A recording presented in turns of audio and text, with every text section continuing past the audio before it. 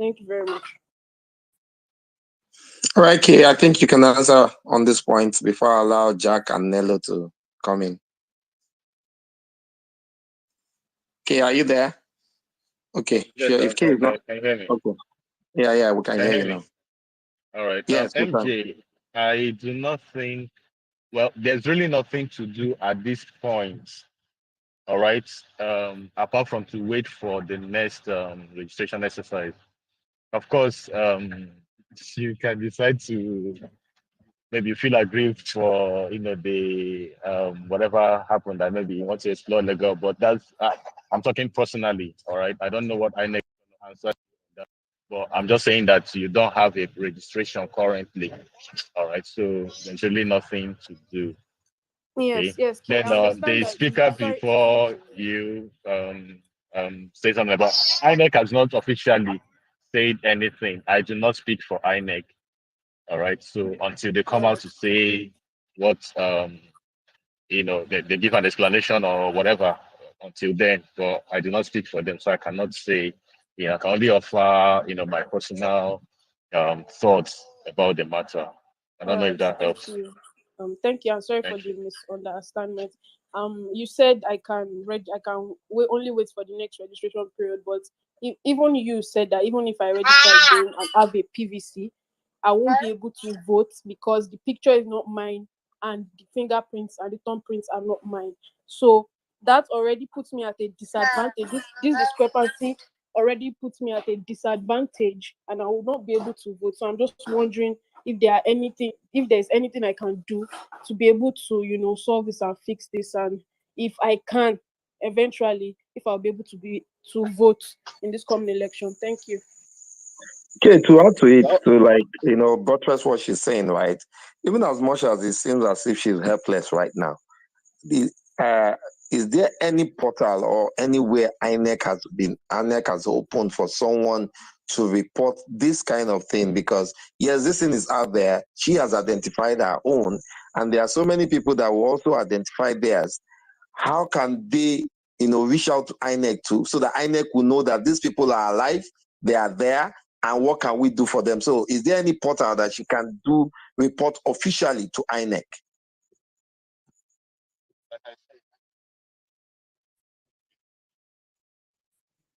Okay, we can't hear you. Okay. Hello, can you hear me? Yes, we can hear you now. All right. I said INEC has not officially said anything about this. I was only offering my insights. All right. And then the thing is, regardless of this issue that she experienced, that MJ experienced, okay, if she had the opportunity maybe to go to a center to complete her registration, and then it is observed that someone else completed that registration using their own details, not hers, she can of course register again. All right, because it is not her picture that is there, it is not her biometrics that is there. So in the eyes of INEC, she in particular has not registered. I don't know if you get the point. Okay, because it is not her details that is there. The only thing that is there is her name, biodata, which, like I mentioned earlier, and is not exclusive to her. Someone else would have those names. All right. So if she had maybe discovered this before the end of the CVR exercise, she would have just registered again. All right. It's basically her biodata that she's entering again, but her fingerprint and her picture, hasn't been used. So she. I don't know. So then, what happens to the older one, like the other data that's been used, her name and everything? Like, what happens to that? Nothing. Someone else completed that registration.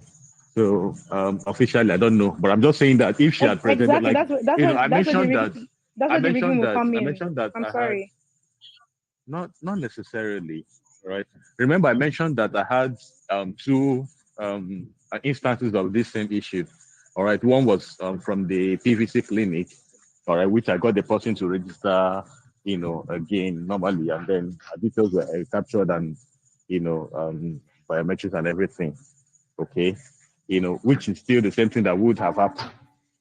All right, but apart from I do not see anything else, that could have been done apart from that.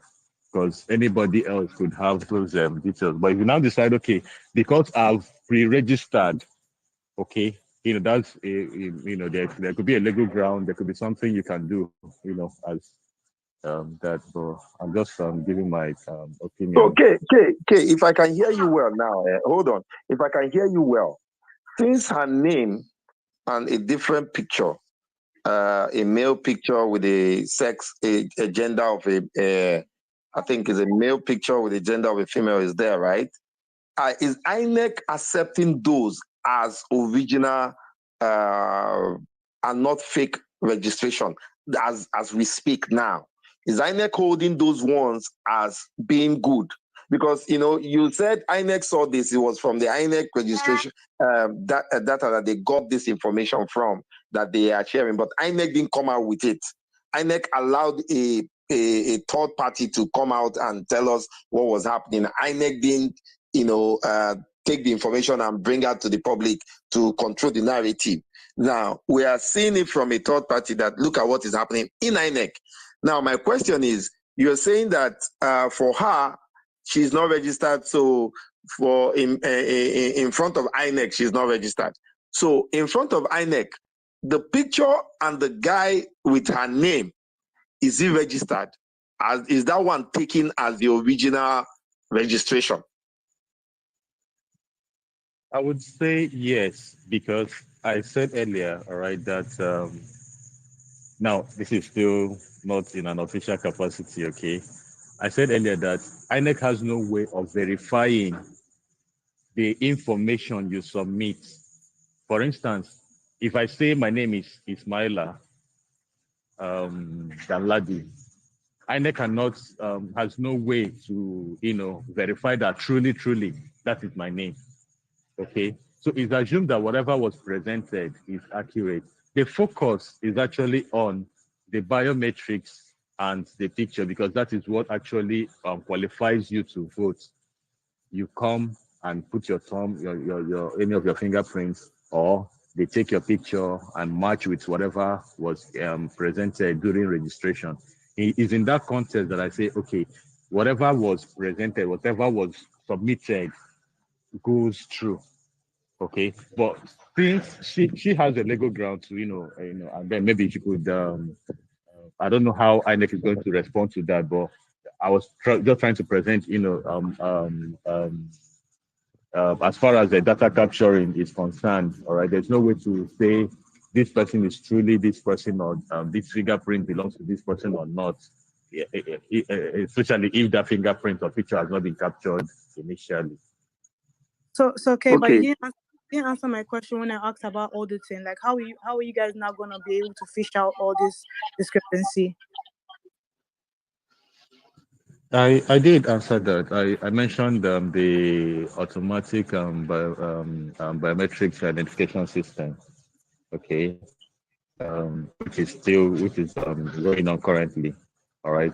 Now, basically, what that does is, one, to check the new registrants against the old database to find out if this person has been registered before, or they have a way of detecting underage voting and all of or underage registration and all of that.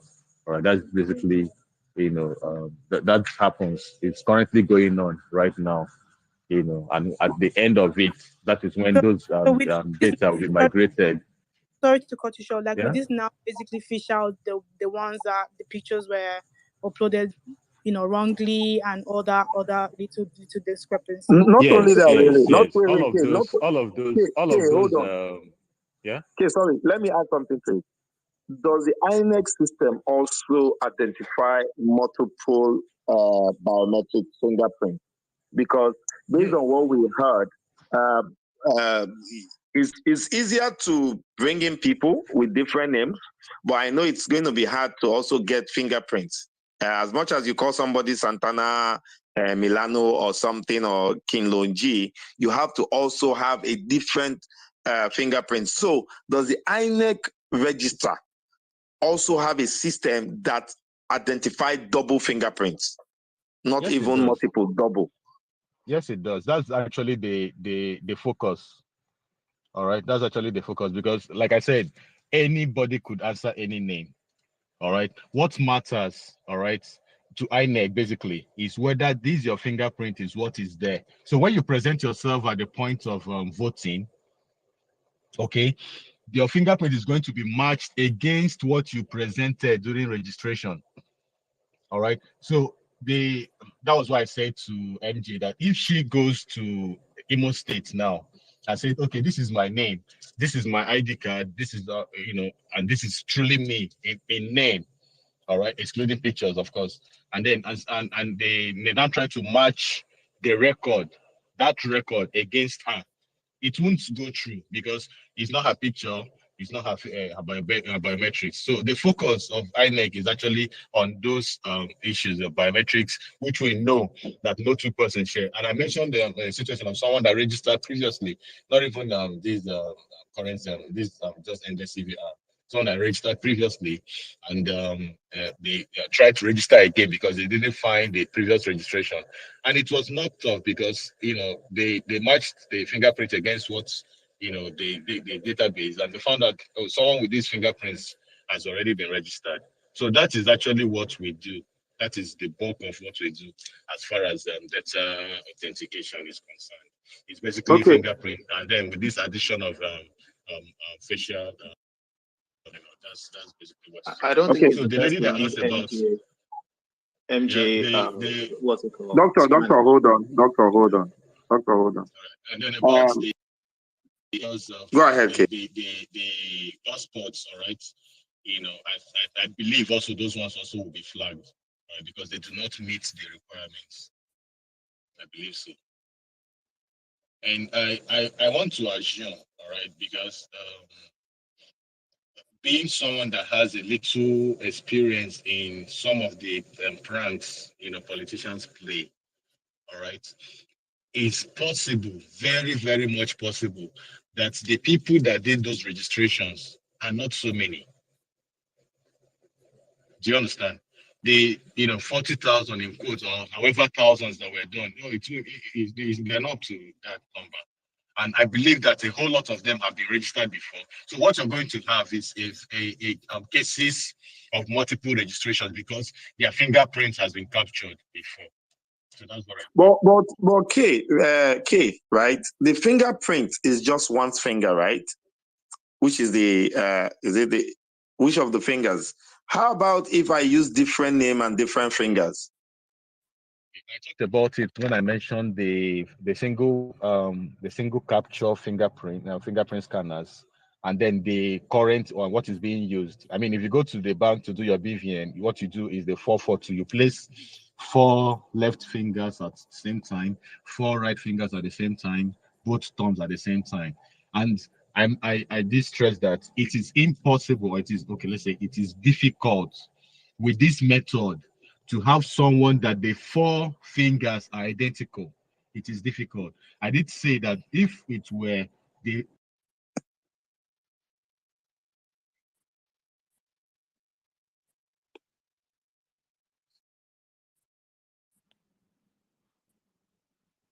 Roxana, can you hear him, please?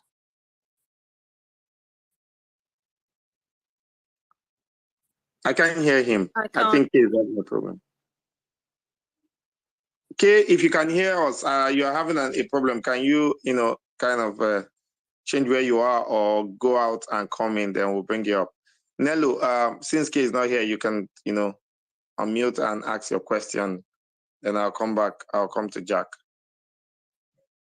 Okay, because I thought you said. Well, I was going to ask Kay the question. So Why don't let's allow wait for Kate to come back. I think Dr. Ade was saying some important stuff. So please, Dr. Ade, if you could just spare us some minutes to as in give us some information, because I heard you when you said somebody can have multiple PVCs and vote across different wards. And Mr. K right now is saying that it's not possible. So I don't know if you could just shed more light into that. Thank you, sir. I don't think he will look at me in the face and say it is not possible. And I'm sure that people might just want to not, they might not want to hold up on this platform I personally know people who have multiple PVCs, and they did vote. They voted at different polling units.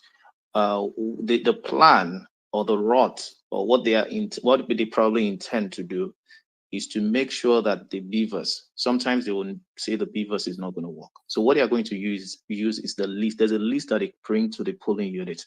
They can just match your face. And once they see the face, it's kind of like a go. So they automatically jump all the fingerprinting and all the rest of it, the system, and you go vote straight up. So it is so easy to game the system, even with except they say that you have to use the beavers. And again, if you have to use the beavers, this is what happens. They are attacking the beavers machine these days. There's a software, I don't know how they're doing it, but they are gaming the beavers machine. So they put in votes on that beavers machine. What is supposed to happen is this. At the beginning of election, the day of election, when you want to vote, your agent looks at the beavers machine and make sure that it reads 0. But a lot of time, of course, both parties might be involved in the scandal and everything. They might not even bother to check, or they are not educated enough to check. So before that day, some of these parties and everything, there's a way they gain that beavers machine to make sure that it does not start at 0. And if you doubt it, just go and read the tribunal going on presently in Osun State. That is what is happening. They do not start at 0. They have already pre-stuffed it with some people. It might be 50 at different polling units. It might be 50-50 or something, so that they do not have overvoting. There's nothing you can do when people don't show up and there's an undervoting. But when you have overvoting, meaning the accredited number of people, the people that voted are more than the accredited number, then there's an hanky-panky going on. So to prevent that, they initially pre-stuffed this beavers machine with voters, and they now do all kind of things to keep up with that. So they do all kind of crazy stuff at the polling units. INEC, of course, involved, and I think is literally at the lower level. People literally working in this local government, INEC office, local government. I do not like that MJ might be looking stranded or looking helpless. And I think the most important thing, what we can do for her is to escalate this to the press. If the press picks it up, the INEC commissioner will be forced to make a statement about it. And a whole lot of people can now come with all these loopholes. Because again, they've used beavers in 2 states, and we're seeing the result of that. There's people racking their brain tonight that how can we gain it? Because the votes now count. So anything that will make sure their votes read on that beavers machine, that will make sure it count, is what they are doing now. You cannot steal ballot box again. You cannot bond something. So they are making sure people are getting multiple voters card. Of course, there will be millions of people who probably pre-registered and didn't complete the registration.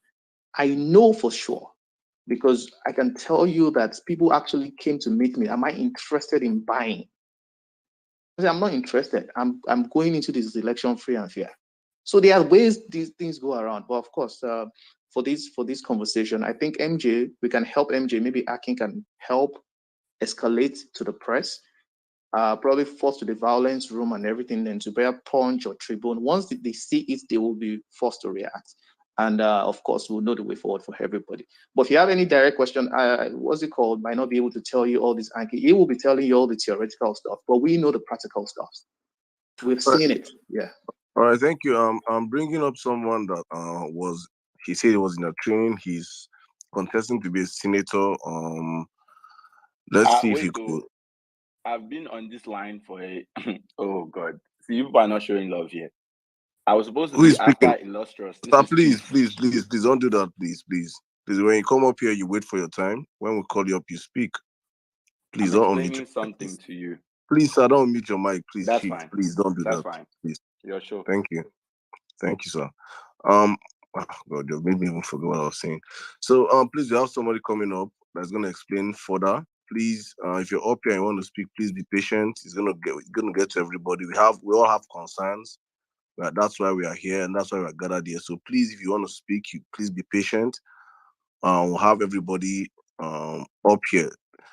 Another thing I would say, NJ, please, if you know you can't participate in the elections, it is still possible for you to register as an ad hoc staff of INEC. There are people that have been affected by this. The best way you can always get back to the system and help us is when, because Dr. Ade said most of the things are happening at the ground level. So I believe most of the rigging will be happening also with ad hoc staff. So please, you can always register to be an ad hoc staff member of INEC. So thank you. Rotana, are you there, please? Yeah, I'm here. So please, you have a queue of who is going to speak next. So you just allow people to speak. So I don't know, this Mr. MJ is not back. So probably we'll just have people make contributions and ask questions you want to ask. I'm going to bring up one or two more persons I think have knowledge of this INEC stuff. Somebody said he was there in that training. I think I'll bring him up so he could also answer one or two of those questions. So Rotana, who's going next, please? I will allow Chief to speak before Nello because Chief had issues and went down. Then after Nello, Jack, then Bamidele, then come back to Rere. All right, good. Chief, you have this place, please. Go on. Thank you very much, Mr. Rotana. Thank you, Saddam Akin. I've been trying to call him, but that's fine. My question was actually before, like when Illustrator spoke about this whole situation. Yes, it has happened. What's the way forward? Isn't there a way that we can pressure INEC to actually allow not BVN, NIN be incorporated into these things? Because I feel like if NIN is incorporated into these things, all these Jack Robinsons and people that we're seeing will not be able to fly. Like, that was my question for the INEC staff, because again, we're talking about people's passports that were taken.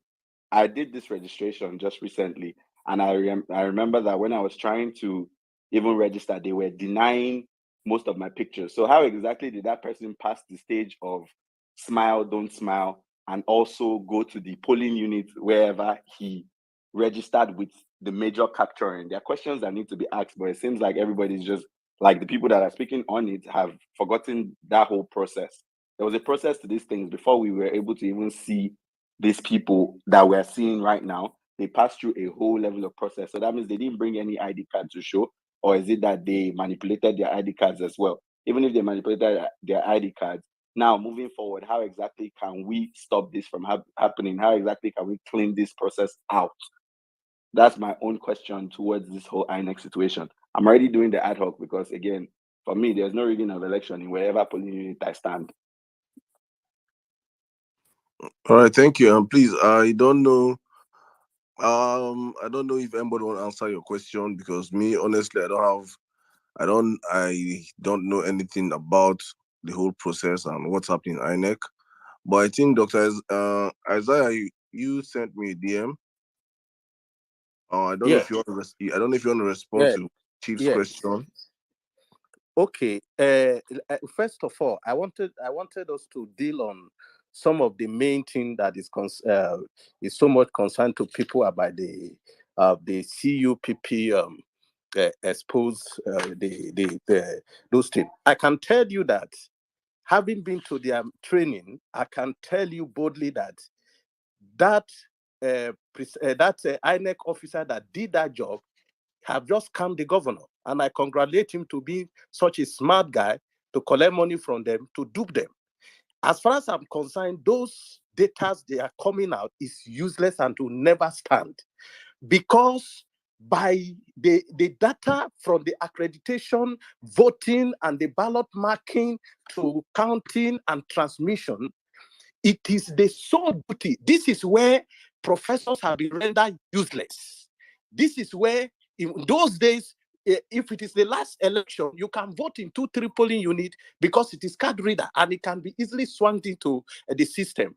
But this new law, you can't, because one, when after accreditation and then to the voting, even before the voting, if you look at 64, I think 64 of the law, it said that at 64, let me go at 60 something. I cannot, let me, okay. Well, it said that the ballot paper that which does not bear official mark prescribed by the commission shall not be counted.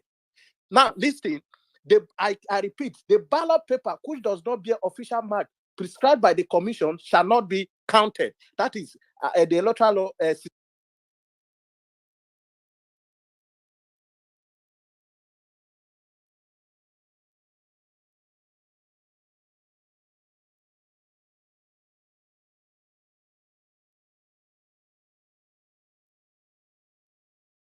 63, chapter 1.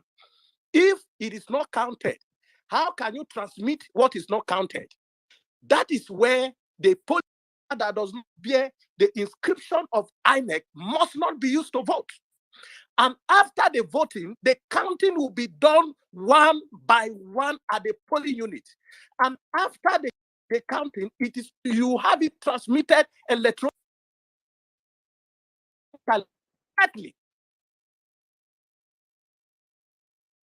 and sent to the server and gave you hope that you can use it to read. You can't, because the agent on that polling unit will stay their ground to make sure what is counted is what is transmitted.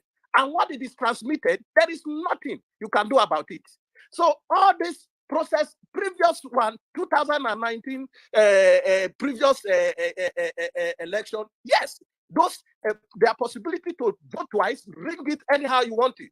But this time, that is one of the reasons I kept saying it in most of the spaces I've gone today. Go back to your village. What we should be shouting INEC to do is to make sure they open the portal to allow people transfer their polling unit to a comfortable place of their strength, so you can control your polling unit. If you are living in Ajangbadi in Lagos and you know there are area boy there that you cannot control, you must transfer your polling unit to your village in Delta State, in the north, in Sokoto, where you can have a say, where everybody there knows you, and where you know them, and nobody can harm you, and you cannot harm anybody, but you stay your ground. So I think one of the main protests we should be after now is open the portal for polling unit transfer. It's a Mr. Isaiah, hold your thought there, please. I'm coming. I just want let's have a conversation here. Dr. Ade, are you here, please? Yes, I'm here. You heard what he just said now. So he's coming from a part from the part that he was in the training, and you participated in the last election. So I want us to have this conversation. I want to understand if what he's saying is making sense to you, because you're using your experience now in the last election. I don't know if it's making sense to you, sir. Well, that was how we all felt, sincerely, before, like a day before election. If you actually go through the training, and even we also called some of the members of INEC actually internally and just said, tell us about the system. This was even way before election day, a couple of months before election day. Tell us about how, like, the length and breadth, just so that we know what we're working with. And it looks just impossible to actually gain that system. But like I said, these big boys, they know their way around it. And that is what is happening. Now we've tested the beavers twice at Ekiti and Osho. And it is clear as day that, you see, there are two ways that people are doing this thing now. Number one, they are attacking the beavers machine. I understand why he's highly spirited about it, that it looks impossible. But it is just clear as day that number one, you can vote twice. I know people that have two voters card. What they told us was this: you see, at the end of the registration, they are going to cross-check and check multiple entries. And once there's multiple entries, they will cancel the is it a later or the most recent registration. So you will be shooting yourself in the foot if you register twice, because they are going to cancel the latest one, the newest one. You will have the older one. But unfortunately, for some reason, people scaled through that process, and people had two voters cards. And I know them. It's not like they are spirits. So it is, number one, possible. Their system is not as efficient as they make it sound during the training process. That's number one. Number two, I have told you, there's this software attack to this beavers machine, and they are stuffing it with numbers before election. It is not the duty of INEC to train your polling unit agents. Sir, It is the please, sir, duty of the party. Dr. Ade, please, I'm coming. When you say they're stuffing with numbers, please, what do you mean, please?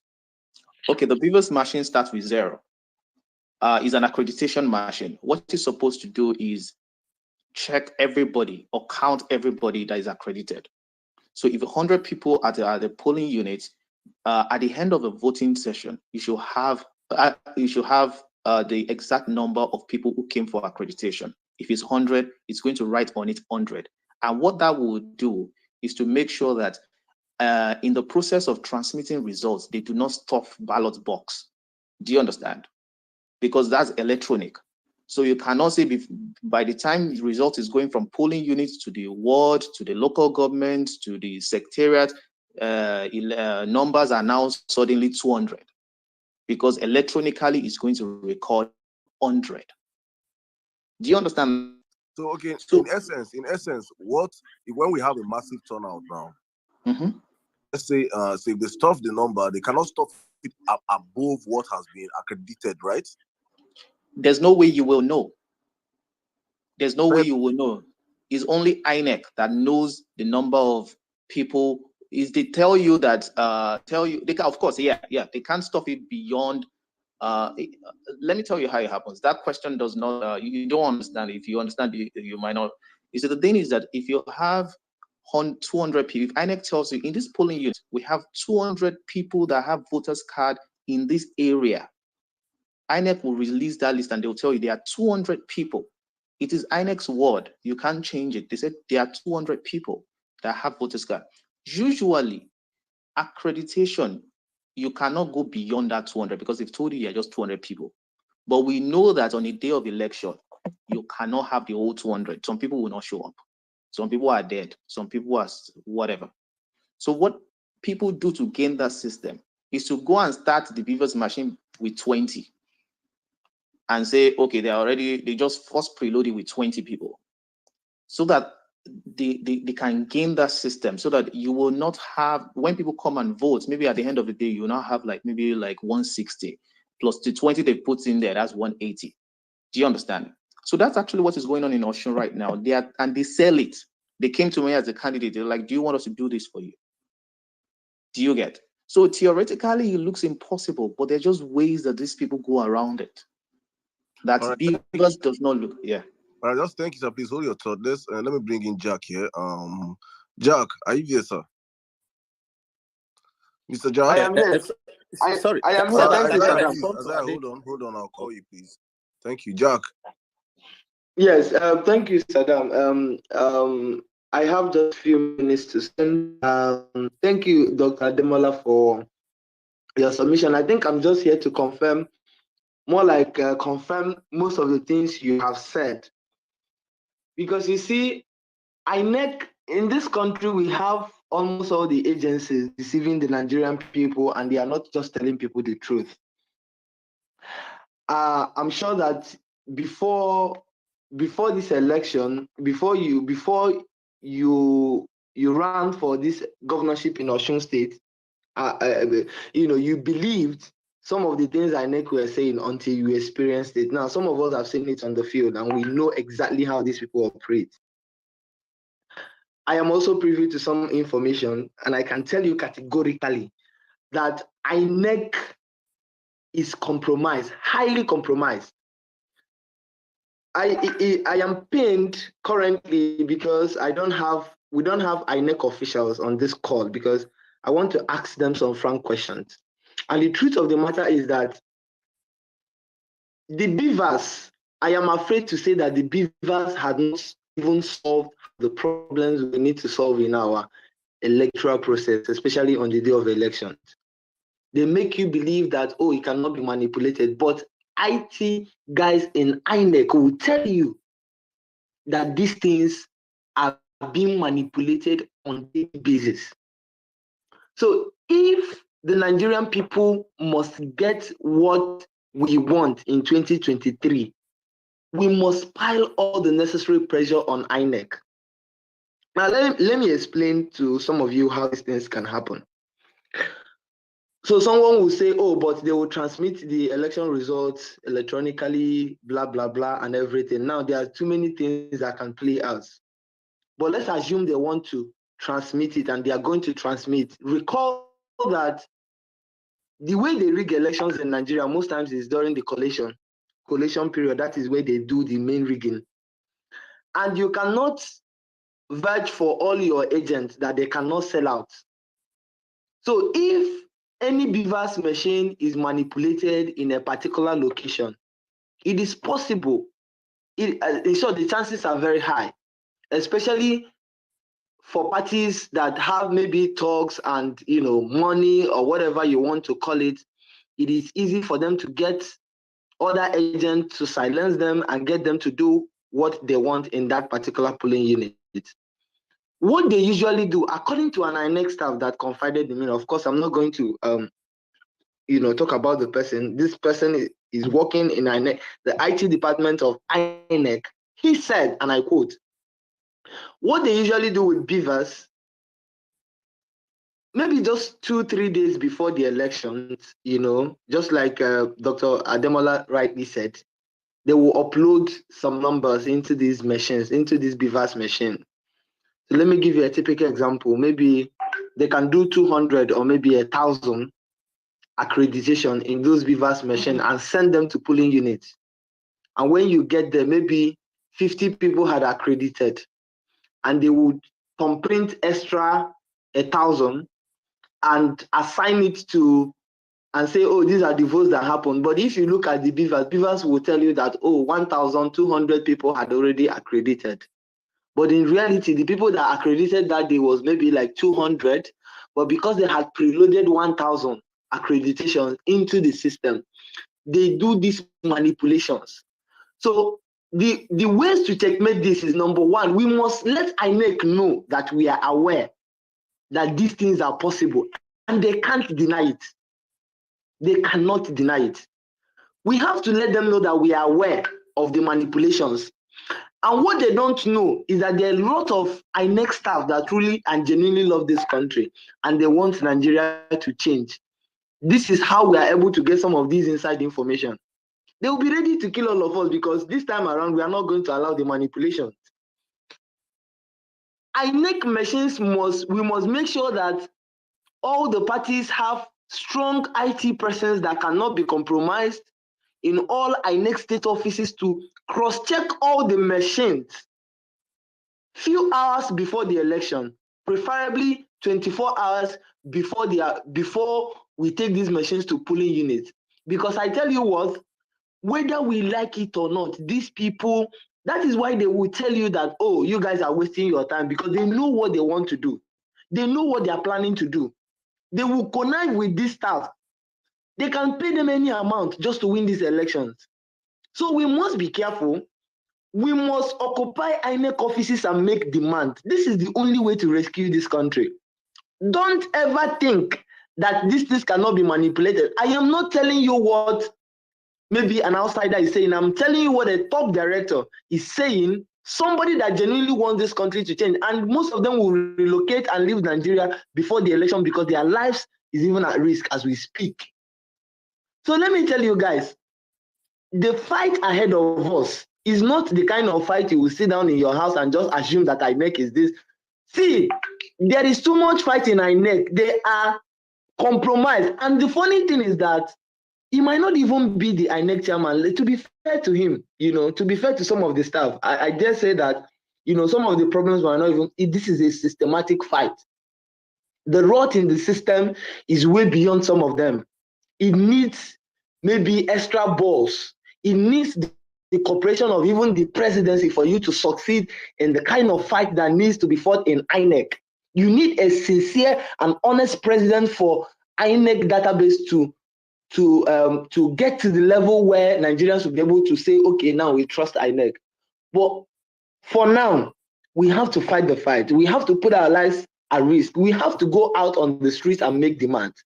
And I tell you this, we had a discussion with Badibo today, and some of these things, we know what these people are capable of doing across Nigeria. So don't sit down in your house and think, oh, they cannot compromise these beavers. They said the election will be transmitted. It is good on paper. I used to believe some of those crap before I started seeing the reality on ground. Someone just uncovered. Imagine a polling unit where you have 46,000 registered voters, and all of a sudden, in less than how many years? In less than 4 years, you now have 64,000 people, just like that. And this is just one polling unit.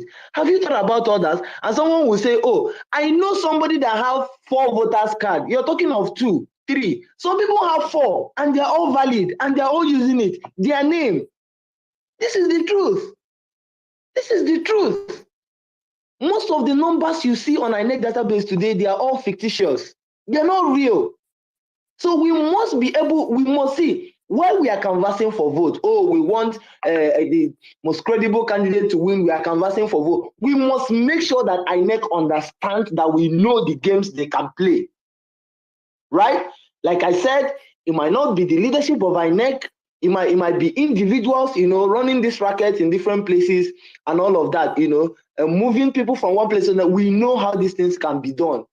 The IT department of INEC must stand up. Even from on the day of election, they can manipulate it in such a way that the beavers will not work in most places where your candidate will be winning, and or in most places where they want to rig elections so they can revert to manual system and all of that. There's so many ways they can do these things and frustrate Nigerians. So we must be able to articulate demand. Aki, I will talk to you personally. There's a lot on my head right now. I am depressed personally because I know that the fight ahead of us is a huge fight. And if we must win, I tell you that we must be able to hold INEC accountable to the Nigerian people. Thank you, guys. Thank you, Jack. Honestly, I'm happy this is coming from you because honestly, I know how when we started this whole stuff and I used to reach out to you and you were always defending INEC. I am so happy at least you can see firsthand, you have experienced firsthand that our fears are valid. I am very, very happy. I am happy. At least Nigerians now understand that this battle is an uphill task, but it's something that is surmountable. We can do this. I'm not in the position of saying, trying to get people. I understand why you could be depressed, you could be angry and everything, but we have to channel this energy rightfully. Jack, I don't know what you guys want us to do. If it is hitting the streets, Nigerians should be ready to hit the streets to protest. Yes. It is our right. Yeah, so just quickly. So so after speaking to key stakeholders, initially we proposed 27th of January, of this month for a march for Occupy INEC protest. Apparently it is too far. This is an urgent matter and we need to treat it as quick as possible. So we have shifted it down to 22nd.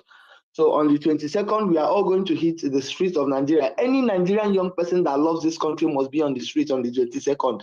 We are going to go to all INEC offices. We will all be on the street. Let us all make them understand that we are not going to take any nonsense this time around. Thank you. Thank you very much. Thank you. Honestly, when I saw that 27, I'm like, don't you understand how important this is? Honestly, the 22nd is better for us. It is something that we have to do. It is unfortunate, but we should understand. We are trying to wrestle power from monsters, from the elite ruling class. Even the 22nd is too far because you can see what's happening in Lagos. They took you guys to court to kind of. For me, I have one more time tomorrow. You understand? Okay, Mr. Lotana. So here's the thing. The issue of taking to court in Lagos is there's no case. Apparently, there's no case. I've reached out to a lawyer who told me looked at the case and we don't have a case in Lagos. The march will hold on the 1st. As for the protest, so you also want to plan properly, notify the necessary authorities, and plan properly to make sure that you're able to, everybody is aware. Do you understand? This is not just about Labour Party or whatever. It should be a fight for every well-meaning Nigerian, anybody that loves this country, all the opposition parties, PDP, APC, whatever, anybody that likes this country should actually come and make demands on INEC. And that is what we intend to do. So we are going to get all the critical stakeholders across board, all the CSOs, they all have to get involved in this particular protest. Do you understand? So that is why we need to give a little bit of time for proper planning. I don't know if that makes sense. It makes sense. Honestly, I say this Yeah, because it makes sense. In my DMs, some APC guys were in my DMs. I was like, please, Isaiah, please don't do that, please. Don't do that, please. Thank you. Some APC guys were saying they wanted that they're angry because this is an obedient space. So please, we're not going to give mic to any person that's not obedient. Please, you can go open your own space. If you're crying for INEC, also go and cry on your spaces. This is meant to be for obedience. We are voicing we have opened this space for ourselves to cry out on what is wrong with INEC. So please, you guys, APC guys, you feel it is wrong, also open an APC space. Let us all understand. For me, if we play this game and I know I'm not going to lose. We're not in this race to lose. But if you guys know that you're strong enough, then you should be able to call INEC. Let's have a free and fair playing ground for everybody. If your candidate is sellable, if you believe you have the right plan for Nigeria, then let us have a free playing ground. You guys it shouldn't be a match that day that only a Labour Party, PDP should hit the street, APC should everybody should hit the street that day. Let us call INEC and let them understand. Give us a free and fair playing ground. Let everybody battle it. Let us battle it. And if you eventually emerge winners, Nigerians will all come out and celebrate with you. So let us allow other people to speak now. Rotana, I think, Dr. Ade, your hands are up. You want to say something real quick, please? So have other people speak, please. Just 1 minute. I'm coming. So before you go, I think the INEC guy is no longer coming back. Probably he understands that Nigerians are not buying it, so he's not back here again. So probably we'll just have discussions within ourselves and have the conversation rolling so we can bring other speakers up. Dr. Ade, please, can you go in 2 minutes, sir? Thank you. Okay, I think this is going to be 1 minute. So I'm happy that it's going to be the match. Unfortunately, I'm not on ground. I would have joined happily. But I want us to add one more thing to our demands. You see, apart from these big parties gaining the system, one other thing they do is, of course, vote buying, which is huge. That, of course, we want to make sure everybody goes to the poll. The vote counts one way or the other. So there's a lot of poverty on ground. We give them 5,000, 2,000. And the way they do it is that, you see, the design of the polling unit is so porous that after you thumbprint, there's a way I show my polling unit agent who I voted for so that I can collect money. It is a no-brainer why they designed that polling unit like that. So one thing we can also ask for is secret balloting. Make sure that when you vote, you are the only person, and it's possible just by recreating the design of that polling unit. You don't need to spend any money, right? Now, if they don't want to spend money, there's a way they can do it, that nobody knows who I'm going to vote for, because if you don't know who I'm going to thumbprint for, then I can collect your money and vote for whoever I want. And that is one way that smaller parties, and I'll say yes, like Labour Party, will lose because they also believe in their money. People don't like APC or PDP like that, but you see, they like money. So, and it's because of poverty. So when you give you 10,000 and say, okay, vote for this party, the only way you will know that I'm voting for your party is that if I can show you at the polling unit. Let me tell you what APC did. I have a video for it, so I can actually mention their party. After voting, you will show the polling unit agents that I have voted for APC. And after that, the polling agents will call, there's some canvassers around that you go and meet. They will give you a tally. They will give you a tally. Then after that tally, you go to a corner behind and collect your money, because they don't want to be seen as paying people at the voters at the polling booth. But again, when I got to that polling unit, for instance, what I told the policeman, you have to cover this booth. It is too open. I can see a miles away that this is the person this person is voting for. PDP is down, APC is up. So they know that whatever way you swing, I can know who you are voting for. So let us demand accountability. We do not want open polling. It doesn't make any sense. And if you can stop that, then you are going to curb vote buying. Vote buying is another huge scam. So during our march on September 27th, whenever we're doing that march, let us ask INEC, make sure that the design of the polling unit does not support open balloting. And that's what I want to add to it. Thank you very much, sir. Thank you. Emmanuel Agali, you're here. Please, can you just say something, sir? Hi, everyone. Good evening. Good morning, depending on where you're speaking from. So, let me start with the Beavers machine. Now, so for accreditation, I happen to participate as a presiding officer in Ondo State for the 2019 election. Now, there are four methods of accreditation, as most of us have alluded. There is the Beavers machine, there is the ID card, right, in correspondence with the register, and then there is just using of the register and comparing with the numbers there. Now, when it comes to how people are able to still vote twice. Now, on a normal day, when you bring another voter's card, right, by the time they compare the voter's card and what the information you're seeing on the machine, it is two types of verifications, what is on the machine and also what the officer is able to see. So now it means that you can verify the voter's card, and then when you look at the picture on the this and you see that it's not the person, you're not meant to actually allow that person to vote. That's the way it's supposed to be done. Now, the only way where you will find most people that are able to still vote, even with having cards that do not belong to them, right, is when the official themselves are overlooking those things. Now, one way you can help to curb this is getting to the polling units very early. Now, what does this help you do? It allows you the opportunity to be able to count the number of people that come to the polling unit.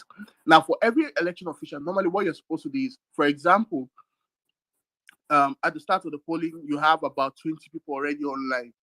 And then as we progress, as new people come in, you increase the number that you have online to whatever amount. If you have maybe 30 people, it means that those 30 people are the people that you've accredited, right? When you see that most times people are going beyond the number of people that are already on ground, it's because there has been an inducement somewhere.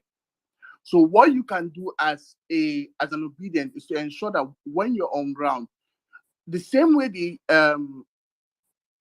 presiding officers and the INEC officials are counting the number of people that are already coming in. Have your own personal count so that by the time you see people going back twice, you are able to call foul play. Because the truth is, now, as much as most of the presiding officers now understand that most of these guys will most likely be NYSC students or just maybe university students, things like that, they may not all have the ability to shout out on some of these things, right? But the way you can help them is when you see it, you call it out. That way, it helps to stop it immediately. I'll give you instances in Obese, on those states.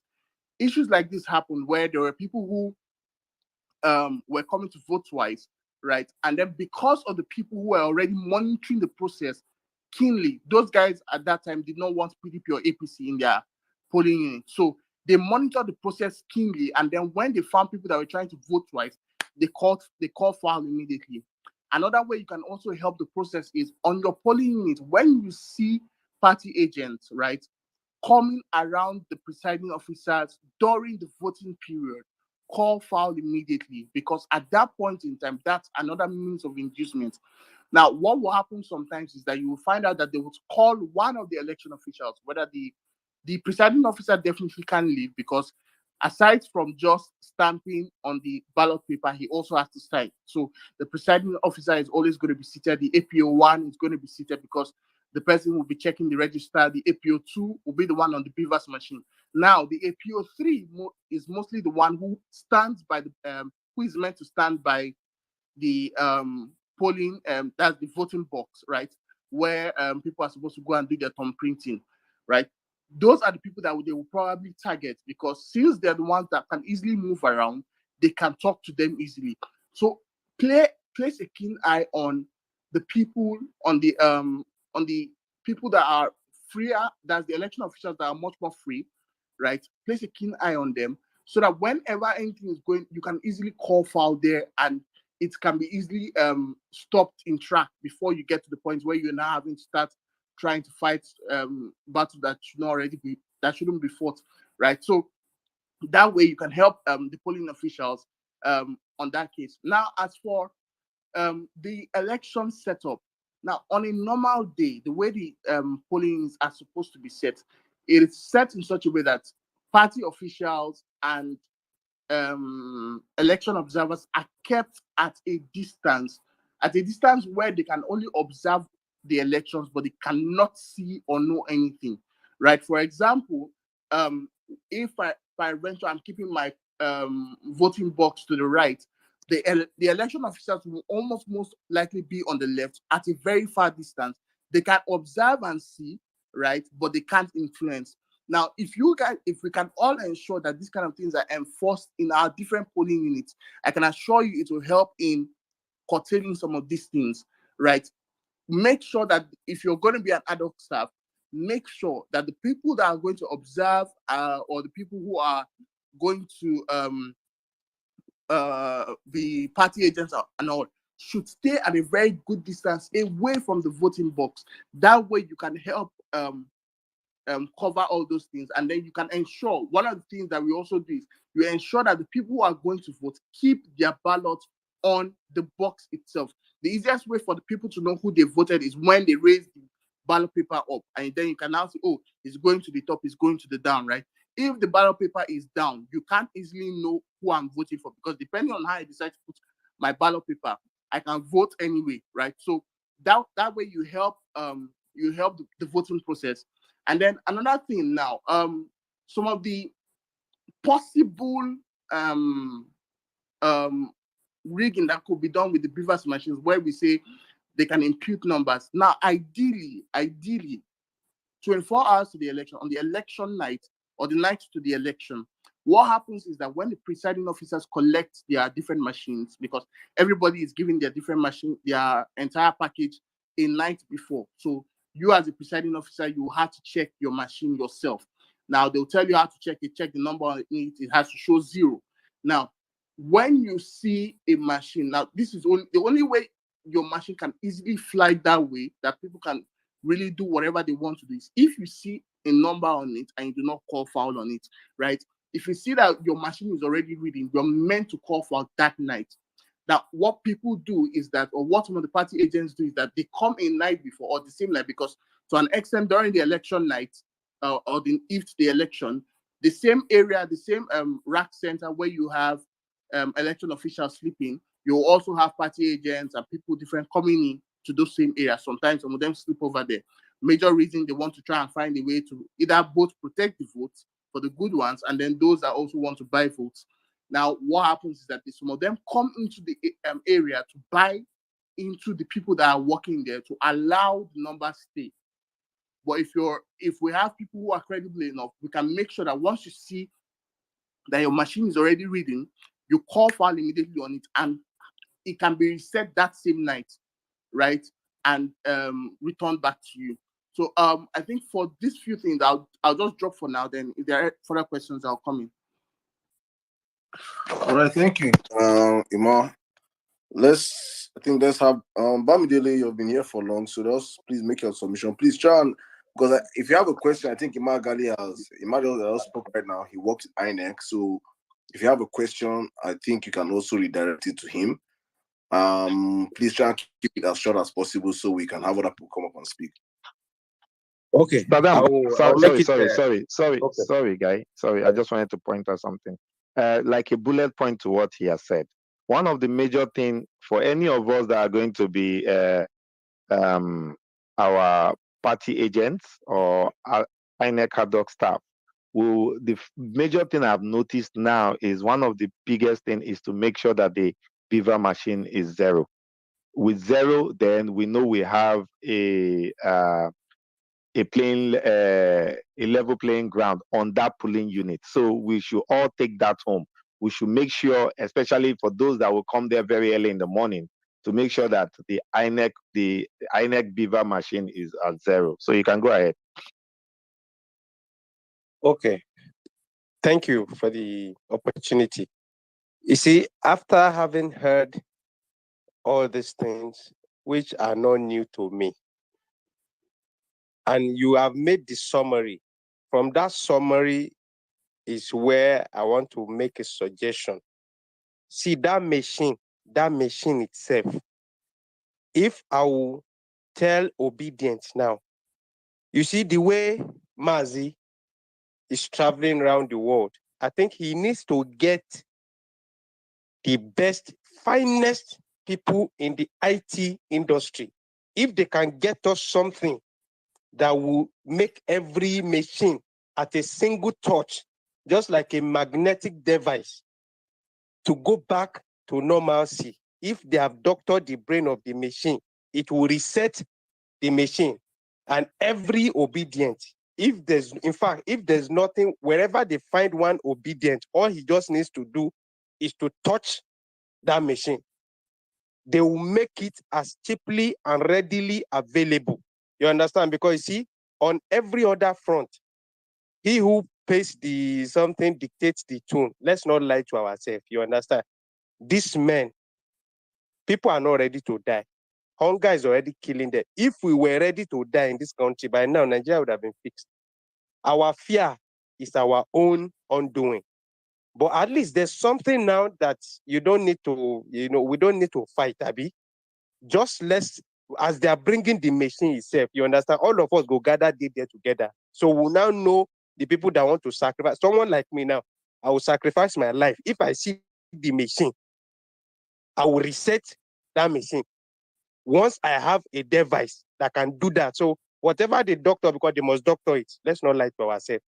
They are not playing at Bodilon or at Adama Waziri's place. I use the mic. All right, hi everyone. That was very, very comical to say the least. MJ, thanks again for really standing tall and putting a face to the madness that we're discussing. Because again, it's one thing to sit and scream and shout, oh yeah, they are using fake information, and then somebody's like, oh well, show us one person with a fake name. The same way they made us seem crazy during NSAS, where they say, oh, show us the dead bodies, where are the names, where are the families? Even after multiple, revelations, we put out, evidence, and the last thing they said, well, where are the dead people, knowing that they packed all the corpses and hid them in unmarked graves across Lagos, is what your government does. Again, K tried as much as possible. I've just been having lots of back channel conversations. I'm trying to see if I can get the INEC boss in the space to come and really talk to us, because again, it's not funny, and I'm even hoping he doesn't come to obedience space.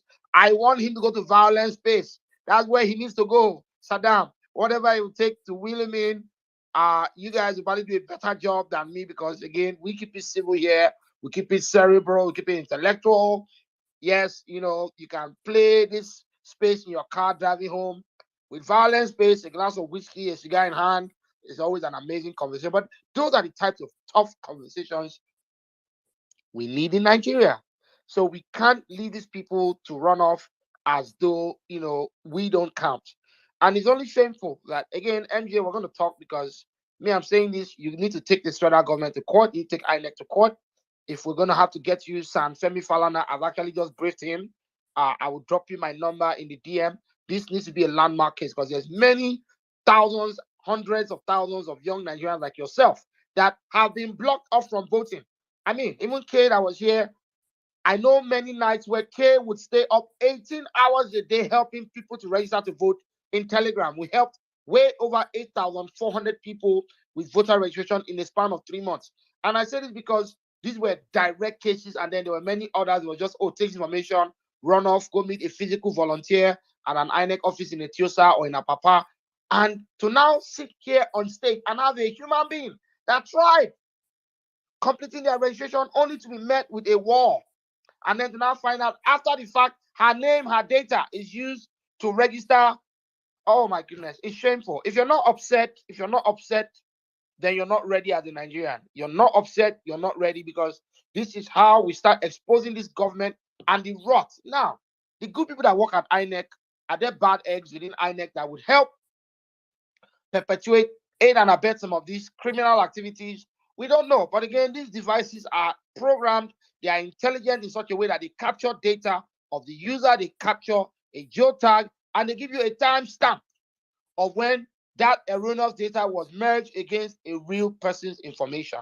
So Brazilian Chijoke or Venezuelan Olufemi, we would need them to produce these people who took the picture of an image from a burial program, or who took photographs using a Beaver's device of passport. Like, we need to ask very intelligent questions, and we cannot say we don't know. These are the era of we don't know is gone. My father's generation can get away with that lie, not this generation. It will never happen. Anyways, I don't want to be the only one speaking here. Nello, I'll have you come to the mic, and then Ray, I'll take you next. Nello, go ahead.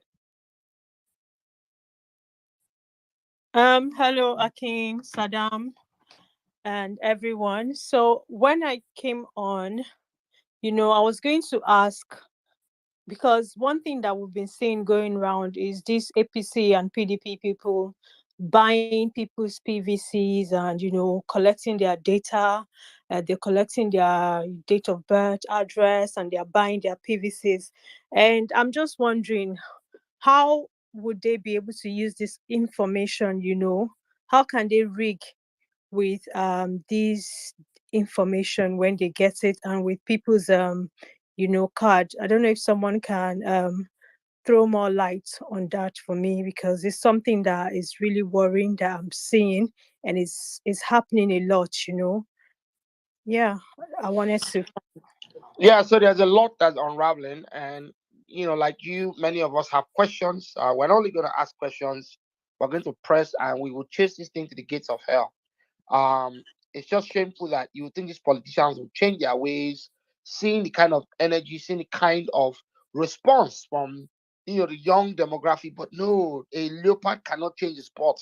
These men will find and do anything it takes to cling on to power. It is shameful. It is shameful. It is shameful. It is utterly disgusting. MJ, come in. Oh, I just lost MJ. She dropped, but I hope she comes back. Ray, go ahead. Akin, let me finish, please. Sorry. Oh, go on. Okay. Yeah, and Dr. Ade, I like the fact that you added that part about making sure that the polling booth is hidden, when you add it to your charter to your demand, what we're going to be demanding from INEC. And when Jack spoke, I wanted to ask if, how what are we demanding? So it's not just, matching for matching sake. We need to, outline the things that we know. And for me, I also want to include that INEC must not change the date. If they have fixed a date for that election, that must be the date of the election, so that we don't have what happened last time, where there was a date for election and then it was shifted. So if a date has been fixed, under no condition must that date be changed. Thank you. All right. Go ahead. You can take that. Okay.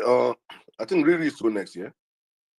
Yeah, so I just want to give my last submission in regards to demands. I personally feel like it's really unfair that someone, like MJ, was trying to register and then she was taking that power was taken away from her. So I feel like people like her that have cases where I think Riri has spoken. So I feel like they need to open the space for them to register, because I feel like it's really unfair. It doesn't make any sense, because they've gone and tampered with the system and taken her rights to vote. So I feel like, can anybody hear Riri? Yes, we can. Rotana, it seems like you may be having issues. Riri, apologies there. Yeah, I think Riri, that's my last. Yeah, that's my last. Yeah, so look, always feel free to come back. We would have another session tomorrow. I want to get the INEC boss into the space. Equally, we're going to take this to court, because it means, this is evidence of supreme grade A, class A, level 1 voter disenfranchisement. MJ is being disenfranchised. We're not going to shop for a Venezuelan or a Brazilian name.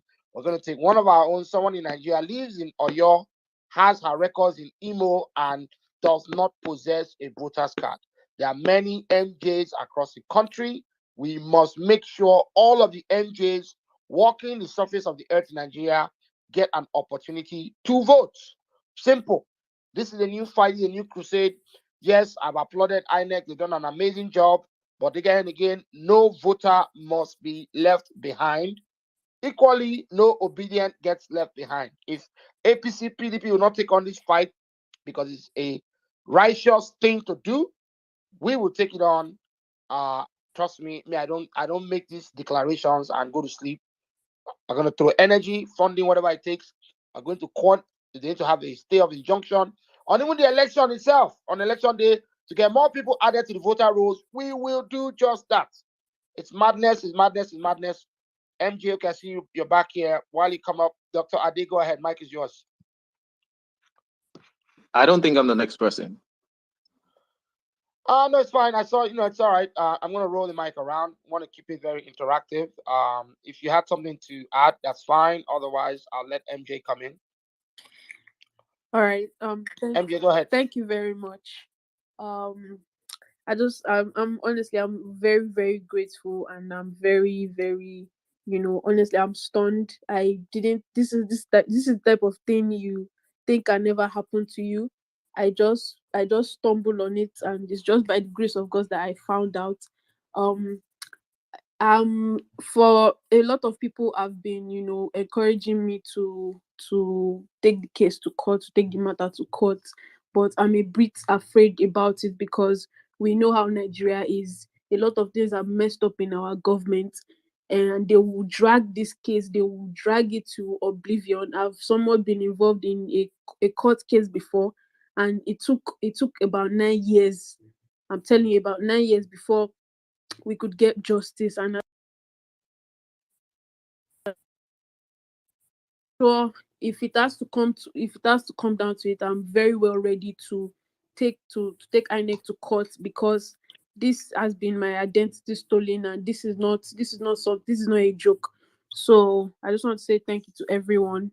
And So to let me say this on your everyone. mic. Let your heart not be troubled. Look, even after the shooting at the toll gate, oh yeah, we're gonna have a judicial panel, go to court. If they killed you, if they shot you, if the government, infringe on your rights. And we said, okay, see you in court. And guess what? Every single person, bullet wound, amputees. We had 2 amputees that lost their limbs, from the shootings at the toll gate. Parent of the deceased, every single person, we got them, filed the petitions, we got the lawyers. 9 months, 9 freaking months in court. I can tell you, between February of 2021 and almost end of the year, I was in that courtroom in Lekki every other week. I can't tell you what it cost me personally, shuttling between Atlanta and Lagos, going to that courtroom, we're making sure we got justice. And guess what? The judicial panel came out, we turned in evidence, we won the case, the government was indicted, they put the outcome of that event on their neck. They sent recommendations they are yet to implement. I will say this to you, yes, gone are the days in Nigeria, or in Nigeria, where people just walk away from things that infringes on their rights. We will stand tall, we'll fight the system. Look, it's a no-brainer. You're not here in third person, you're here in person.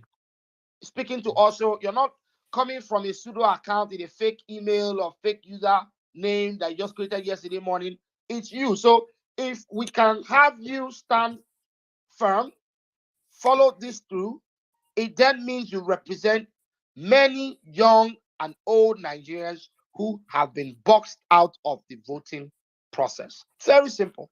And I say this because, again, I still can't imagine how you get online and you see your name on a fake voter's ID. I don't even know what I'll do. Me, I'll probably even just run mad. I'll run naked into the streets. I swear to you. But again, it is what it is. These people thought they will be smarter than the millions of Nigerians that are watching. Again, very proactively, making sure that nothing will get swept under the rug. It will not be business as usual. And we will follow this fight to the end. Anyway, let's take another speaker. Isaiah, go ahead. Mike is Thank you yours. very much, Aki. Definitely. Stay with me. Okay, Isaiah, go ahead. thank you very much. Okay, thank you very much for the opportunity again. Like I said, what I was saying before is almost the same thing with all of us, but Emmanuel came to crown it all. There is no system that cannot be broken as long as it is a system. American bank, as tight as their security, our boys are breaking through. As tight as UK banks and all that, with securities and all kinds of monitoring servers, our boys are breaking through. So there is no way, no system in Nigeria that cannot be broken. But I'm looking at the preventive measure given by the INEC itself. is what Emmanuel said. It is the duty of every one of us here to go back to our polling unit. That is where the game is. Before the accreditation, you all have to check the BVAC. After voting, you check everything. In fact, when you get to your polling unit, make sure we are talking about problem and solution. Yes, we have discovered the problem. We discovered they can ring the election. We discover it can be manipulated. But what are we doing to prevent it? One, my suggestion number one, let INEC open the portals. In our demand in the protest, one of the key things is let them open the portal to allow polling unit transfer. One, the benefit of it is number one. Most of the students had their registration on campus. Peradventure, they strike continue till February. How are they going to vote? They cannot vote. Automatically, they have been defranchised. And if we have the transfer in place, they can transfer their polling unit to their various environments and cast their vote. Number two, the transfer of the polling unit helps every one of us to get our comfortable place of voting and strict monitoring to all the electronic system, all the voting material. In one of the INEC regulation, it is stated clearly there's a provision that the collation officers, the returning officer and the polling unit agent of various parties will inspect every of the materials for the voting at the polling unit. If you read that column, meaning you have the authority and power as in that polling unit, even as a candidate, they say all candidate, in your polling unit to verify, check the materials. The one that's supposed to be signed officially by INEC should be signed. The BVAC must read zero. When all these things are in work. So the polling unit is still the same thing that we can hold our vote. So they should open that portal to allow the transfer of every I want to transfer to have it done. Very, very key point. We can salvage the situation, because if you cannot transfer a polling unit to where you have a say, to where you can, in fact, it will be where you know all the people in your polling unit. When it is time for counting, you go and call them, oh boy, everybody, counting don't they happen. Come, make we count our vote. We won't count our vote, oh, everybody come out. The people will gather there again. Everybody will start counting. 1, 2, 3, 4, 5. At the end of the day, you tally all the voting. All of you checkmated from the beginning of the voting to the end. At the vote tally, yes. Is it corresponding with the accreditation? Yes. Is the total number okay? Yes. Oh yeah. Transmit. That I believe it is doable. It is very, very, very doable. Then another area I want us to look at it critically is most of these things are the manipulations of our young guys and the intel guy in the INEC, in those polling units. Even the senior men might not be aware. But because they have compromised and they have given them money, just like I said about the Olu local government Olu polling unit that they discovered 48,000 with different names, that can be rendered useless if the people that goes to that polling unit know what to do, know their rights, know everything. If in fact there is a provision in the electoral bill that says if it doesn't tally, you can protest for the election of that to be cancelled. If agreed by every party involved, it will render invalid of all the voting in that polling unit. So I believe strongly that it is good for us to raise our alarm. It is good for us to occupy INEC. It is good for us to let them know we know the manipulating system. And let me tell you another key, which nobody has mentioned here. The principal key that can be used to ring 2023 election, Emmanuel from INEC is here, quote me anywhere, is differentializing the people by tampering with the server, and the system will be down. Even if the system is down, instead of accreditation that can be done for 100 or 1,000 people before 12 a.m., By 12 a.m., 12 p.m., by 2 p.m., you are still trying to do 500 because the server is down. There is no network you provide for the server that the network is going.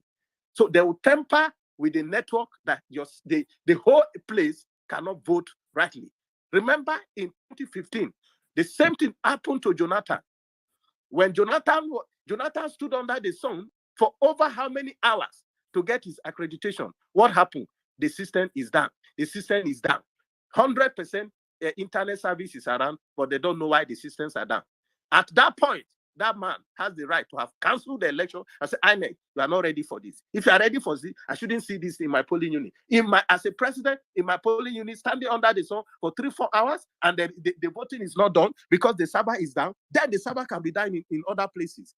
You see, so the issue, there are a lot of loopholes that are there. But what I'm saying, let's look more, I think logically, as a businessman. What profit me? It's not the whole discussing the problem. We can discuss the problem from now to next tomorrow. What is the solution? The solutions are simple, which we can go by it and we'll have a victory at the end of the day. As a candidate, I'm telling you that I full ground, and my boys too full ground. We all full ground. We occupy the polling unit. Come and see now. We go count down from number one, 0 to 100. Now, so you go transmit. If you not transmit, then you no go. Simple as ABCD. We have been plotting this thing. We have been organizing ourselves. We have been telling ourselves what to do. Go to your village and hold your polling unit tight. Simple. If you are not in the village, go to where you can hold your polling unit. Knock it there as they come, so you tang it back. If you want to, you can. All your iron boys should also be in the front. If they come in, you give them. If they come with peace, you give them peace. You come with trouble, give them trouble. Your own is that you must protect your vote. Thank you, Saddam. Thank you, Aki. Thank you, Rotan, for the opportunity to be on your space. I'm very grateful, and I'll not take this for granted. Thank you. Thank you. All right, great. So look, as we continue to probe this matter, we are probing.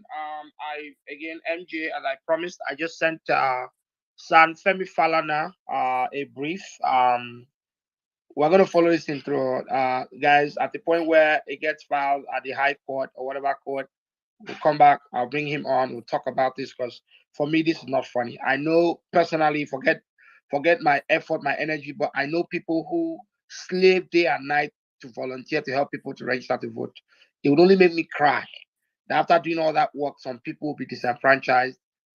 No way. There's no way I'm going to let these ones fly. If you have the INEC boss's phone number, if you work for him, if your superior in the office, if it's your uncle, if it's your church member, or you pray at the same mosque, or you went to the same secondary school, drop him a DM, send him a WhatsApp message. I'd love to have him on this space again. I only want to ask very relevant questions. Nobody's sowing seeds of doubt. We have a citizen on the space who does not have a PVC in her possession, but her name is on a PVC card somewhere with a man's face, and the card says female. So I don't know if Nigeria now has transvestite voters. If we have, what they call it, non-binary voters. If we have, what they call it, name transfer without any kind of, INEC, come and explain to us. Come and explain to us. Come and tell us. This is not violence. It's just very, very, again, intelligent questions we're asking because it would only be frustrating to find out that people cannot register to vote. So please tweet this space.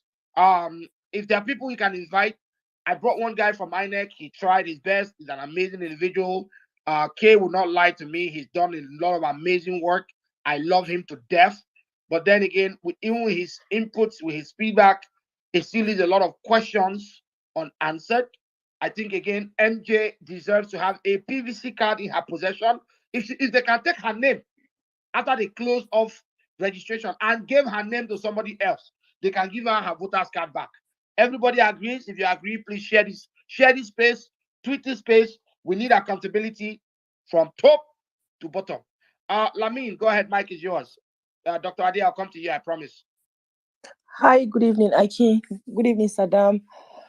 I want to thank you, Aki, Saddam, and every one of us on this space. I know it's not easy. We're doing everything in our power to get this country in the right direction and right track. God bless us all, and may our labor not be in vain.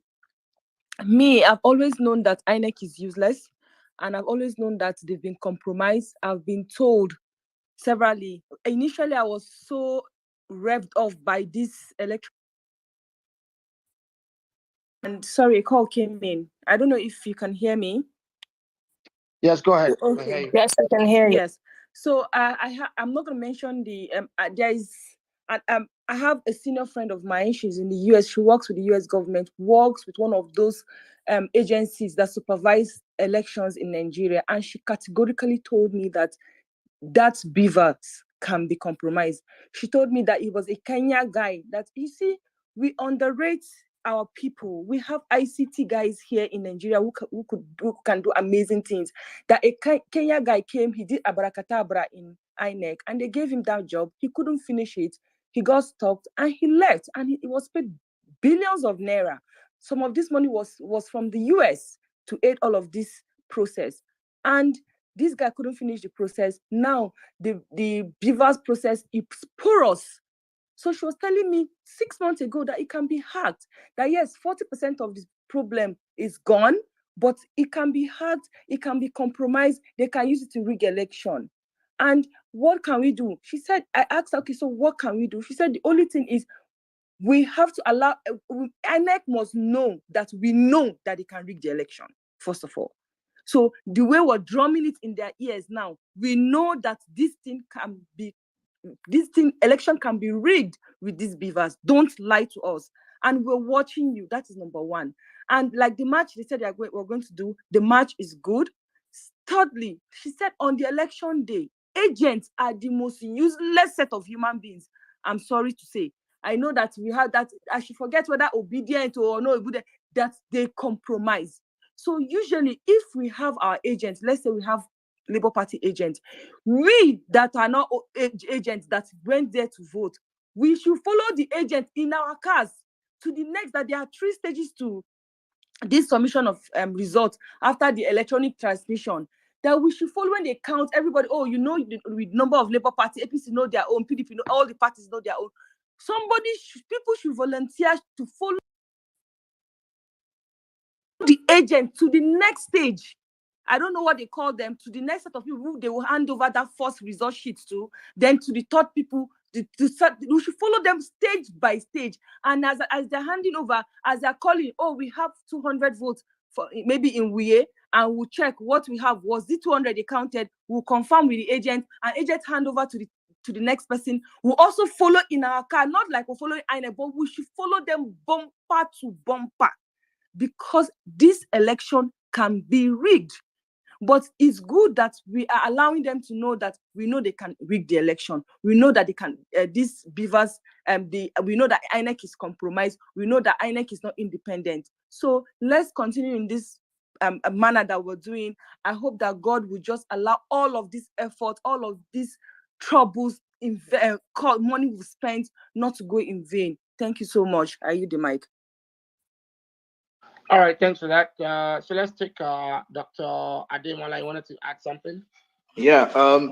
So she mentioned what I wanted to say, but probably not in as the way I would like to say it. See, if the only thing we talk about today is party agent, that is the most important part of this election. You can register as many people as you want. You can get as many people to the polling unit as you want. The most important part of the coming election is how many loyal party agents you have. And I cannot reiterate or what's it called, shout that enough. But you see, they will not. We talk as if all of us can crowd the polling booths or the whatever and start checking and start counting. Believe me, the only person that have the legal rights to actually go to the polling booths or the counting something is the agent. They will tell everybody to go back when it is only the agent with a tag. And in fact, they can even play hanky-panky with the polling agents. They might not give all your polling agents tags because they know that they will not allow just anybody to go and count or to go and be checking the beavers machine. So in some polling units, you'll be surprised that the polling units, some of your agents don't have tags so that they can tell them not to go near the polling unit, not the polling area. So the agents are the most important. You probably need like 2 or 3. There will be one accredited. There's only one by this. I think January 1 is when the portal is going to open.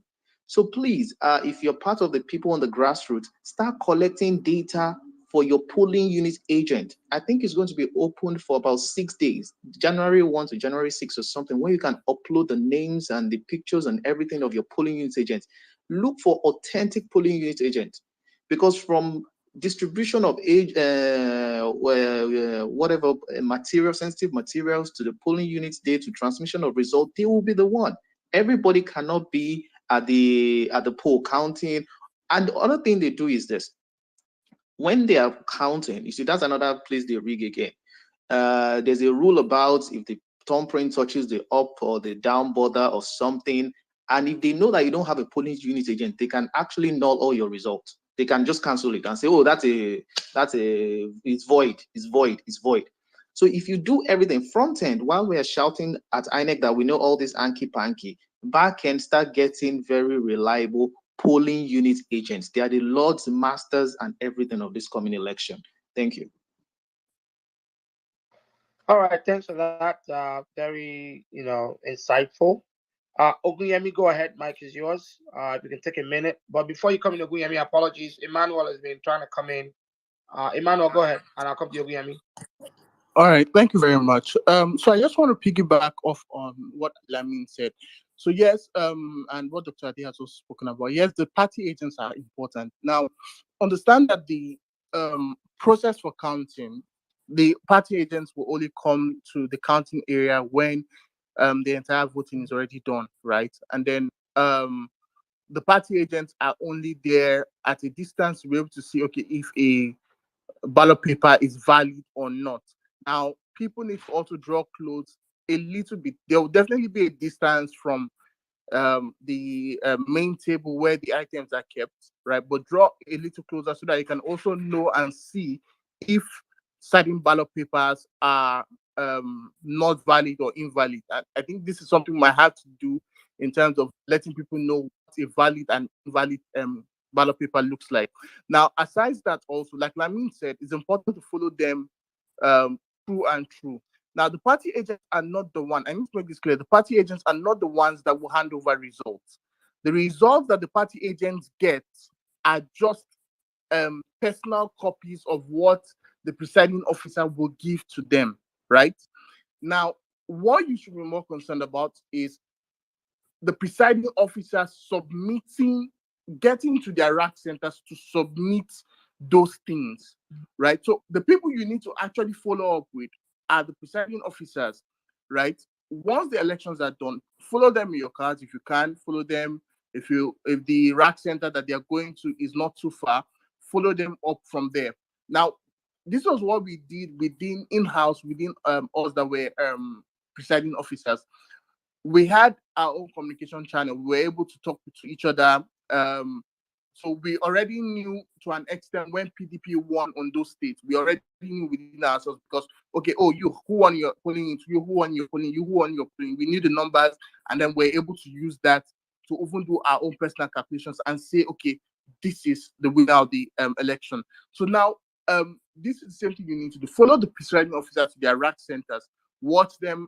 They might not allow you to into where they are doing the full final handover, but watch them from a window if possible as they're doing their final reporting and sending it over. Take note of the numbers that they give you, because those numbers will also be reflected when they're being posted, right? Also, if you it's going to be very important that we have connections across different polling units, right? And what would that help us do? It will help us collate internally what each polling unit already has, and so you can already know the end result, right, from the different polling units that I think we'll need to work on a structure for that. From different polling units that are around, you can already be counting what the votes are like, right? So it's 3 stages. It goes from the polling units to the rack center. From the rack center, it goes to the collation center. That might be the last stage you might be able to really get involved, because after a collation center, this thing then goes to the state collation center itself. Most likely, the places you only have this thing is just the collation center within the local government area. You might not be able to get to the collation centers outside. Once it comes to the state collation centers, you might not be able to get there. But at least within the first three, be able to track it. Now, if you have party agents that are going to be working, those ones should be able to tag along at least to the state collation centers. So you can just try to make sure that the people who are going to be tagging along with them are people that are credible enough to be able to call foul when things are going wrong, right? They can bring up evidences and then we can use that to push if we need to. Yeah, so I'll just go to Mike here. All right, thank you. Let's just take in Uncle Guillaume, you have the space, sir. Thank you, Akin. Thank you, Saddam. You know, there's something I want to bring to our attention. Remember when Tinubu went to campaign Osun State and made one statement, said he said in Yoruba, "Labor that this enemy will labor in vain." And you know, with all this that happened, and I remember, oh, maybe this what this guy meant, that you guys will labor in vain. That look at you guys, the only pillar to pull. You already strategize on how to win the election. And every time I always see this the governor of Imo State going to Lagos State, going to Aso Rock. And I know, okay, this is what this guy been planning. But thank God for, I don't know how this CUPP got the information. We need to give them a lot of thumb up. Oh yes, and we don't even know what that thing they've done. No, because so that means they don't. They themselves does not believe in their credibility. They themselves do not believe that they can win the election. They don't have that belief in themselves that we can win this election. So the only way they can win elections is by rigging, manipulations. Say shame on them. Say shame on them. Shame on them. And also shame on INEC. With all the government, with all the money, facts, in a sane society, the guys need to be sacked immediately. With all the taxpayer money they gave to INEC, yes, INEC still went ahead and did this rubbish. What is all this grandstanding? I'm saying, if you don't come for your, if you don't register, we don't do this, if you don't do that. Well, at the background, they are doing another thing. We got deliver from this kind of people. But a lot of rubbish is going on in Nigeria. Here in UK, if you want to vote, we vote. They send your ballot to your house. All you need to do is when you change your address, you call the electoral body and tell them that I've changed my address, just to update it straight away. And during time of election, just if you tell them want to do post ballot by posting, they will send you your ballot paper. And if you don't, you just go to the polling booth and you just use pencil. You use pencil to tick, not pen. Pencil. You use pencil to tick whoever you want to vote for. But Nigeria will spend a lot of money trying to conduct election, yet it's all about rigging and deception. It's a shame. Guys, I'm there supporting you guys. I pray God will deliver us. I will pray by God's grace, God will win, and all these things will be corrected, and then we'll begin to have a sane society. We've not gotten a sane society. Nigeria is being controlled by the demons. Demons. You know, naturally you cannot win election. So why do you have to go for manipulation? And then a governor went to court to ask INEC to cancel beavers. What kind of a country is this? Other countries improve on what they think is good. Kenya conducted an election here. They went to Supreme Court. Within 1 week or 2 weeks, case closed. Nigeria, 6 months, almost 8 months, they are still there. They will come up with different kind of applications. Shame on us. God will deliver us. Are you the Gary? All right, thank you. Bamidele, you want to say something real quick, please? Yes, I want to say something.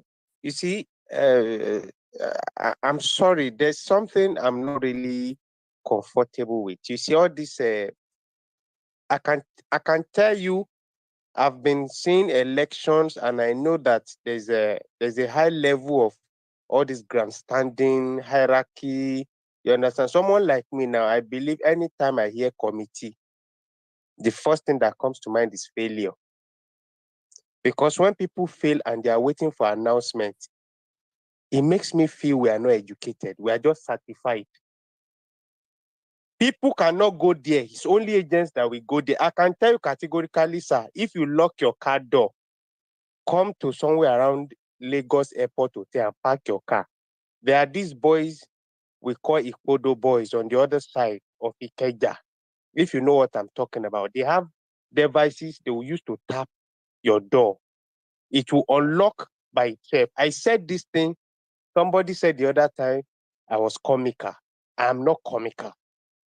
The only thing is that same machine itself, that same machine. There's how to trigger a device and reset it. I'm saying it again. There's what you can use. If they can get us this kind of devices in such a way that, see, it will be so plenty, it go plenty go. That's the only thing that Obi boys go get. You understand? They must bring that machine come to Bagede, where we call the open space. That is when we will be able to tell them every schemings. Because let me tell you one thing, they won't allow you to go to the inner room. Know that for sure. Dead body go plenty if people won't use strong head. Because if people key others at the toll gate where we say now worldwide be that, just imagine you following them with your vehicle. See, they can hit people into the lagoon. These men are desperate. Where billions are involved, you say they don't want to change. Nobody will change. If I were to be Bola's son, by now I'll be expecting fraud too, because I've been born into it. That's what I've been eating. The reason why I'm here with you is because I'm not comfortable by the system. It's not favoring me. So now I want to use sense to do this thing. But if I was a senator's son, I can tell you categorically, Baba, make you comot me. I no go day here where I dey. So I will be in the room where I'll be doing like Sheyi Tinubu, who will be drawing map up and down, drawing map. The map is how to pay the agents. The agents are hungry. They cannot change. Let's not expect anything good from the agents. Me, I cannot trust any agent. With me, I can tell you. But I can trust that thing that we will produce between now and February, where we say we go wear them like ring, if possible. If I tap the machine, they're not born them where. It will reset by itself. So if you put 1,000 there, I return it back to zero. If you put 200 there, I return it back to zero. Let us think on that. Maybe we are just thinking on what to do. You understand? Let us invent something. I know we have IT people. Let us just go for the set, because we want to win the election free and fair. If they beat us, fine. We will know that this is what the people stated. You understand? And we respect the wish of the people. They want to defraud the people. So the only thing we should go for is whatever will help us with the machine which they want to attack. But trying to follow them, Baba, I won't follow them with bazooka, except I won't die. Thank you. All right, thank you very much. I think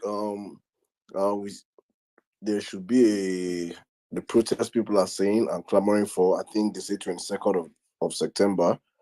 It will be held, and probably our demands will be, before then we would have written down our demands for INEC.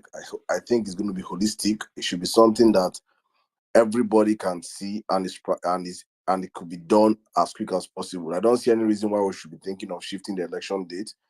If that comes up, that means the INEC chairman is not ready and he should resign his position. He has had enough time, ample time. He has had elections to be able to make this process a free and fair one. So we'll keep demanding. Honestly, I'm happy that it's happening right now, because politicians probably normally they would have released this list, and Nigerians in our normal nature would just, okay, it has been released and we just go back to sleep. But right now we have active citizens, and I'm happy that Nigerians have been active, asking questions. This is what they never saw. They never envisaged what is happening right now. Asking these questions, these valid questions, and we will not allow them go without them answering these questions. So, guys, I just want you guys to remain fired up. All I've picked out from tonight is that every system could be manipulated.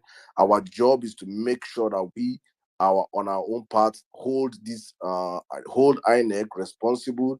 Prior to the election night, I think we'll keep coming up with ideas, coming up with inventions to tackle their latest plans. But let's allow other people to speak. Who's been here the longest? Magnificent, my brother, you've been here, my brother. Welcome, sir. You want to say something real quick? Hi, everybody. Good day, everybody. Saddam, Aki, and the rest of it. Rotana, I say hi to. If you remember very well, I called this thing out. Was it last week or upper week? I told you. And from the source that I got my information, they've started reading. Yeah, they are thinking about it. It has started. It's just that I can't mention the person's name and I can't tell you guys any other information about this person. But he's a reliable APC person. I said it on Saddam's space some time back. This Beavers thing. Yeah, I wanted to ask the what's his name, the INEC official there.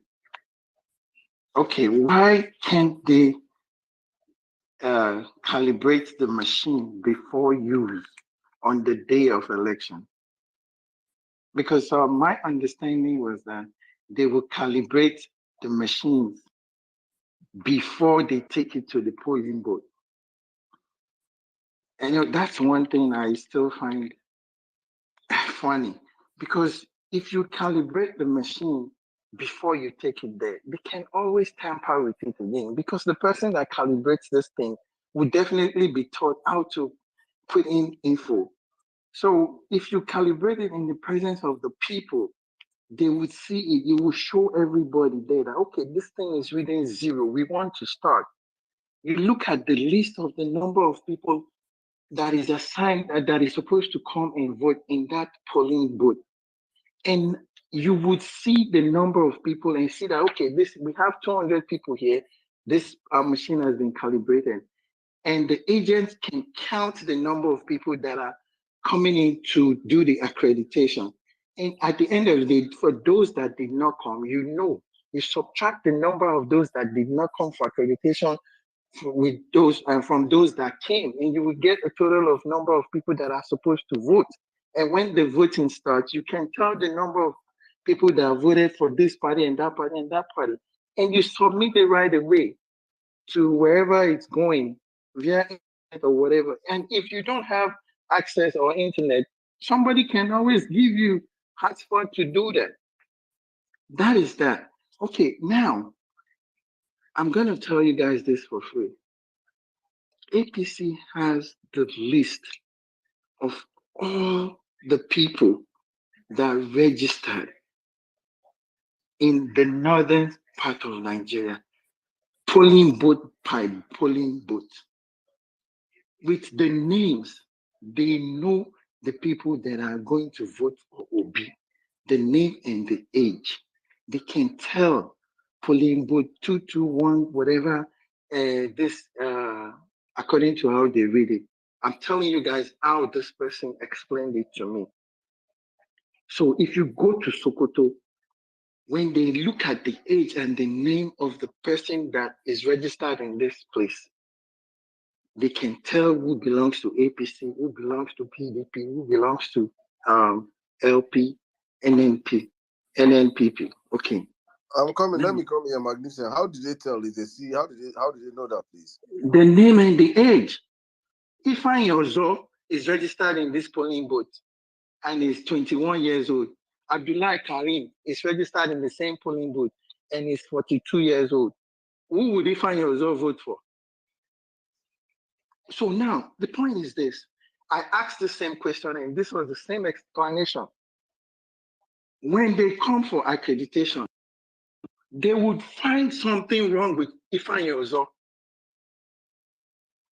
And because they've been compromised, before Ifeanyi Ozo can resolve his problem, accreditation is closed.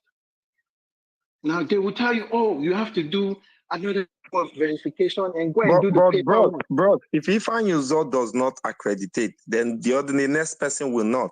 Have you forgotten? That means there will be a queue on it. Nobody will accredit because you have to accreditate Ifeanyi Ozo to move to the next person. Okay, now I'm giving you this breakdown. By the time Ifeanyi Ozo accredited, you guys have how many hours to accreditate voters? Short time.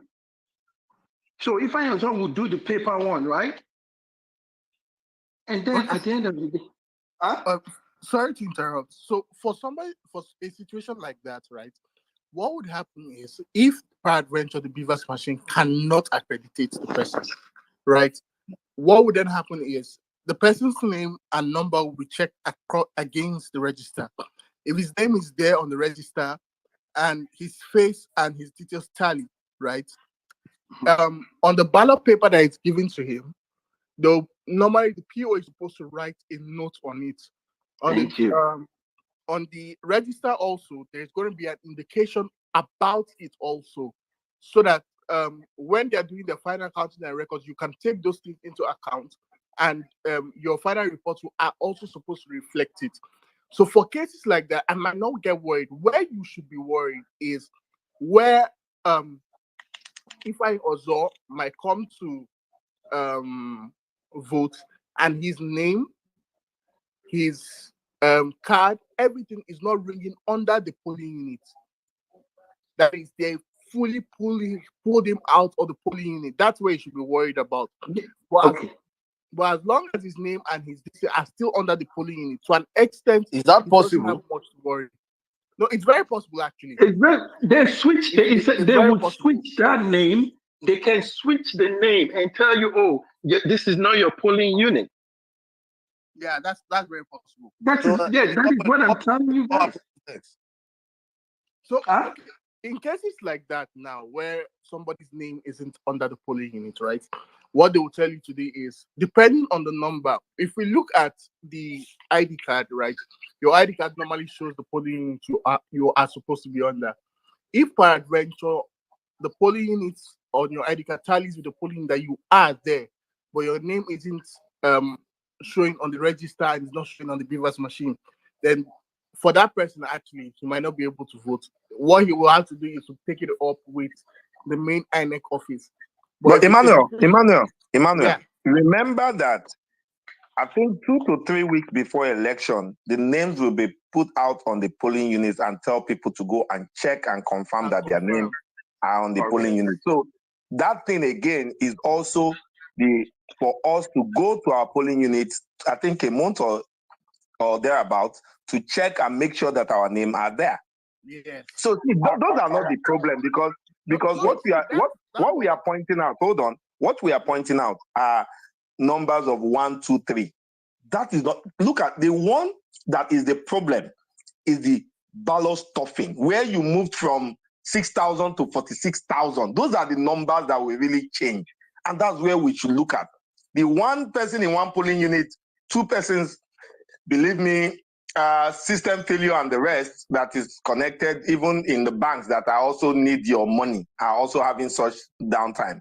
But where we should really put our eyes are those huge numbers, because believe me, the huge numbers are what are going to, huge numbers following up your vote to the end where the numbers are transmitted. Those are the things we should really look at, not the 1 issue, 2 issue, 1 person, 2. No, those are really not. For a serious person that wants to manipulate the election, there's not 1 or 2 person in a polling unit that is going to. Let me tell you this now. That 600, 700 stuffing of ballot boxes cannot be done. It won't be done. They can't get that done. That's but what they are. Guys, one mic. So let's do this, okay? look, no need to hash what we already know. Ballot paper stuffing is a thing of the past. This that they've done is sophisticated, rigging. Not only is it voter disenfranchisement, it is voter fraud at its highest level. Now, and they want to now play you the wayo of what is not in the Electoral Act. MJ is a case study, a scenario. When you have 500,000 MJs across the country, who would run to INEC office and scream bloody murder that my name is on the voter register, but I don't have a PVC? Give me my PVC. And they said to MJ, it's not you now, it's not your fingerprint, it's not your face. Somebody else has already corrected your PVC. What case does MJ stand on election day when she's not the one in line to vote? Is she going to be fighting the holder of a card that has that information? Or is she going to have to find herself at an INEC office 3 months after the election, going to court and trying to come up with a case? How many people have that kind of time in Nigeria? So that Wait, is sophistication. Aki, wait, I wanted to throw in something. Remember, when these names are read, especially, let's use the Imo State, for example, they said the new polling booths were in the state houses of the governments controlled by APC. So in those state houses that you don't have access to is where those ballot boxes. So she's not able to go and fight at the governor's compound. She cannot fight anybody at INEC office. She has been disenfranchised. Voting will go on. The vote will count because they'll tell you that the BVAS is the end it all, be it all for producing voters' results. If the voter is registered and it is authenticated on the BVAS and it is counted as a vote, it is a vote. The INEC Electoral Act. I have gone back to read that Electoral Act this morning. It does nothing to protect anybody like MJ that falls into this bracket. So they've written a law. Now, we modify the law, but they found a loophole to use, again, backdoor and gaps within the process to get in voter registers. We have to fight this. Otherwise, elections will go on and they will win. They will win this election. That's it. For every polling booth, you have 200 people. They have 106, and they give the rest party the other ones to vote. You're saying 1 person, 2 person don't matter. But look at it. That 2-3 people across other polling booths. So it's not 2-3 people, it's thousands of people. So when they going to publish this vote, so in the Electoral Act, they have to publish the voter rolls 60 days to elections. So 60 days to elections is not enough time. So now let's take MJ as an example. Let's say MJ went to look for, okay, they didn't complete her. So there's 2 scenarios now. They did not complete her voter registration, but they gave somebody else her name to complete his or her voter registration. So this registration was incomplete. Perhaps she was trying to transfer voting center or trying to get a replacement PVC. They didn't let that happen, so she's already boxed out of the voting process. All they simply do is find all the pending voter registration that have not been completed, and they can then distribute it to regions and states and simply insert faces, insert fingerprints as part of the VIVAS process, and they have voters. They have fucking voters. Excuse my French. Look, I'm getting infuriated. Every moment I'm thinking about this, my brain is spinning. It's madness. Yes. Let me ask Emmanuel one more question. Hold on. Okay, go ahead. Just give me a second. Let's do this. Let me have others speak. I've got some ladies on stage. Let's take Tony, and then let's take Food by Peace. So Tony, go ahead. You go first, and then Peace, you go next. Good evening, everyone. Okay, so I was really happy to see this topic. I was speaking with someone this afternoon, and then she told me some things that I was actually a little bit worried. So one of the things she said was that she said something in Yoruba. She said, "Oyinbo to ṣe pencil lo ṣe razor." I'm sure everyone understand that the same Oyinbo that did pencil is the same person that did the razor. That all of us should know that for them to have allowed beavers to happen is because they know this is someone that is like in the system. So he is like close to, he knows what is going on. Now they already knew that there were loopholes that they can like take advantage of. So she mentioned that, do I know that in Osun State, people used sleep to vote. The people ended up using that, so it wasn't like it was all the votes that went through the beavers. That some people still use their paper slips to vote. And then she mentioned that while registration was going on, that there was a time that Northerners in Lagos were registering. And then people were like, how come that you will go to register, you will see Northerners coming in buses to register. And then that you will see the INEC officials asking them that that what they know and what they've been told is that everybody in the north has PVC. That are you people sure you don't have PVC?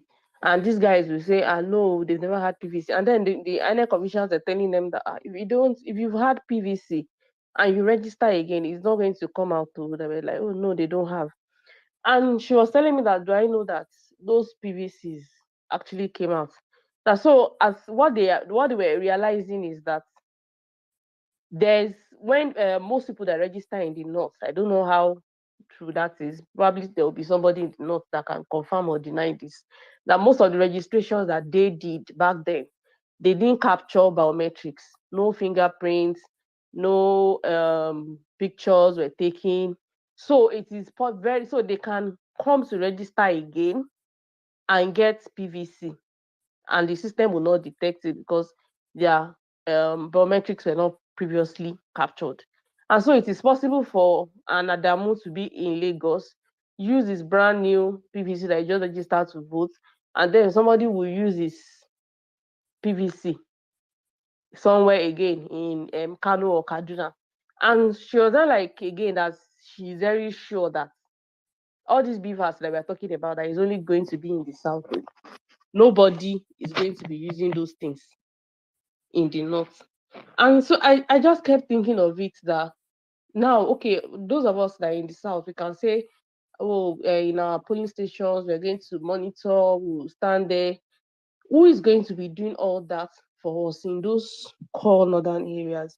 So how do we now checkmate what's going to happen if they decide that they will use like 90-something% of registered voters and claim that it was these people voted for APC or whoever it is that they want to like support? So it just worries me, like all these kind of allegations. Is it true? Are we going to have a level playing ground all over the country, or is it going to be that in some parts of the country people will use the accreditation system, and in some other parts you will just come like always, bring whatever you have in your hand and vote?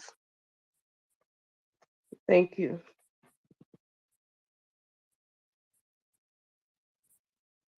Okay, Yes, I don't I think am Aki is here. talking. So let's take a piece for Aki, the next she speaker. asked a question. She asked a question. All right, you want to take it? Go ahead. Yeah. So, Tony, right? Yes. Remember, we also have people vying for federal House of Rep and Senate in the north there. So that's why we went at the beginning and everybody was like, people should come into labor and buy forms and vie for seats in the Senate and in the House. So those people that are vying for that federal houses and federal House of Rep are the people you are also using to monitor your elections in every area of Nigeria, every part of Nigeria. So not only in the north, also in the west here, in the southern east, southeast, and southwest. So you have people also fighting to make sure that Labour wins election. So it's not as if it's only the presidential that we are doing on the day of the federal elections. Remember, we are going to do Senate and House of Rep and the presidential. Then on the day of the state, we also do same thing with the state. So I hope that answers your question. Well, to some extent, thank you. All right, great. So, Peace, are you there? Go ahead. Hi, everyone. Good evening. So I wanted to ask, are the NYC people currently being sensitized? Because from my experience, I think our last election was in 2019 or so. I was a PO. Trust me, I was trying to be strict and everything. I won't lie. I didn't want borrowing everything. So I was really trying to be strict. And this was in Ikoyi access. I was literally threatened. Like literally. They were like, do you remember the other NYC people? Do you want to go home? Do you want to, all stuff like that? I was like, okay. I had to keep quiet. Sometimes I had to let things slide. And the one of the whole beaver, everything, trust me, like the lady that just spoke, we still used papers. Someone also said something about the list of people being posted, is it several days before the election day? On the day of the election, we were given a different list. We told them, okay, but this is already, but they say no, it's this list that we are using. To be honest, a lot of people who were good, what I mean, educated, have good jobs, they came out to vote, their names are not there. They're like, I live in Ikoyi, I've been voting in Ikoyi, all the stuff like that. Their names were not on the election day list. So the one of being posted the day before, I can categorically I can tell you directly that that stuff wouldn't work. Number one. Number two, I remember after there was someone else that talked about the 3 stages of this INEC voting, normally the poll parts and then the rack centers. There's I call them the camps. Middle of the night, they woke us up. I'm telling you, literally. First of all, the sleeping conditions are not even good there. They woke us up middle of the night and told us that if we really want to leave this building, do you understand? If we want to leave this building the next day, and if we also want to get paid, like not bribe now, like the monies that they were supposed to give us and stuff like that. Despite even the payment, like basically, if we wanted to literally leave with our legs out of the rack center in Ikoyi, they told us we should start thumb printing. I was forced to thumb print on ballot papers. Remember, we have the so-called devices that help. But no, I was forced to thumb print on ballot papers because these people came with our able policemen with guns. We're literally here on the floor. It was a public school. The seats are not even enough. So you're literally crossing your leg on the floor and literally doing signing because you want to go. Our police people, how are we trying to sort out the police people to not be coerced to do this?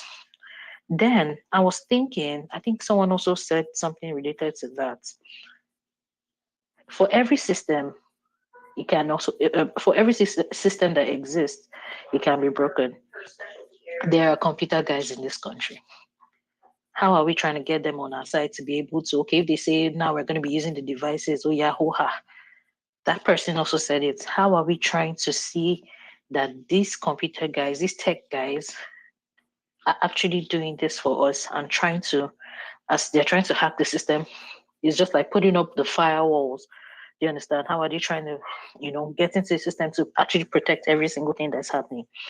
The part of saying following people to the rack centers, the highest place you can get to once you get to the rack centers from the voting place is the gate of the rack center.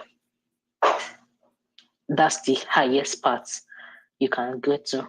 And the distance between the gate to even the building, because they like to use public schools. And public schools, the distance between the gates and the building is actually a lot. So there's no window for you to even check or see where, the wrong things are happening.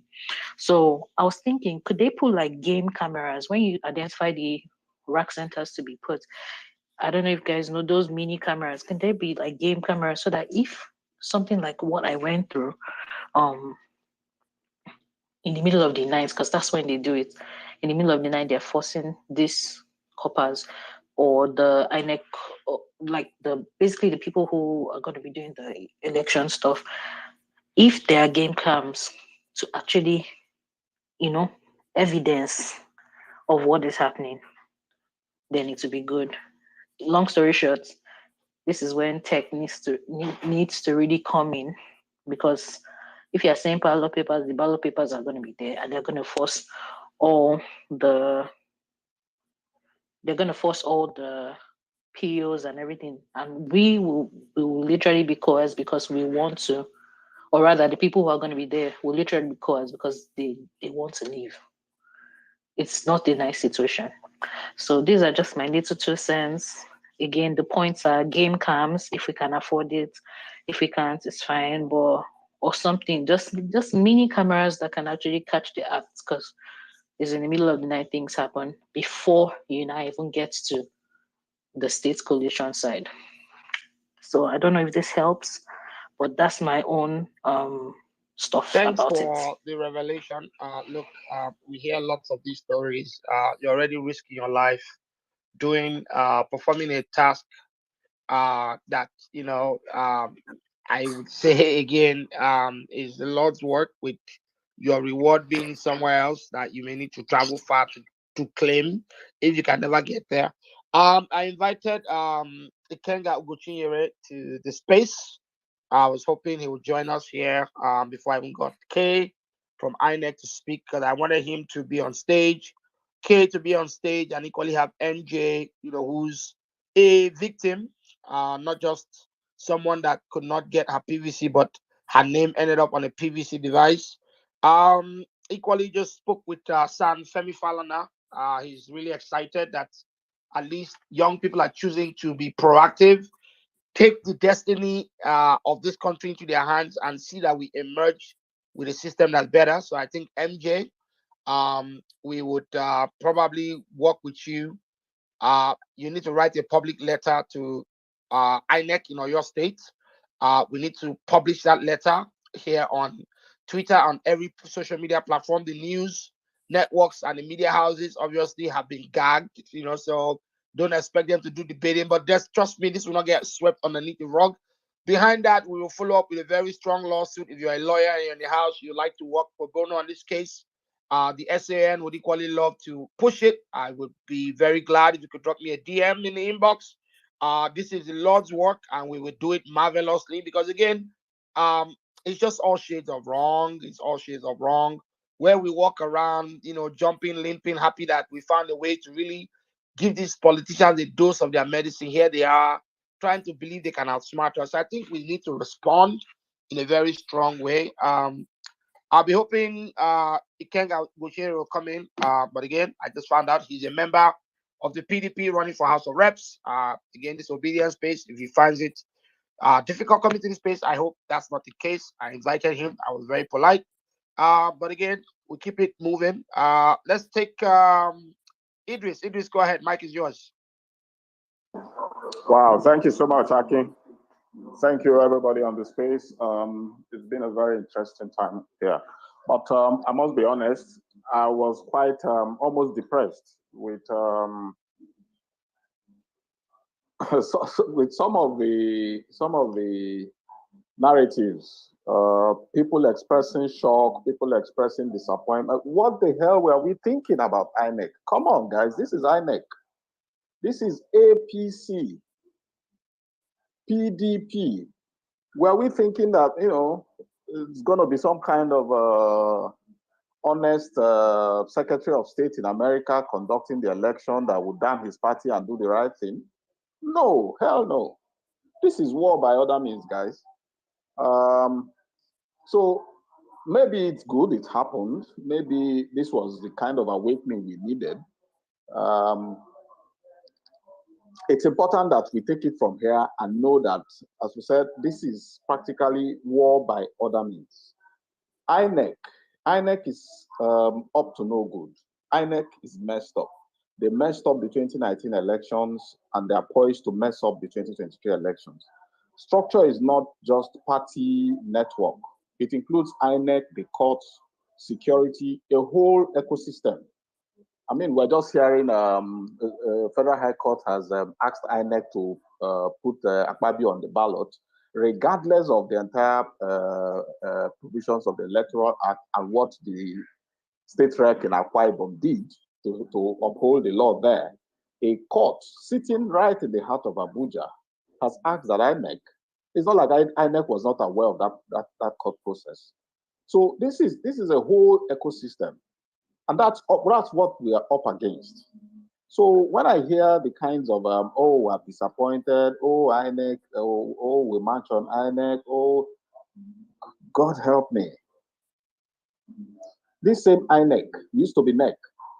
If we check, run an analysis of the NEC voter register for 1992 and what currently passes off as INEC's register, you realize immediately, almost immediately, that only a demographic alteration caused by seismic events could give us the kind of figures we are getting now.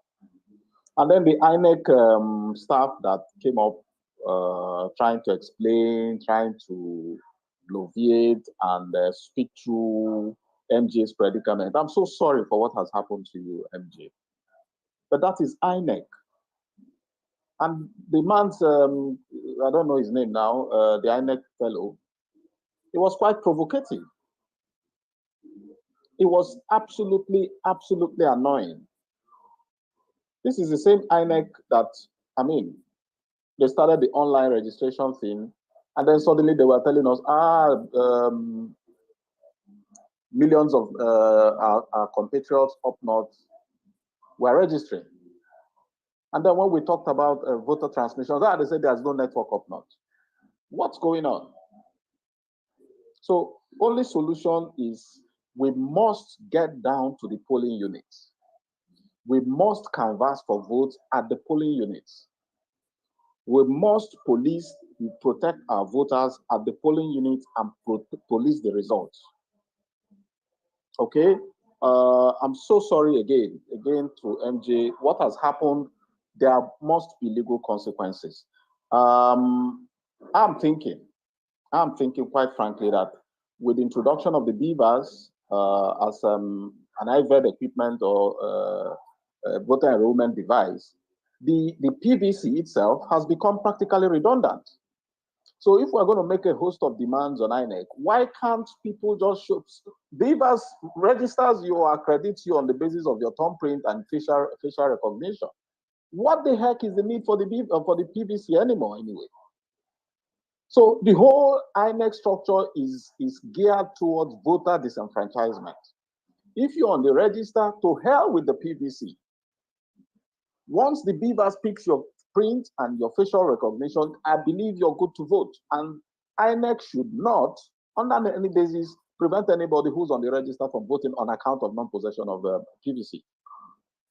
So we must begin to articulate these things and know that this, if it requires engaging guerrilla tactics, we need to do this. This is like fighting for our independence all over again. It's like war against the colonial masters. This generation, if we lose it, these elections are so damn consequential that, look, we can't drop the ball. So please, can we just stop the whining about INEC? No, INEC, you're letting us down.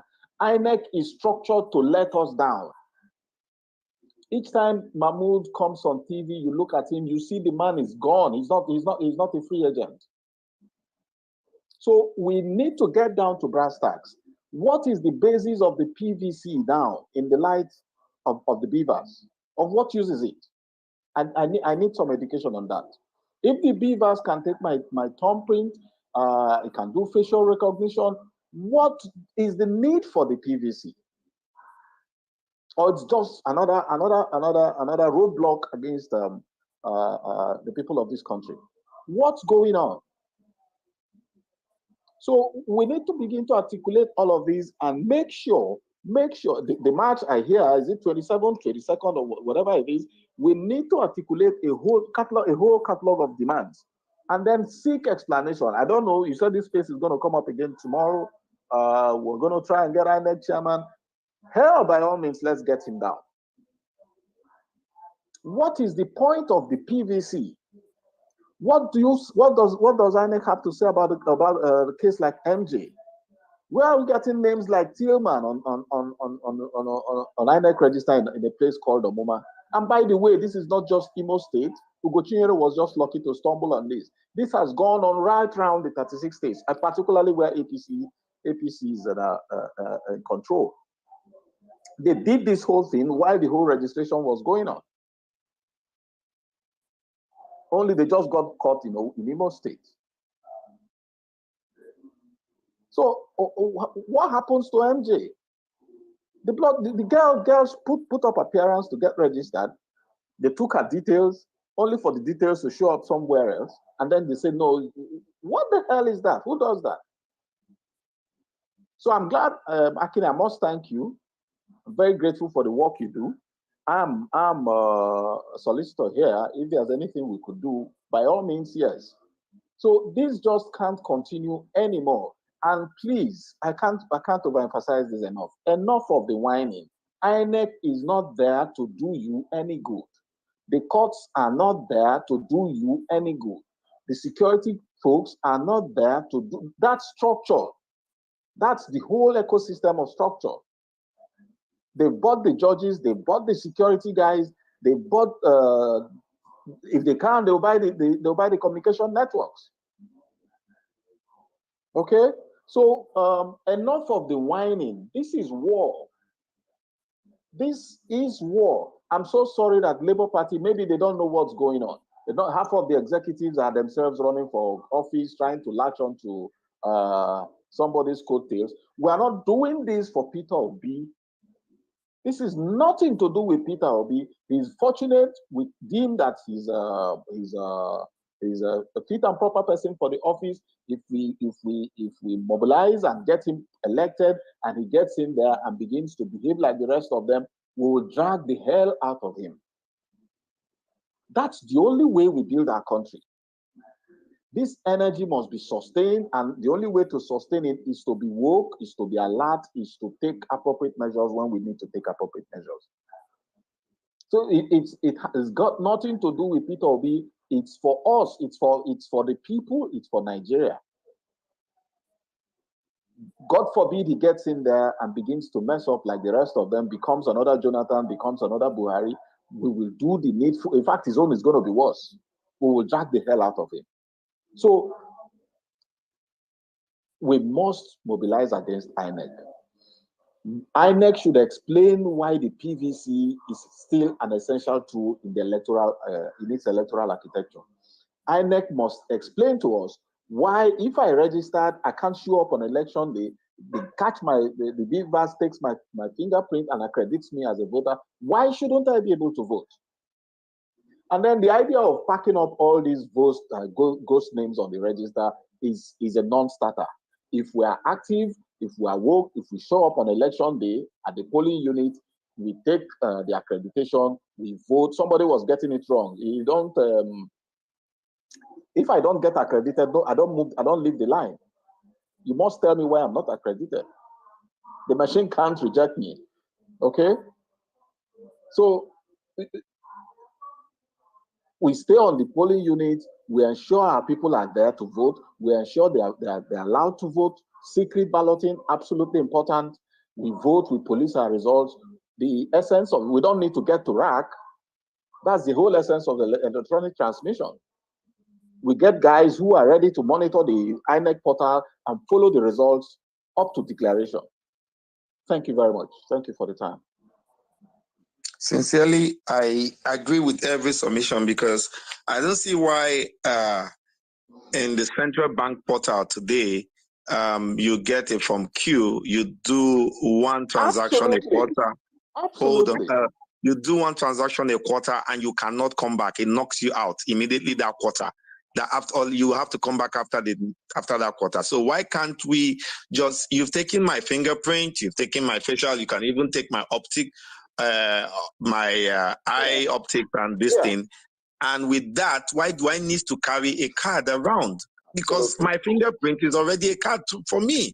And with that, if I vote, it knocks me out on that system automatically. And if Beavers have, with internet, Beavers is live. So immediately I vote, it goes straight to the system and it knocks me out. Why do we need to still carry cards? And why do you need to, differentiate the Nigerian because he doesn't have, because of the card? It doesn't make sense, sincerely. But what do we say? Sorry, Rosana, not to interject. So now I'm not trying to defend why there are multiple, why you still need to carry your card or anything. But now one of the reasons why there are multiple ways to accredit is because of redundancy. Now, on the field, there are times where you'll find people that possibly their fingerprints are not working on the beaver's machine. Now, this is where the card comes into play, right? Where your thumbprint is not working on the beaver's machine, your card can come into play because it will show the pic. By the time they use the card, they can check with the beaver's machine and know what and accredit you, right? That's where your card comes into play majorly. Normally, the first thing definitely is going to be your thumbprint. But if there is a case where, because now for the 2020 election, I had like 4 people or 5 people who kept on trying with their thumbprints and it wasn't working. We brought soap, we gave them water to wash their hands, do everything, and it wasn't working.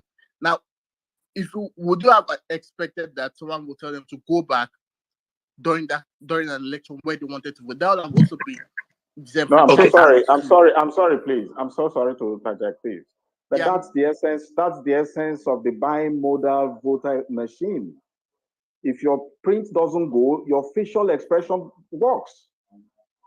The card essentially is to validate that you're on the register. But by and by, INEC,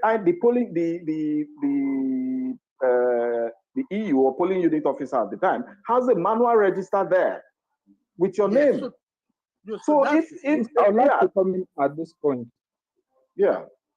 Okay. All right, Good evening, everybody. so hold on, Chibude. I want to just make sure no one has spoken. Idris, I heard you say you are a solicitor.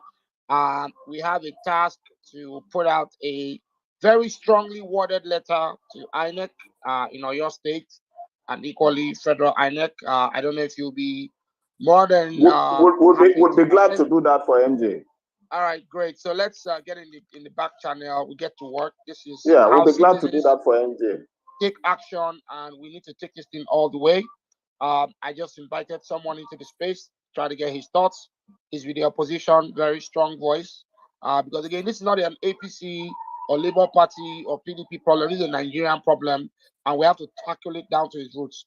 Gbadebo Road Survivor, candidate Lagos gubernatorial. I see you in the audience.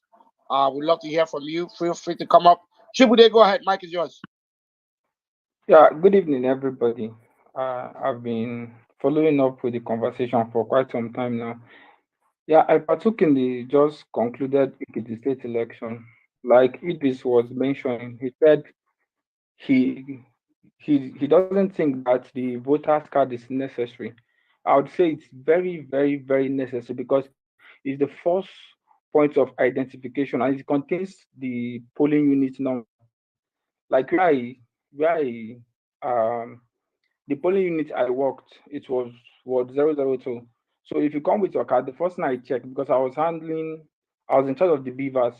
I was actually deployed to handle the beavers, but I ended up handling the beavers. And at the end of the voting and everything, I helped the PO. I literally did the work of the PO.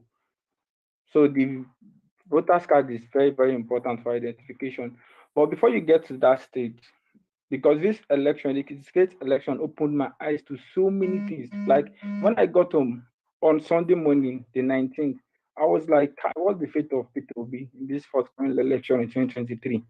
Because before the election, like few weeks to the election, they called all the, like when they published the name and our designations, they now called all the APO1. I won't mention the party now.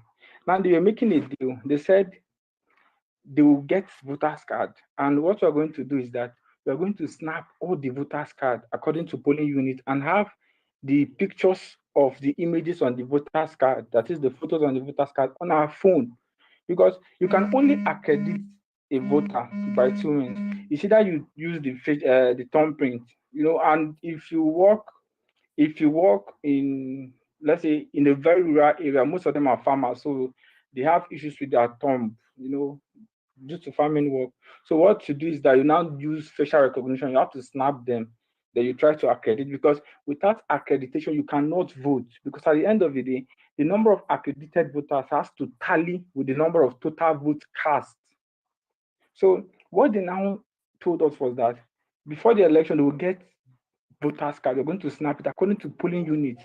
then we'll have the pictures on our phone so that on that day, what we just do is that at the end of, because in some polling units you have to, because election starts by 8:30 and ends by 2:30, then you will now snap. Then maybe around 11, 12, when everybody there has voted, you now start using your phone to be accrediting, like this, using the images on your phone, and the BVAS machine will be accredited, carrying out your accreditation. So they said they were going to pay 50,000 naira. They'll give each core member, because I'm a serving core member at the moment, they'll give each core member 50,000 naira. And if you're in the polling unit where you now notice that that particular political party, I don't want to mention name now, is not winning, just place a call and they'll come and scatter everything. That was the exact word they used. They'll come and scatter everything and make sure the vote cast in that particular polling unit does not count. And it happened in some polling units. Now, the most important set of people when it comes to election are the electoral officers, the APO, the APO1, the APO2, the PO, and the APO3. Although here we did not use the APO3 because of the number of core members that applied. Now, the agents, they don't really have a say in this. The agents, they are dispensable. You don't really need them. It's just when you start counting, that is when you call them to come forward and confirm the number of votes according to parties. Now, in my polling unit, I had 299 registered voters in that polling unit. And at the end of the day, it was just 177 thereabouts that were able to vote, that is, that turned up for voting. So while we were waiting, because we finished around 11:30, the political parties, like 3 of them, they discussed among themselves. So they came to me, because even before we started, they said, Copper, there's a way we'll do this thing, we'll give you money, I just smiled, I said, you cannot buy me, because I know what I'm here for and all that. So I did not tell them. I just smiled at them and everything. So when we are now waiting for two, because they said do not start counting until it is 2:30 on the dot.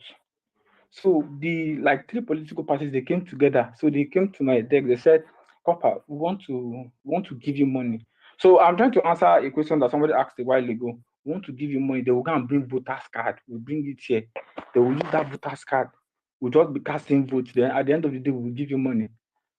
And I told the man, if you get me voters card and the holders of the voters card are supposed to vote in this polling unit, I'll allow them vote. But if a person should come to this polling unit without a voters card or holding a voters card that is not his own, I'll not allow the person to vote. That was the thing I told them, and we just had that understanding. So everything lies with the credibility of the electoral officers, because they saw that I was unwavering. Like, I just had myself, I was neutral and everything. So amongst themselves, the agent, they were now identifying those people with 2 voters cards. Some people have multiple voters cards in this country that you're saying. Like, I learned a whole lot. When I got back home the following day, the Sunday morning, I was like, Jesus, like, what is this? Like, a person will come to vote, they say, no, Copper, this person has gone to vote at the other side. Do not. So because I was unwavering and all that, they were now fighting the battle I was supposed to be fighting, because you cannot really count on the our security officers, because they all collude, like they work together. They won't really help you. So it depends on everything. The bulk of the voting stops with the electoral officers, the APO, the PO, and everything. So that is where the whole thing lies. If you do not play ball with the party agent, it will not work. So I'll read the mark at this point. Thank you. All right, thank you. Okoli, you've been here for long. Please have the space. Okay, thank you so much for bringing me up. Yes, I've learned a lot, actually. Thank you, everybody who has contributed. I've learned so much from you guys. This is the very first election that I've taken an interest. Like, I've really understood how the system works. And for me, this is critical. I'm sure it's the same for everybody, because, what are we going to be doing in 8 years' time? That's the question. What kind of country do we want in 8 years' time? I think someone came up earlier, Idris. And he said that basically this is war. And I agree with him. The question is, I think we need to stop. Yes, it's good to point out what the problems are, but also think about the solutions. What can we do? And a lot of people have brought up some amazing solutions. I just want to encourage everybody. I know it sounds bad. I know it sounds like the situation is looking bleak, but I do not think it is, because 20 years ago would not have been able to converge like this, would not have been able to have this discussion, we would not even have been able to raise the amount of awareness that we have now in a way that we're able to exchange information back and forth rather than just a one-way street. So I think the situation is hopeful. And also, I think unity is our greatest weapon. The quest for good governance is not a tribal quest, is not a religious quest. It's a quest that cuts across the lines of religion, tribe, gender, age. So many, like all of us, we all have a stake in this. And also, I feel that we all have a part to play. So, okay, somebody mentioned that the system can be down, and that should be one thing, that the system being down. Is there an opportunity for server engineers? I don't know how it works. I don't know if there's, like server engineers to be on standby, volunteering their services. Also, I think planning is very important. So this is not a sprint, this is a marathon. So yes, election day is there, but what happens after the election? I think we need to start thinking long term. So I happen to be from Anambra State, and I know that after Peter Obi won in Anambra State, when he ran, the matter got ended up in court. And it took a long time, but justice prevailed. How can we set up ourselves now so that if these people succeed, it's not the end of the battle for us? And what I think we can do is that, like MJ, who has had this issue with her details being stolen, can we start creating a register of anybody who has basically had experienced identity theft? I've created a Google form on my profile, and I think I've shared it in the chat space. If basically, and the reason I put a Google form out is that you can track the day the information was created, the information was submitted. If it comes to that, if it comes to the fact that, okay, because I think that's one of the biggest loopholes, identity theft. Can you prove identity theft in the court of law? I think, I'm not a lawyer, but I think that if you start gathering evidence from now, the dates that somebody, to avoid that situation of, oh, your identity was stolen, why didn't you report it? Knowing fully well that we have a corrupt system, where do you report? I think here we have to report to the third party, Google Forms, where you can track submissions. You can see that this was reported 6 months ago. If they bring out the data of when this information was changed or corrupted, would it match up? So yes, I think that we have a part to play. If everybody can just, anyone who notices this can just put their submission there. It's a public document. As soon as it's in there, everybody can access the form. Everybody can access the data there, and nobody can wipe the data off there. So that's one. Number two is, one reason I feel that we shouldn't give up is that yes, we have the high courts, but we also have the International Court of Justice. So we need to be planning this as a plan C. So if we go to court, could be a plan B. International Court of Justice should be plan C. I think we need to plan all the way, knowing that if one thing doesn't work, we already have a system in place. And I think that is what the ruling parties, they have the funds, they have the mobilization, they have the experience to be able to take out, if people can be so determined that they have all these layers of planning to commit evil, how much more we who are just fighting for good leadership and good governance, we need to outplan them, basically. So that's the second thing. The third thing is technology. So again, every one of us has a part to play in this. I feel that I don't feel that everybody should just sit at home and wait or pray. I feel that we should all, those of us who can, should all go there to and show our presence, even if it's not a protest, it's just a peaceful, nobody's going to make trouble. But I think they need to feel the weight of the eyes there, because we should not feel like we don't have anybody. So I think whoever can go there, there's a role for you. Like the lawyers, we have tech people, the unemployed, victims of identity theft have a role to play. Even food, if it comes down to giving free food, free drinks to keep people's morals up, people's spirits up, there's a part for these people to play as well. I think even importers, people who are importing goods into Nigeria, there's plenty of time to import. Like I'm on board.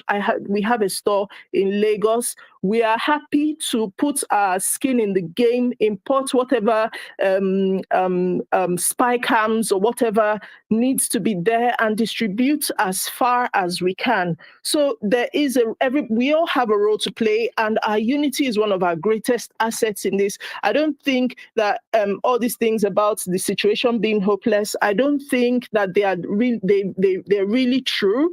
I think as long as we all pull together, even if we don't have a quick win, I think that we are aiming to win the race. That's my little contribution, and I'll yield the mic now. Thank you for having me. All right, thank you very much. Aki, you want to say something? Just here, thanks for driving. Emmanuel has been trying to come in. Emmanuel, go ahead, but then we'll take Bamidele. Idris, I dropped you a DM. MJ followed up with a DM. Like to put out something tomorrow.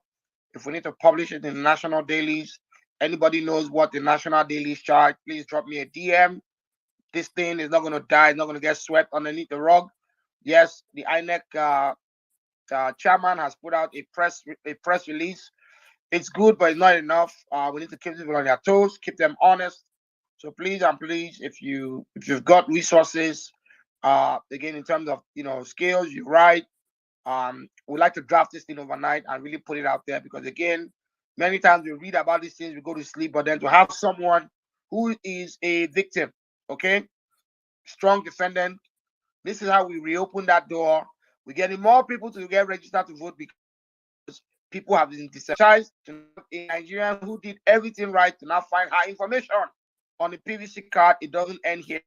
We push it forward. So please drop me a DM. But Emmanuel, go ahead. Mike is yours. All right.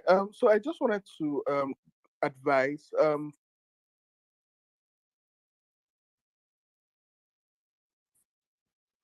Emmanuel, are you there? Okay, so sorry. I thought that my mic was on. So I wanted to advise that for those who would work as ad hoc staff, now there's something that can possibly happen, and I think Peace made mention of that, which is that the government of whatever state you are could threaten you. Now, on those states, I did my election in those states, and I know that the governor of Ondo State, Akeredolu, sent his commissioner of youth and sports to see us, and he basically flat outrightly threatened us. I used to have the recording on my former iPhone, but the phone is totally destroyed right now. If not, I could have played that recording, right? He outrightly told us that it's either we help him or we suffer for it. It was clear, right? So for those of you, if you can record some of these things, this can help us as evidence for when we need to maybe push. If there are things that have to go to the courts, it can help as evidence for things like that, right? And then also try to also and then if you're going to be working on that day, like I said before, I think that was during the People's Parliament, for every PO, for every APO, whatever role you're taking, number one, do not trust the security officials that you would have, because the truth is, to an extent, they are just useless. Not to an extent, totally, they're actually useless, right? Two, very wise in your dealings with them, right? As a PO, most especially, you have to be wise in your dealings. Your report is the ultimate, right? Is the ultimate thing. Your report is the ultimate thing. Be wise in the way you handle them, be wise in your dealings with them, and then just be security conscious on your own. So yeah, let me just drop here. All right, thanks. Let's get the mic rolling around. Bamidele, go ahead. Thanks for being very, very, very patient. Yeah, thanks, Akin and Co. Thanks so much. Be here since the beginning. Just some to just drop. Can we hear me? Can you guys hear me? Yes, go ahead. Yeah. So actually, I will ask a, if we recall back, just ask the question: who elects the INEC chairman? It is the president, and actually, it's wrong when the president of a nation elects, the electoral chairman. In other countries, it's not done like that. That means INEC is not actually independent. So that is the thing we must get right now after the 2023. That they have to change it in the constitution. The president will not have the right. It's supposed to be a civil society, so that then the president will approve also of the Senate. Those are the things we are getting wrong anyway. And secondly, I still believe that there is hope because we know that Buhari ran for election 3 times, and in the north, he actually swept, the majority of the votes, like between 8 million to 12 million votes. He got those votes in the north actually because it was popular there, but he could not win the election until he now came down to the south and partner. For a year, those that contested in the south, Obasanjo, Jonathan, that contested in the south, they actually, were able to, win election. I don't know if it's fair and fair or whatever, against, and they got some votes in the north. So you cannot win election in this country just with one region. But I believe from this obedient movement, there is hope that actually we can do something in the north by doing something in the grassroots level. From this analysis about Buhari trying several times, and actually most of the votes came from the north. When it came 2015, only about 3 million votes from the south. That's what makes about 15 million, and it was elected. So we must find a way to still push down. And actually, from what one Gida Bamidele said also about some eye-opening stuff that he mentioned, which was on my own thought, was that it is at the polling unit that most of those things are being done.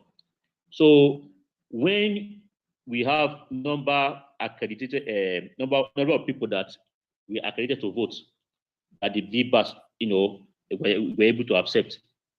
Actually, it will be difficult to manipulate because if we know that out of 1,000, 500 people were on the election ground and they passed through this accreditation, and now we not discover that even though they discover that when they see the result, they said this polling unit that had 500 accreditation were now 1,000. We can be able to go back and check the accreditation. And the other idea that he brought was that even if they have to manipulate the machine and whatever, but before the election day, we should make sure that the machine, is having 0 number. And it should just, these are the suggestions we can put to INEC, that we should be allowed to check the machine. They show the machine, that the machine has not been tampered with and everything, so that when we are saying that it's 500, it is 500 and whatever. And I felt so sorry when the other girl was saying that common Ikoyi that is so open, they were able to manipulate and threaten them. But thank God now, I don't know. I think with this electronic transfer of results, things will be much more easier, but there are still loopholes. There are still loopholes. So on the election ground, if we have more members on ground, both in other parties, and after voting, they don't have to go home. They stand there, they want to know what the results are before they post. Because when they are posting the results on electronically, we already know what's in there, and everyone has the number. So we will also try to tell people, if you vote, let us have more numbers of ground, don't go home. Because I believe a lot of people are going to do that, but in our sensitization, as we are going out to campaign, letting them know that, vote for this, vote for that, we should encourage them that they should stand there. This is a once in a lifetime thing. They should stand there. They should make sure that the election is not being hijacked, and they should be demand that we have the right to know what it is. They should not go home. So as we go out to tell people about election, we said that please stand and defend your vote. That was what happened in Anambra. The people they stood there, even when they were bribed, they said they will not take anything. And I believe that that's why the easiest way to now actually manipulate these votes is for them to buy voters, just like what happened in Ekiti. But it will be much more difficult now, as people, people are much aware, and I pray that we will see the outcomes. I drop my mic here. All right, Thank thanks you for so much. that. So let's take a few more people on stage. Please, I'd like to get ladies to speak as well. While I have more people come up, Emmanuel Babatune, go ahead.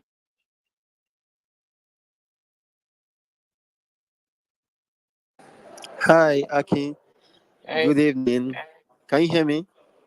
Yes, go ahead. Yeah. Thank you for letting me speak here. I missed the clubhouse days. It was now it's Twitter. At least we can reach more audience with this. But yeah, my own take is like we should not be like everything going on. Like it shouldn't come as a surprise when you are trying to disrupt its status quo. This is what you get. APC and PDP will rather collaborate than allow Peter Obi win or a third force win. So you understand? So it beats my imagination. Oh, we don't have structure. No structure, no structure. But still, where's the structure? They will keep asking that. But the same people will say, where's the structure? They have the structures. They are the same people who keep bribing voters. They are the same people who keep doing all sorts.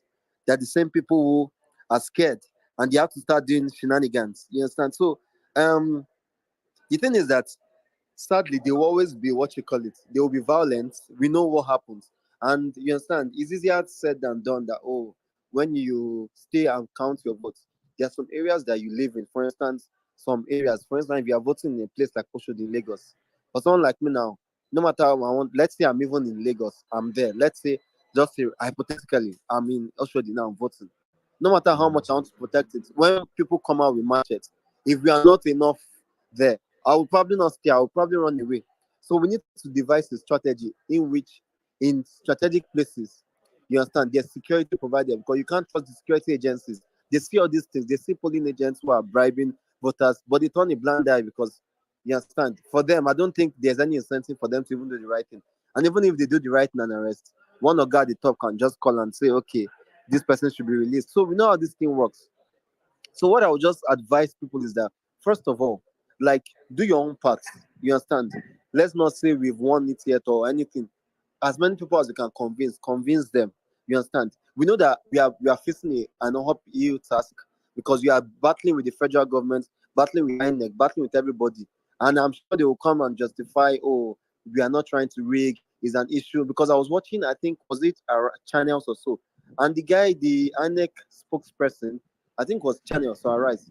Channel spokesperson, the INEC spokesman was the Festus Okoye also said they basically cancelled about 1 point something million voters. There's a way he put it, but it was about 1 point something million. I think maybe there was some issues with their registration, maybe double registration, and he didn't see anything in it that this is 1 point something million people that have been disenfranchised. Is there an issue that could have been corrected and fixed? But you know that these people are scared. So they know that, okay, the way it's going, this obedient movement or these youths are already giving us a run for our money. Let's do everything. So they will throw, the election has not even started. That's why you hear them, APC camp and the batified people, they will tell you, let election start. They will come with violence, come with everything, rigging, vote buying. I'm sure in Lagos, the way it work, all those ideologies, everybody, because they basically control everything. They will make sure that they will threaten those ones, and those ones might not have a choice. The ones who don't have the money will not be able to do anything. They will make sure that even to post flyers. I see all this thing when I used to be in Lagos. You want to post flyers, thugs will come and attack you and make sure you don't do it. So they will try every means. So we must know that these people that we are fighting, even the Bible says it, you cannot defeat a strong man without first tying him or without first defeating him. So we are fighting strong men. These are people that have controlled everything. They control the security, they control the media, they control everything. So basically, it's an uphill task. So till next year, even after next year, they will do anything. The propaganda they will spread, for instance, in North now, I'm sure they will spread propaganda that Taobi will divide Nigeria. You see all these things. We have not even seen anything yet. These people can play dirty. If you remember 2015, how Jonathan was removed from power, you will see how dirty these guys played. There's nothing they didn't do against Jonathan. Even though Jonathan had his own fuck ups, there's nothing they didn't do. And the same party now is trying to act like, oh, and it's still bad. We are trying to fix it after 7 years. So don't be surprised. And just for my other friends, I'll round up shortly. How many more minutes do you have, Aki? Let me know. Take Go another ahead. 30 Go ahead. seconds. Yeah, Go 30 ahead. seconds. Yeah. Okay. So I'm saying that to my other people on the other side who are supporting Batified, let me even use Batified, who are supporting him, ask yourself your conscience. You understand?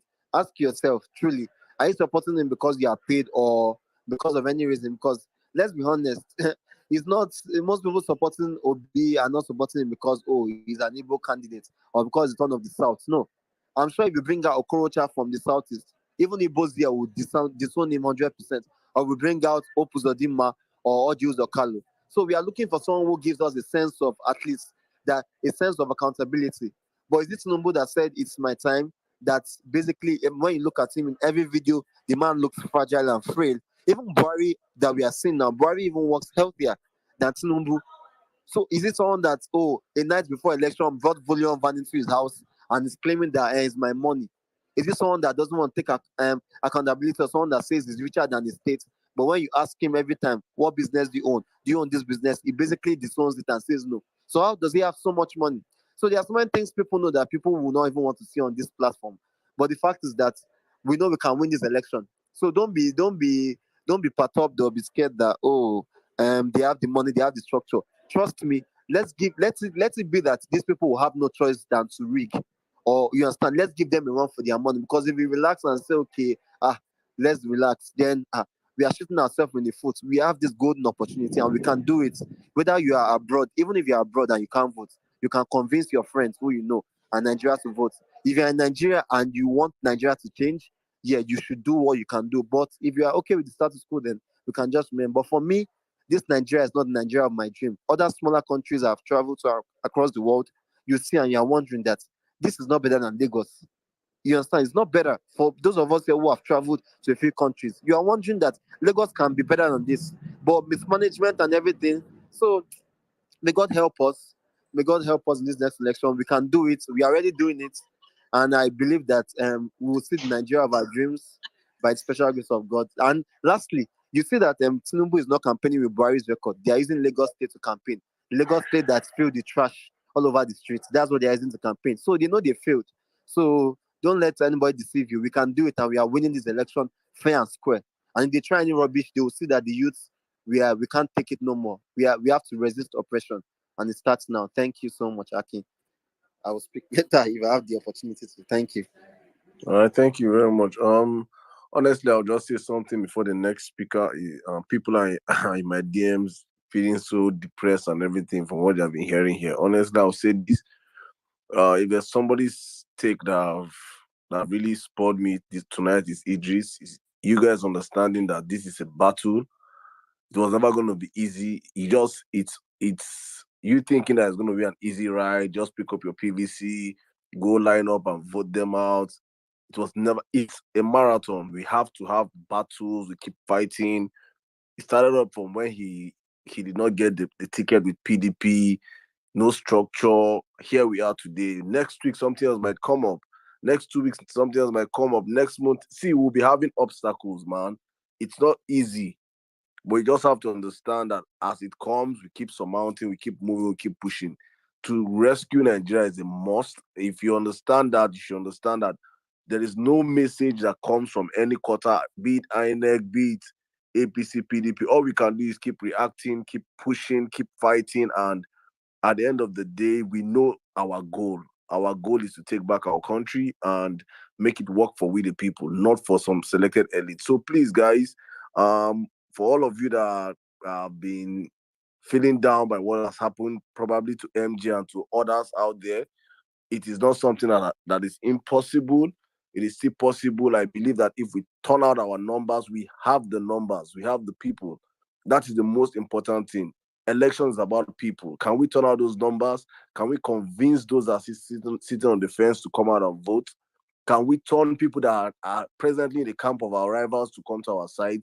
These are the issues also. So please, as INEC is planning, we should also be planning and we'll be working, but don't ever feel dejected to the point I think it's not possible. It is possible. All it takes is going to be hard work, more work, and more work. So thank you guys. If you're up here and want to speak, you can raise your hands. If not, I have to drop you for other people to come up and speak. Taiwo, you want to say something real quick? Taiwo, your hands are up. Taiwo, are you there? All right, Taiwo, go. Yeah, I'm here. Good evening. Okay, you have the space. Please go on, sir. Okay, thank you for having me, Akin Saddam. Yeah, I've been listening to what people have been saying, and earlier on that I came up, I actually talked about some things that happen with INEC and elections. So I just want to go over it again and say it in details. Now, I've been voting since 2007. So in 2007, that we have all this paper that your name will be ticked before election. So those times there are no accreditation or what have you. People will just come and then they get their name ticked. Then they are given ballot paper and then they vote. In those times, there are so many atrocities committed. They can have as many as ballot paper given to one person, and the person will be thumbprinting. Now, fast forward to 2015, in which I'm a participant. I was a presiding officer then, and in my own polling unit, I can still say that even though then we use card readers, there were never votes. There were never people lining up to vote. What they did then is they called us with the presiding officers to a meeting and told us categorically that in these areas Sorry, we Taiwo, don't. please, sorry, please. This your experience when which year, please? That was 2015, the election Yeah, that brought Buhari in. yeah, things have changed, please. So we're trying to. I'm not here to be hearing all these depressing stories of what happened like 5, 7 years ago. Honestly, that is past. We are trying to focus on what is happening now and how we can remedy it. So please, if you can have your views, focus on what is happening now. We don't. If someone comes here and start telling you what happened during Morris, you will run away from this space, man. So please let us spare people the whole depressing stories of what happened in the past and focus on what we can do now and on what is on ground right now. So please try and shape your narrative towards what we're discussing now. Thank you. All right. Why I actually go to say all those stories is that we will know the trajectory of our election in Nigeria. Now, okay, I will not bore you with those stories, but in 2022, I voted in Osun. I actually went to Osun, and there are some things that still happen. We can actually gain some things from it and then project in what areas we can curtail some anomalies that were observed. Now, I've seen people saying that the POs are the major thing in this election. Yes, they are major, but I can still say that the party agents has more role to play. For example, when everybody has voted, the party agents are only the ones that are allowed to move near those beavers machine. They are the only ones that know what is the voting, what is the result that were inputted in those machines before they were sent to server. Now, if the party agents are compromised, all of us we can say okay, LP has this also number of votes, PDP has this number, and APC has this number, and all of us will actually write it down. But it is possible and very, very easy to put another number inside the BVS machine, and which will now be uploaded to the server. So the party agents has a role to play. That's number one. Then number two, when they now get to from polling units now to ward, that's another stage by which people still rig elections. Now from ward, they go to local government and on like that till they Sorry, my reach the brother. state level. Sorry, my brother. Can I ask you a question? From your polling unit, when it's counted and pictures are snapped, is it sent to the data straight to the from the polling unit, right? After the election, and it's counted and it's collated on the form, and the polling agents sign off. The pictures are snapped with the beavers, right? Yes. Okay. So at that point when it's snapped, I believe agents too will use their phone to snap to make sure that they also have the pictures, right? Now, from there, from that beavers, is it transmitted from there or it goes to the ward? I want to know. I'm just asking a question first. Did you get me? I'm now asking, is it transmitted to the INEC server from the polling unit, or we have to take it to the ward, the collating place for all the polling units in that ward? Where does it transmit to the INEC server?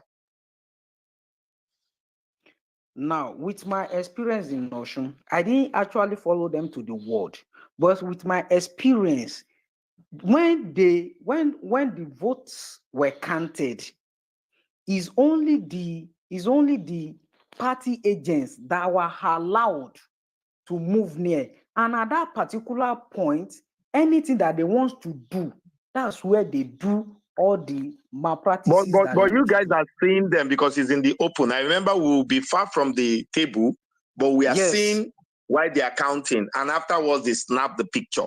Now, my question is, when you snap the picture with the beavers, and party agents also snap that form that everybody have signed to say what the number was, right? My question is it transferred from that point, or do we take the beavers to the polling to the ward unit to transfer it, or is transferred from that point to the INEC? Now, this is the case. From there, at election in Osun, there are some places that they said that they don't have what's it called? They don't have internet or what have you. Those ones that they don't have internet, they actually collated all their distance and went to the ward. Okay, because you don't know what happened in that area. So because you see, why I had to ask you this question is also not to dampen people's mind, because I know that after elections, numbers are counted. People are there. They are raising the ballot papers up. We count. Is now collated. Yes, nobody gets to that table where the officials are, the NYC officials are. Nobody gets to the table, but we count. We show everybody as we are counting. We all count together. After counting, they write the number down. After they write the number down, everybody sign off on that form. Now, when they sign off, they snap pictures. Thank God for technology.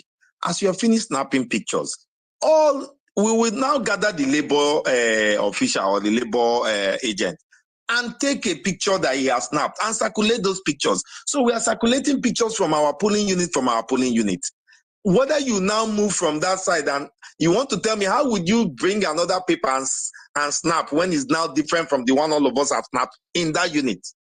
And we have circulated it. And every party has gotten their own in their situation rooms. Do you now get it? So sometimes, right, while we are saying all these things, let's also encourage ourselves on solutions and how to go about it. Get to know your polling agent the day you get to that place. Where's the labor polling agent? You know him. After counting, after they snap, and you see them snapping with the beavers, and the agent snaps the picture, you collect your own picture. You post it this word, though, this unit, to look at the picture, look at who won.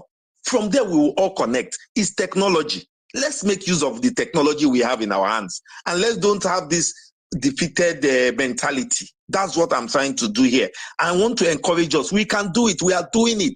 There are different hurdles we have jumped, and they told us that we were 4 in a room tweeting, right? Now they are the one going to court to stop movements on march rallies.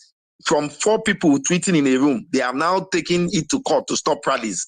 People that said they cannot gather 2 million in Kaduna, they went to meet the police to make sure that they didn't rally. So, my brother, all these hurdles we jump as we get close.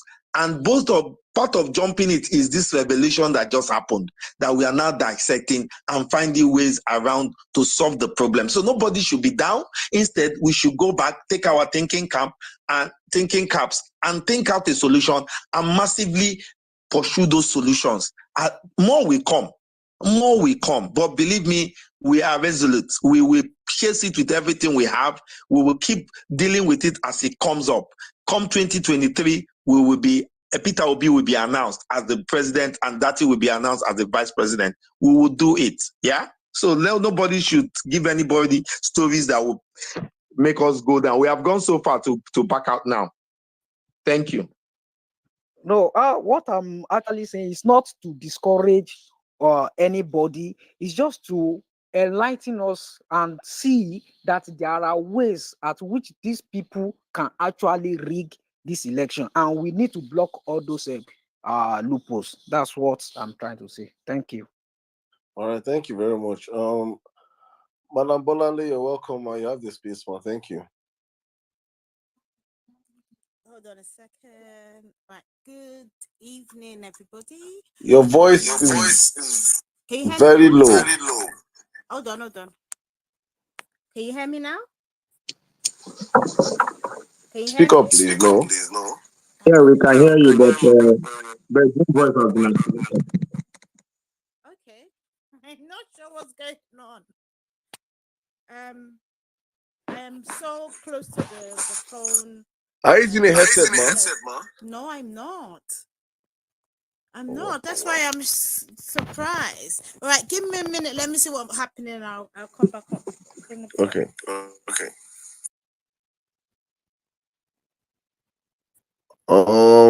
Vivian, you've been here, so please, you have the space, please. All right. Thank you very much. Good evening, and thank you for giving me the opportunity. Can you hear me? Yes, ma'am. Yes, we can. All right. Okay. I want to thank everybody that's been contributing. But now I want to take it up in another perspective. Before the election day, it's a good thing that technology is here to help us. And what I feel we should fight for is a forensic analysis of the biometrics in the INEC of all the data of all the voters' biometrics, because no 2 persons have the same fingerprints. If INEC could upload falsified names, they would have gotten those data from somewhere to upload. And so if they did that registration or uploaded it from wherever source they got it from, they would have also gotten the biometrics of people from a source. So if INEC claims to be truly dependent, claims to be independent, they could use the resources they have. I think that's what we should fight. They could use the resources they have to check where they pulled those people's biometrics from. I think if we could fight that, and I think it's very achievable.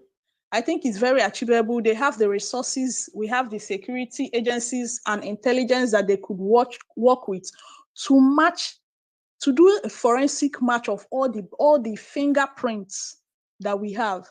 And it will be a joke on us if we think that these things just happened with this new registration. It has been happening. There has been fake data, but the good thing with this election and the use of these beavers is that you would have to accredit yourself with the fingerprints. So if we could push for them to find where those where they pulled out the fingerprints they uploaded on those fake identities, I think it would be it will go a long way. And if we can also push for them to have a truly independent third party that would follow up this analysis, that would follow up, and like a third party, trusted third party that could follow this thing up, it will go a long way. Then during the elections, that's where all the ones has been said already, following up all the election materials and being there till everything is uploaded. So that's my input. I feel we should fight for the forensic analysis even before the election, because if we could fight it, I tell you, a lot of things, the numbers we are seeing coming out from even all those places, that all those interiors that are fake, you will see that there are no much real voters from there. But if we can't, I don't know. But I feel there is a way. That's why we are having this space. Thank you very much. All right, thank you very much. Smart, are you there? Yeah, good evening. Good evening. Have the space, please. Okay, so well done to all of you. It's not been easy, the kind of job you're doing, and holding INEC and everybody else, holding their feet to fire is what we need to do until the end of this election, and also even holding whichever government comes in accountable. That's what we have not been doing well as Nigeria, but I'm really excited that we are waking up. I know this is not the violent space, so I would beg you guys to allow people like Akin to air their views, because some of those things that happen, we can never learn enough from them. And I'm going to just draw one inference. 2015, the INEC was on television, even up to the election day, saying if the card reader cannot read your card, or your fingerprint cannot be read on the accreditation system, you can't vote. I give you specific instance in Abia State. A lot of people came out to vote. They could not vote. The rec of Abia State was on TV and said people should come back the next day. And we saw on the television, even the president of then, they wasn't accredited. And they said they were not going to use incident form. Eventually, we heard some places they used the incident form. But most places down south, incident form were not used. Only in the evening, we started seeing on television, in some places in the north, for instance, card reader was not even used at all. People were just voting. And then people started complaining.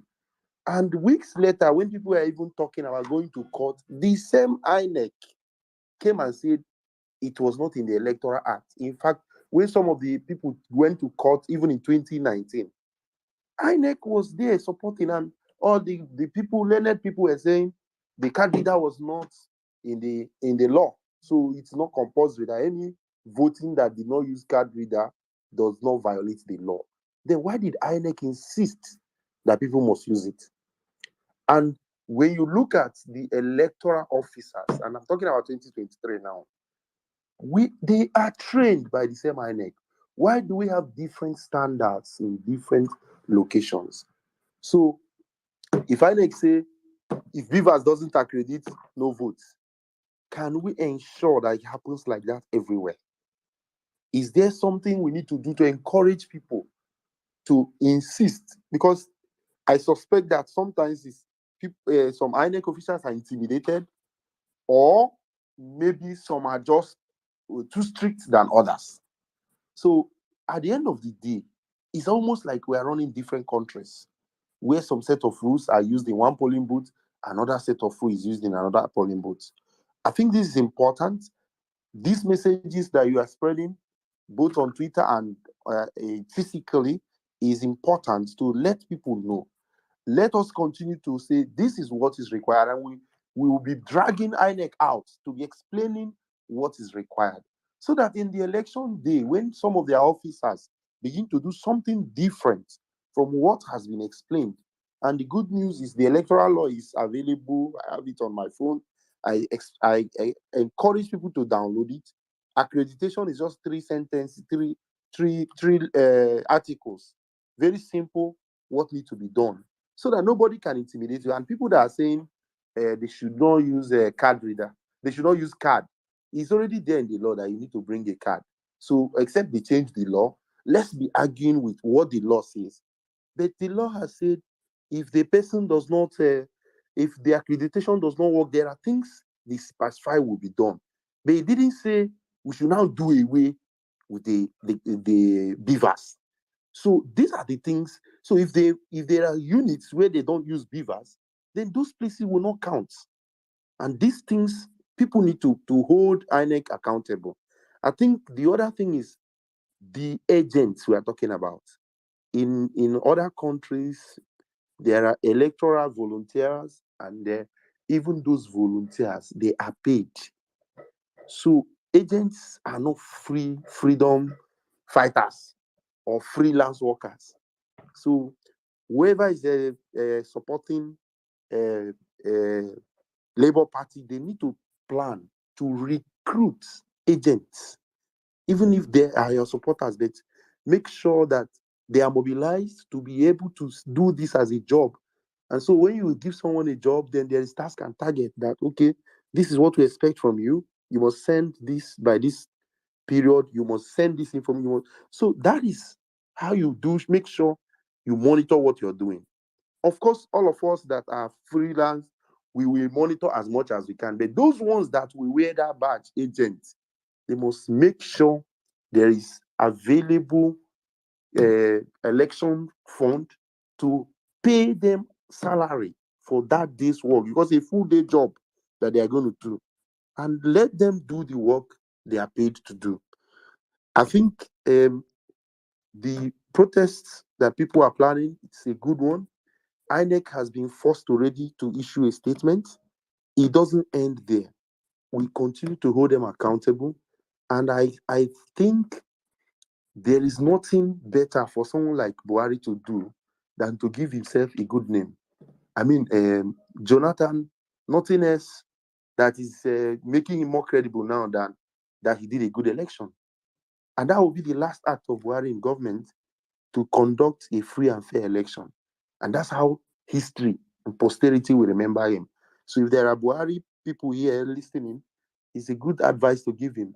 If he messes up the election, then his name will not be remembered for good in the history of Nigeria. And the same thing with the INEC chairman. I want to believe that they have good conscience and they want to do the right thing. But we cannot go to sleep and think they will do the right thing. So let's continue to point out, according to Erufai, the other time, he said, our job as opposition is even when they do the right thing, we must say they didn't do it well. And that is what opposition should do. So we must continue to look for loopholes, and thank God for technology. If there is a way of making sure we can have all the database for electoral election register, I don't know why INEC cannot even make it open, so that everybody here has a word. Go online and check your own word, and if you see suspicious names there, you may raise alarm. That we will get there. But let's continue to push. Thank you, and I yield. All right, thank you very much, Smart. Otumba Alpha, you want to say something, bro? Yes, so I just wanted to, man, thank you guys, Rotana, Saddam, Akin, for the great work. I think this afternoon my time, I started off angry, I got depressed. I think as me and Saddam had a conversation. Instead of, and then listening and doing some reading, I'm motivated more, because I feel today's news was sort of funny, but if you go back, I sat back and thought about it. It's better we are getting things like this early enough. That way we can start to plan. Because I think part of it is whether you believe in God or providence or faith, I think it's on our side, because imagine things like this coming out a week to the election, or we're not even catching wind of this at all. So I think it's actually in good faith. It's on good cause that we're catching things like this early. And one thing they're also figuring out is that I think the opposition is also finding out through these spaces and the way people have been speaking up is we are not going to take bullshit like before lying down. Excuse my language. Like, no, we're not going to. This is a different dispensation.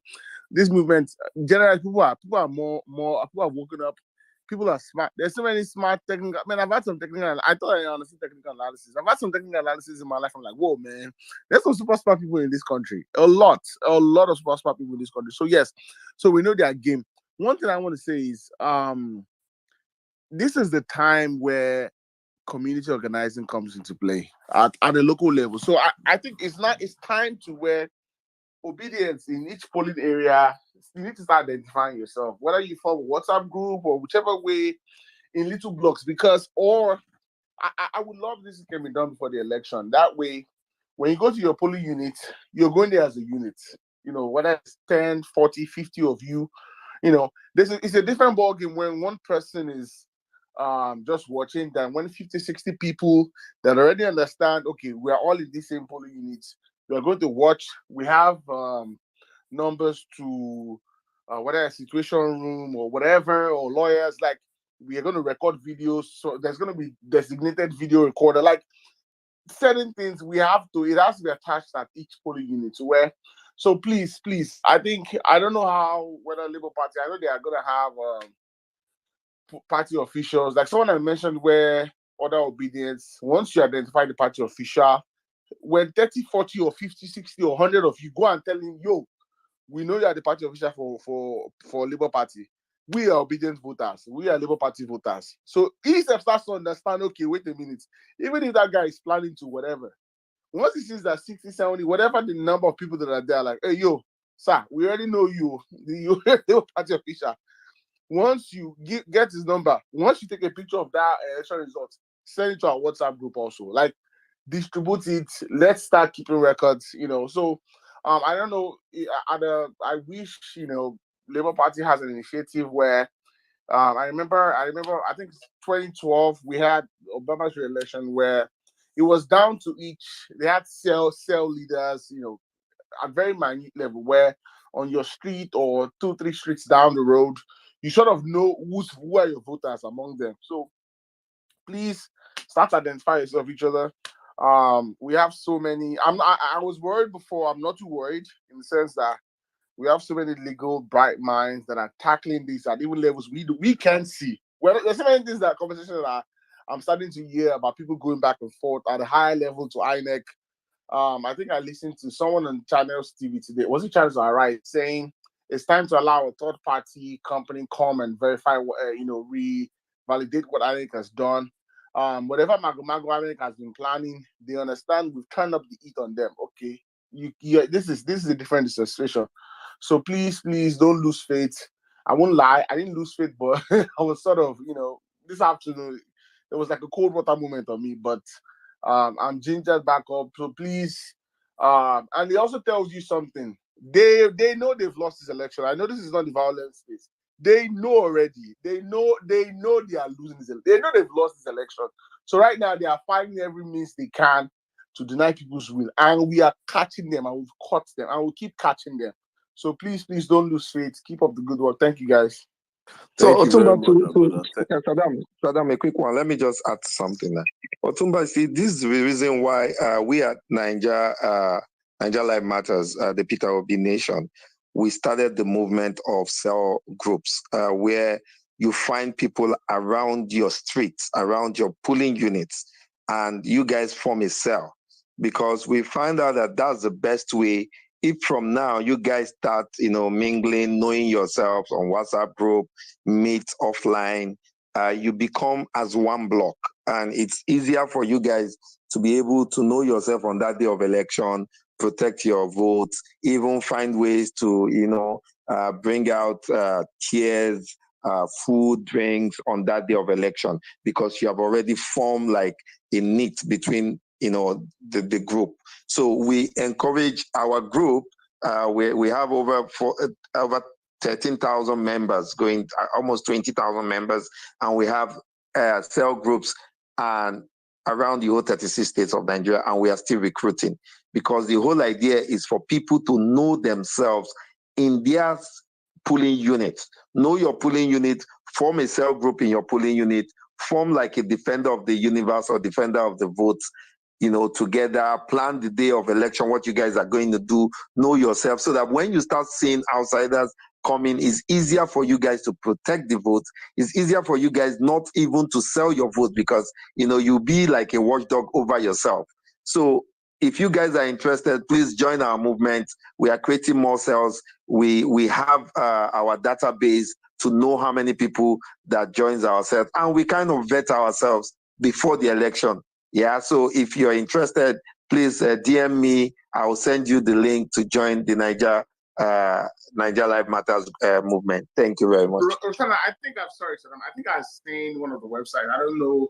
I think I've seen the websites where you guys are collecting information. What states, polling units, and I'm glad. I hope. I was going to ask if Labour Party can adopt that nationally, because I think that's the best way. That way, you already know. You can even tell how many votes you're going to get. You can sort of get a rough estimate of how many votes you're looking to get. So, if there's a way you guys can push it where Labour Party adopts it nationally, so I don't know what the arrangement will be, but I think that's the best, because it happens here, man. Believe me, when people say, U.S. electioneering, when they tell you by when someone tells you by 8 p.m., oh, we know how many votes we have. It's not just because of they are guessing. It's because they have those cells in each area, each polling unit, and they've done their math, plus or minus whatever they're going to get. So if there's a way Labour Party can adopt that officially, I don't know how that will work. I would love that. Yeah, we're working towards that. We have approached some of the governors' candidates, and we are working towards taking the idea to Labour directly. But it's work in progress. But at the same time, we are still trying to recruit, because it's not as simple as just I'm going to vote on that day. Come join a group so that we could even bank on your vote. When we are saying you're a voter for Labour, we know you're a voter because you're already working for Labour. And you can't imagine somebody that is, like, for instance, Aki that is spending money, Saddam that is making space with N6 and everything. You can't see them that day. How much will you want to buy that person? Because the person has already invested more than what you can afford. So, it's already a vote in the bank. So that's why we are saying we are telling people, and if we all come together as a group, it's very hard for these thugs or whoever to come penetrate us. Imagine in a street, you have about 6 cell groups already of maybe minimum of 12. Times 12 by 6, you're already a group or a force on your own. Nobody is going to come unless they are going to bring soldiers. I remember on that day is a general election. So what's the number they have? What's the thug numbers they have that they are going to distribute in the whole federation to steal votes? So if we form these little blocks, believe me, we've defended and we will defend our votes, and our votes will really count. Yeah, thanks. All right, thank you very much, Rotana. Otuba, man, this is a marathon, my brother. So you should understand that moments like this will keep coming up. Honestly, I'm just saying this for everybody in the house listening. We have more. This one is just starting. We go. When this woman said in that last space, people were like, when Aisha was saying, I told you in the DM, people were complaining, why you shouldn't say that, No, most times I'm saying it because most of us here, these are first time participating in elections. Many people have never voted before. So many first time voters are in this movement. Some that don't even understand what politics is all about. We are coming up against career politicians. In fact, the 2 candidates now that we're vying against are people that, as of 1992, I was a kid. I don't even know. I don't even know. I can't even see where I was. So many of us, 1992, were not born. Bola Ahmed Tinubu was a senator in 1992. Atiku has already contested for president in 1993. So these are career politicians spanning into decades. And we're coming up against this man. We should understand that it's not going to be an easy battle. It's going to be in fact, it's like a battle of our lives. Understand this. every day you wake up in the morning, understand that you're fighting monsters. It's not easy. They're not going to just relinquish power to us. No. We have Saddam, to fight remember I for called it. them Lucifer. I didn't say they're no longer demons. What is we're fighting against? We're fighting against the principalities high places. This one is Lucifer. Lucifer said, This guys are another level, brother. if these guys, when they go hellfire finally, Satan go give them space. You get fear. You understand? These guys are evil pro max, man. So we should understand these Nigerians, please. To not get downcast, just understand that this battle is a battle that we have to win. And we're going to do everything on our part as become active citizens. That is the only thing we can do. Become active citizens. Talk to more people, mobilize people. If we turn out the numbers, there is no rigging in this world. Once we turn out the numbers, there is no ghost. There is like bring out people, just turn out the numbers. That's what we need to do. Turn out the numbers in. Let this be the highest count election Nigeria has ever recorded in our history. When we hit that number, we have never had any election with more than 50 to 40, 49% attendance. Saddam, you also know that the power these guys even have, our grandparents in politics, we are the power they have. Without us, they don't have power. And you see, they are struggling now because most of us have realized that power and we are pulling it out of their hands. And that's why this is the last fight for them to survive. If they don't survive now, if they lose this election, believe me, they are gone. That's the truth. Sure. No, and they know that. Both of them, this is their last shot. This is their last shot at power.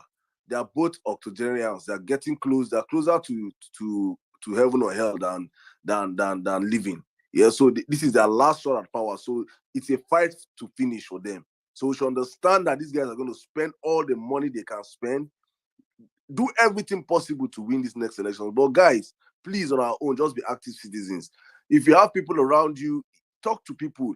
You see all those guys, all those probably people you might call Agbero, Stout. Please reach out to them. This is a time to talk to these guys because these are the guys that we use during the election period. Make friends that you talk. Just open your mouth and speak. Speak as you go out every day. Speak about this movement. Let people understand how important it is to participate in this next election because that's the only power we have. And as Femi Falana said the last time, the power is in the street. It is left for us to go out there and grab it. And we have to go out and grab it. So let's allow other people to speak. Okay, let's Mommy Bolande, you're back. Is your audio not better? Please confirm, let's know. Saddam, how far? I don't you think tell me, can you hear me? Can you hear me? Yeah, please, Abdul, after Bolande, you go, please. Be a gentleman, yeah? My brother Abdul. Okay. All right. Thank you. Good evening, everyone. Once again, I think my phone was about to crash before. But anyway, by the way,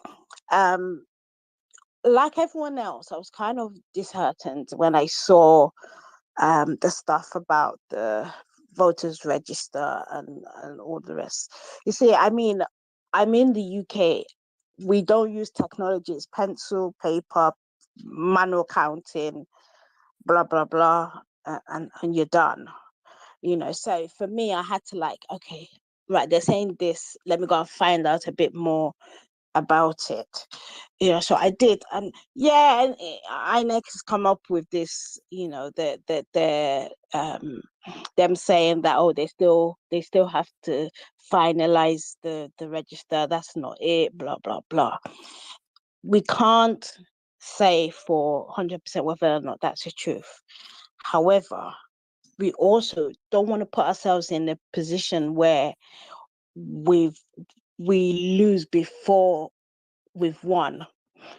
And what I mean by that is, yes, we're disheartened by it because we know that the only way those two parties, either of them, are going to win is if they rig. And I think Saddam has said it earlier on, as others, you can't rig huge turnouts. As much, you see, when they were signing in the amendment, they didn't think of a Peter Obi. They didn't think of a obedient movement, right? So this is them thinking, oh my God, what we're going to do, which is why they're trying to say to not use, beavers, simply because they know that they don't have the numbers.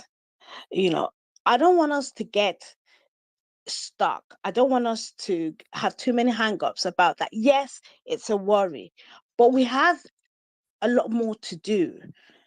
So that I'm saying it's a marathon. It is a marathon because you still have to go out. You still have to sensitize people. I suspect if they're going to try and rig, it would be in rural areas, right? So we have to, focus on going out there, explaining to people why we think Peter Obi is the one that's going to at least stop, this spiral into God knows where that the APC has taken us. That's our focus. Yes, if there are opportunities to challenge them, we need to keep on challenging them, let them know that we're not going to take it lying down if they become compromised, or indeed they are compromised. You see, one thing that we need to remember, how many months ago was it that Peter Obi said, all right, I'm throwing my hat in the ring? It wasn't that long.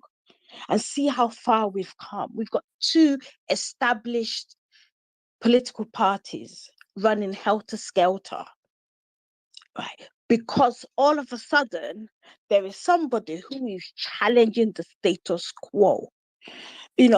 I need people to remember that every day. Every day, that your power is in the numbers that you have.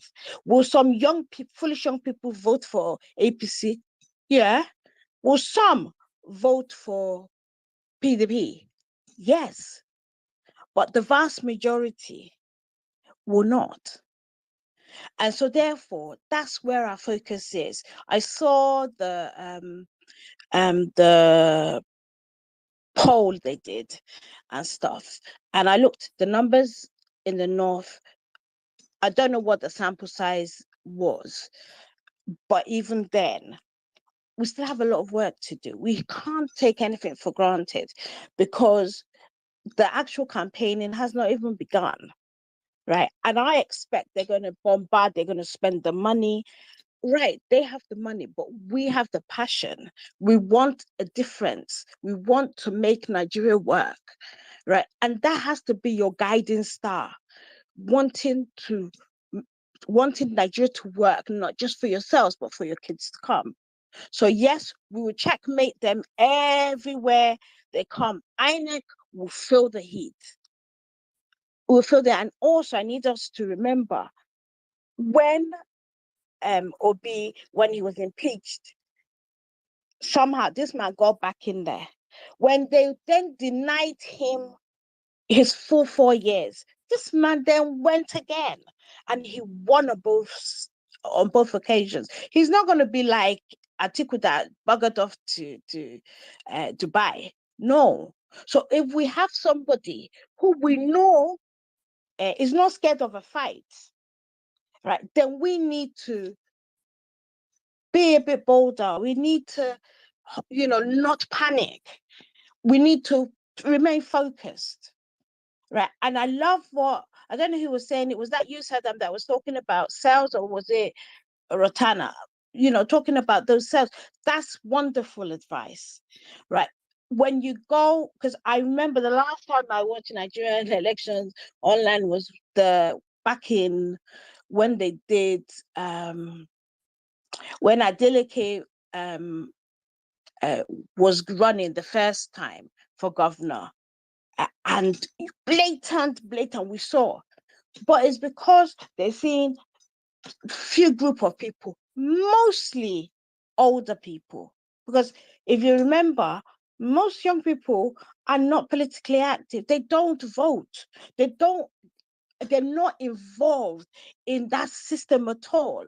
Right. So if like 6 of you and your friends go, how many are you telling me that somebody will not come and be harassing you, won't tell him where to go? No, your protection is in the numbers. You have to turn out the vote. Take nothing for granted. take absolutely nothing for granted. Keep on doing what you've been doing, and then do a bit more on top. Right. So I just wanted to encourage everyone. This is a battle for the soul of Nigeria. It's not going to be easy. You see, all the politicians that have done this time and time again, whether they win the elections or not, right, are all part of the political establishment. And here comes a Peter Obi who is like saying, I am not waiting for any godfather, right? I'm not waiting for any drug lord. I'm not, simply not. The youth want me to run. I am going to run because I know I can give, I can turn things around, right? So if you have that, or more, that is half of the battle won, So we need to remember, it's a battle. It is fight with all your might. Fight like hell. All the plans, yes, fine. Perhaps we need to be a bit more strategic with it. We need to have somebody who's communicating in terms of if there's a need for legal intervention at any point, right? We need to become cognizant of the Electoral Act as amended, right? So we know at which point, right, if need be, we can take matters to court. All of that we need to know. But right now, main thing is keep on preaching the gospel of Peter Obi. I know that our labor will not be in vain, right? And I know that every power and principality that has stood up against, right, the progress of Nigeria, right, I believe that the blood of Jesus, right, will render them all, any action, any device null and void, right? It is with that assurance that I'm saying, let's keep on doing this, guys. Being disheartened we need energy. Keep the energy going. Keep the energy going. That's all I have to say. I yield back the mic. Thank you very much, Mom. Balonli, thank you. Thank you. Honestly, energy is important. Protect your energy, man. As we move towards this whole election, energy protection is important. That's why I advise, know the spaces you go to, know what you read, know what you listen to. We have a long time to these elections. It's like tomorrow, but it's still far. And we're going to be having more and more and more spanner thrown into on our way. So please, guys, please, energy is important. Keep it protected and don't allow INEC distract you. If we turn out these numbers, as we always see on our spaces, Peter Obi is winning his elections and he's winning it in a landslide. When it's a landslide, it's a landslide. When we have the numbers that they have never seen. We have 90 million registered voters. If we hit 60 or 70 million people hitting out to go and vote on election day, there is no amount of rigging in this world that can change that result.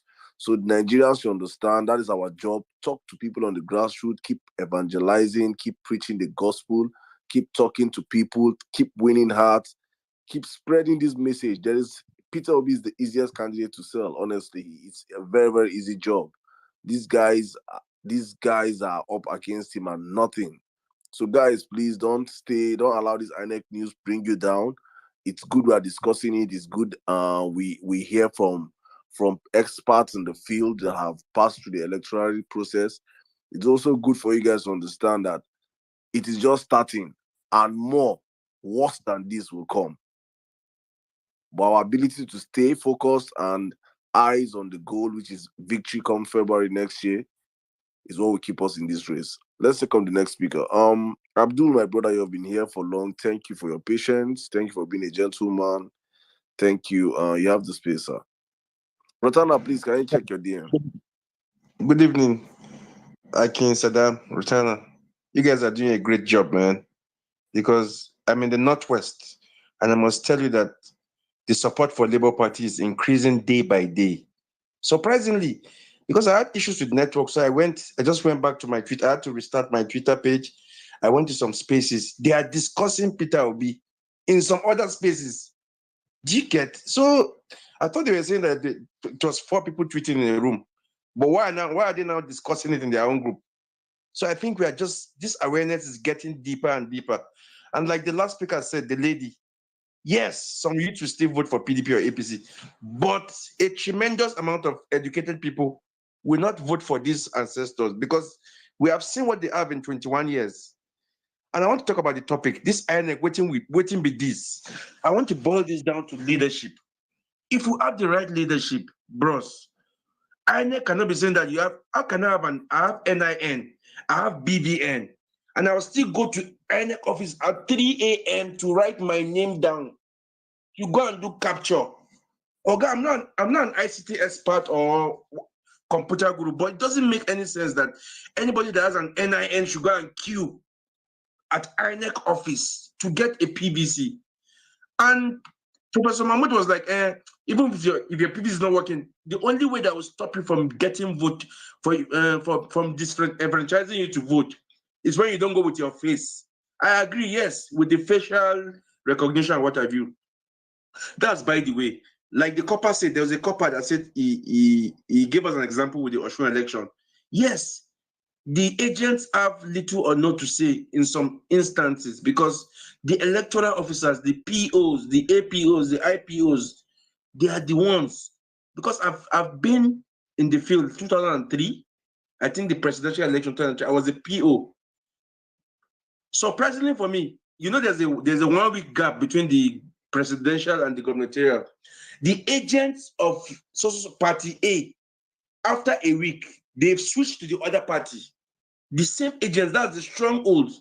So we have to hold people accountable. But for INEC to make people go through queues in the midnight, and we are now getting these discrepancies. No, we have to do that protest because people queued up at midnight. Me, I'm talking from experience. 4 months ago, I went to INEC office at 3 a.m. I wrote down names of people, my neighbors, that want to enroll for the PVC. And now we are getting people that they've hijacked their, what do you call it, their details. We're getting, do you get? So INEC needs to explain to Nigerians what's going on. Because I want you to remove your ATM card and your PVC, hold two of them together. Which one has better quality of print? Of course, it's your ATM card. So go to any GTB now. Throw away your ATM card now. Go to any GTB with your thumbprint in less than 5 minutes. Your ATM card will come out of the machine. And this ATM card has a better quality than a PVC. To So add what to I'm you, talking about, to even add, you don't even need somebody to do it for you. Is a machine that will you just put your fingerprint and it prints out. You don't have to go inside the bank. That's what I'm saying.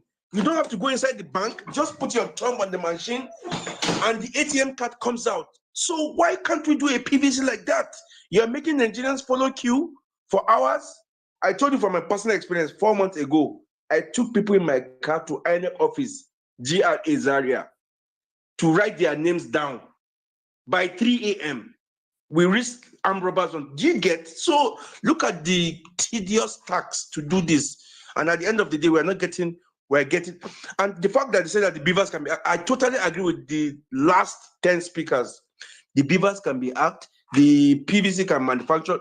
But the issue is that the youths have made up their minds. So the only way we can just get INEC on their toes, is for them, they should just do the right thing. Because it doesn't make any sense that after all this stress, at the end of the day, I will not get my ATM card or somebody will steal my details. It doesn't make any sense. So I think we should just keep this awareness on. I think we are on track. I think the Labour Party is going far because for me to go to other spaces and they are discussing about Labour Party, that means there's something that we don't know, that there's something boiling. And by God's grace, inshallah, we'll make it. Thank you very much. Let me be on the comment section. Yeah, thank you. I will quickly allow Idris to say something, then I'll come back to New Nigeria, then just OJ, then Olua. So Idris, just hold on. I know. Just hold on. Idris, if you have something to say, your hand is up. Yeah, thank you very much. This will be very quick. I just wanted to encourage everyone. The NOI poll, ANAP Foundation NOI poll that was released earlier today, I wish it didn't come out. Such polls are actually classified for the time being. I wish it didn't come out, but good enough it's out. It shouldn't lull us into complacency. A whole lot of work still needs to be done. If you study those numbers well, you'll see plenty of undecided yet. I wonder why anybody would still be undecided at this, given where we are now. But that's what we have for us. But you'll find that most of those undecideds are in the rural areas. Thank God for those of us who will be voting in the urban centers, in the cosmopolitan areas. But a bunch of voters are still stuck in the rural areas, and there's a lot of harvesting to be done there. Fortunately, we have a candidate like Peter. We need to give shishi and all of that, but elections cost money. Reach out to the women in your localities. Reach out to the young chaps there. Talk to them about why this country just has to make a change. Reach out to the women. They don't ask for anything. If you convince them that they are going to sell, they are going to carry the message themselves. On election day, it's going to be nationwide. Presidential election, 25th February, I believe. It's going to be nationwide, so security is not going to be that much of an issue. There are going to be mass lockdown, no movement. So you have, at the most, you have 2-3 police officers per polling unit, and they will be standing aloof because they are all scared. Everybody's scared, hoping that all goes well. So if you can befriend these people, if you can talk to them, the policemen themselves are exhausted. The country has been, yeah, they are terrible chaps. The country has turned them into beasts. But they know things can be better. And they know that there's a better candidate in this game. So we need to reach out. You might need to have to spend a little bit of your resources. Please commit to it. That's the only, the assurance in doing all of that is that, look, if this Peter guy messes up, boy, will be them justified to go after him. And that would be a great thing. One of the greatest tools in social engineering was simple sentence: no taxation without representation. Here we hardly pay taxes. Take this as your own tax. Once you commit to this thing, you will see absolute reason to follow through the process. So my final point, please, reach out to the women in the villages. Reach out to your family. I'll tell you, I've been voting in the village. Right in front of my house. Incidentally, I've been voting for a long, long time. My family has been very political. I have 2 polling units in front of my house at home. I've never voted Labour. Labour has practically never existed in my place, but we're working. We're talking to the women. We're sending down posters. We're sending down T-shirts. We're mobilizing. They are beginning to understand why it has to be a Peter Obi. Thank you. All right, guys. So we have another banger. We just found out another case. Someone who also found her information on the internet. I'm hoping to get that individual on Twitter. It's only incredible that more people will start revealing themselves. I will share the person's information in a tweet. It's incredible. It's incredible. You know, I don't know what to even say. But we are going to allow this thing. We're going to allow it. If you have the INEC chairman's phone number, I'd love to have him in a space, because this one, man, he passed explanation. They need to give us a lot of confidence.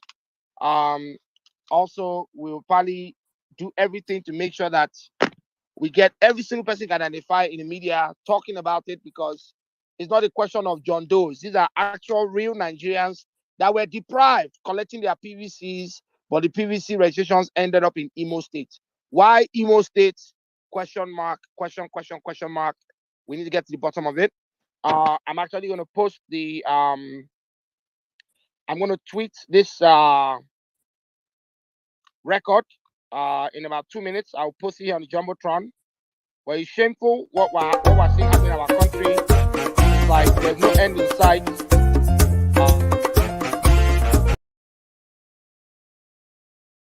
hundreds of thousands of people possibly across the country who could not register to vote. So guess what? They purged the voter register. Were they purging these names and then using their data to create new PVC registrations in far away communities? And oh, here the bombshell. Here the bombshell.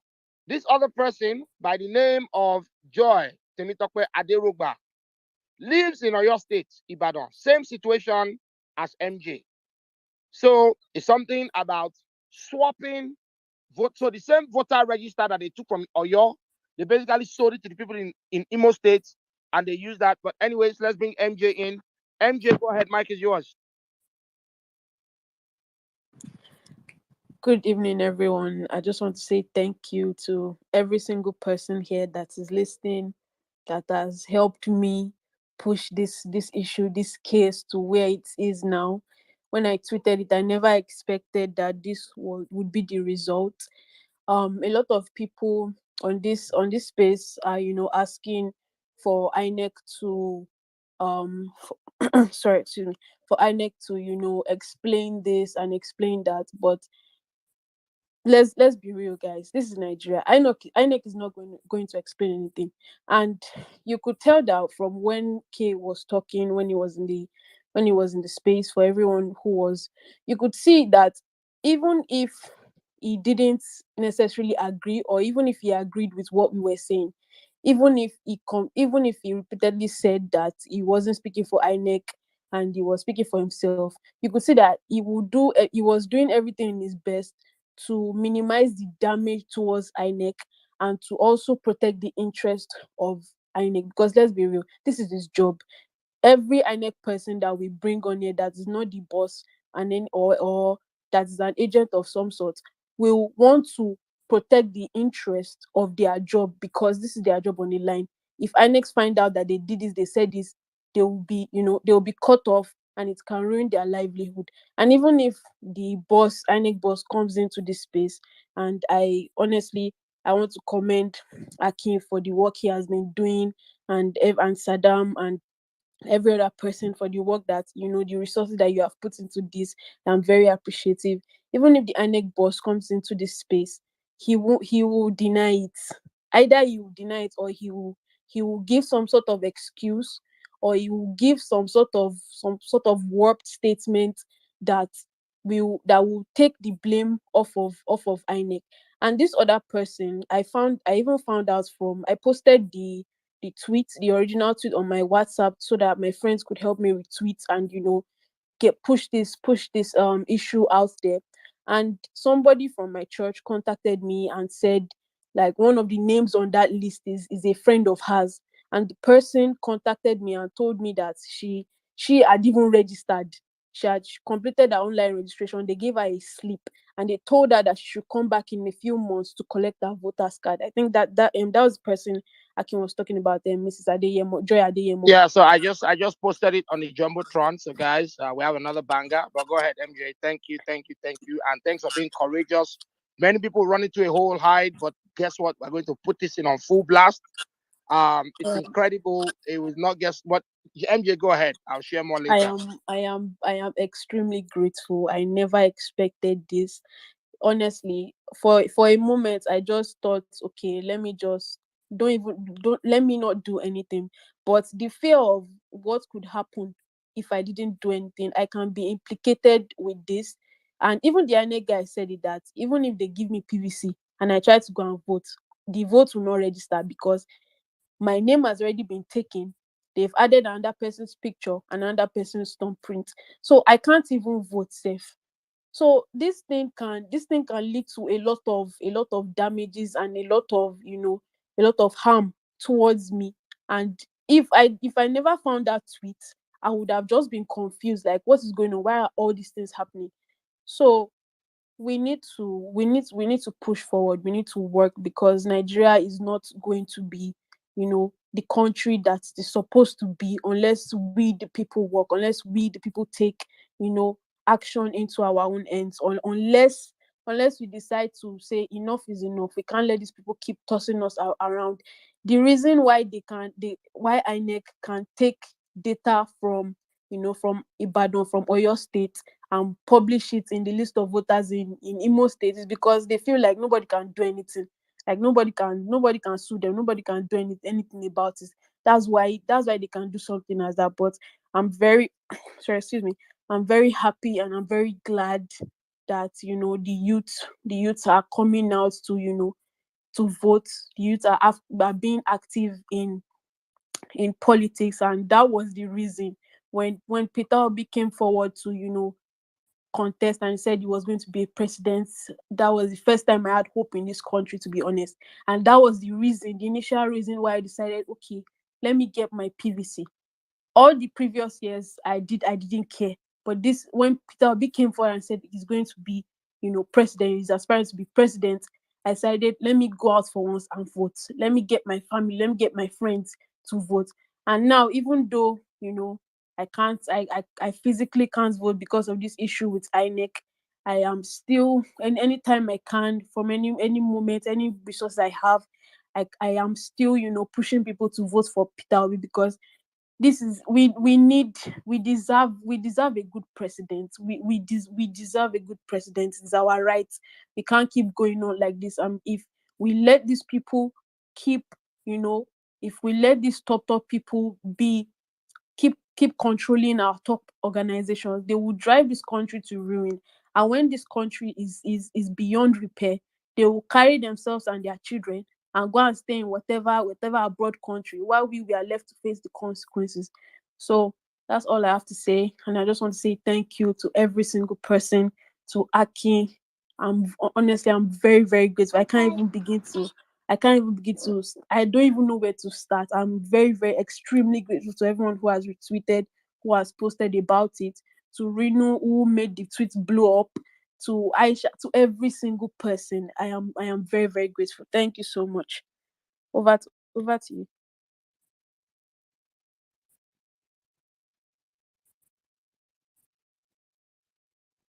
All right, thanks for that, MJ. If you're in the space, I've got the tweet on my page. Please share, retweet, so they don't start coming up with the theory that, oh, it's an anomaly, it's one person. What are the odds? Maybe they found her name on a WhatsApp group somewhere, and maybe somebody like this is people's data. And guess what, guys? It's incredible that every single person who's been used so far that we found actually attempted completing the voter registration and was unsuccessful. So it's not like, oh, maybe I have a PVC and then maybe there's erroneous data out there. No, every single person who's been used and who's been found does not have a PVC. Anyway, it's just very simple. OJ, go ahead, and then we'll take a few other speakers. Hey, I can help out. Can you hear me? Yes, go ahead. Almost here. You're doing the Lord's work. Oh, I swear. I think the last time I saw you, we were all shying and just having the best possible time. And I never knew you had plans like this, because you are galvanizing people from different parts of the globe using social media, and that is never easy. It takes commitment. So, bro, next time we see, I owe you another shot. Let me just let me put it that way. But I've been up and down on this space, talking about the whole INEC thing and people's names coming out and it's been attached to somebody else, or there's a different thumbprint, or issues around false identity. And I've gone from worry to joy, and I'll explain to you why. I think where they fucked up, and they didn't know that they fucked up, was signing in the new Electoral Act and imposing this technology. Because the good thing about technology is, if you do not know what you're doing, you are easily creating audit trails. It's there. Anybody who has worked with an ERP system, anybody who has worked within a database, or who is conversant with IT knows that you just need to know where to look. There will be an audit trail. It is that easy. So with what is going on now, right? The first thing is, we have people right now who are coming up on the space and are complaining and saying, hey, you know what? My name or my picture has been used, with somebody else, my fingerprints, this one, that one, that one. My major fear with that is people's, you've heard the statement, data is the new oil, right? If care is not taken, you type somebody's name into Google. If a government database that should be secured, should have the highest level of security, It's like the DMV here in the US. They can track you down to your last known address. That is my true worry here. And that's why I'm thinking about it. And I'm wondering, did INEC, like, does somebody have sense in that organization? That's my question. Because you are toying with people's privacy, people's data. And I don't say this to scare the people that, seeing their information misused. But I'm saying it to say that you have a course of action. It may not happen this year, it may not happen next year or the year after that, but you have a solid course of action. And I'm speaking as an attorney as well. This is serious implication. That's one. Two, gone are the days where if somebody loses an election and you're going to challenge INEC, they are pulling pieces of ballot paper and then this one, that one, and then trying to find this. Imagine a courtroom of people who would show you with identification and fingerprint evidence that they were not the people who were present on the day of an election to vote.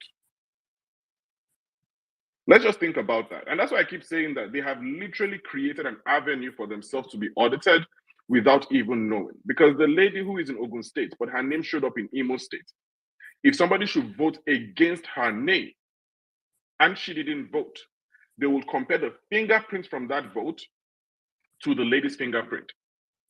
So you see how this whole domino effect works against INEC unless they come out and stop it immediately. Because this is literally the proof that we will need, because all of these arguments will not happen on Twitter Spaces. They would happen in real life, in a courtroom, with evidence that you cannot disprove, because no two people would have the same fingerprint. It is that friggin' simple. So for me, this awareness is great, and let's continue it. But my major fear here is they are toying with people's privacy. And I just hope that they are ready. That's it. Thanks, Akin.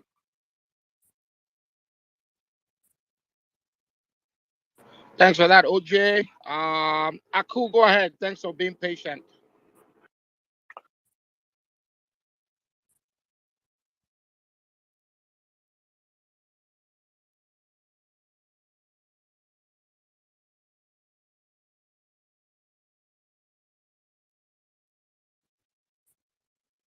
Aku, go ahead. Seems like your audio has.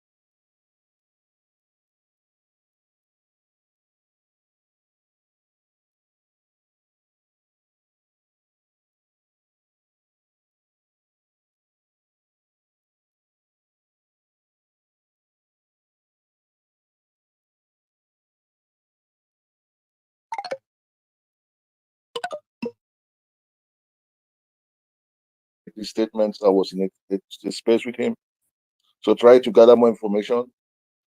And I heard from him, and the only thing again, after that, I already went also do some research also, and I find out that in the same Dr. Muma, which in Hope Uzodima's polling unit, that polling unit is being burnt. There's no polling unit there. So I don't know how they get these numbers. So again, and I now went out. I get some of my guys, because I'm an IT guy who works in my firm. I now say, okay, I brought some of these data because I bring them out. We run some of these things, and when we run them, we find out that there's no way.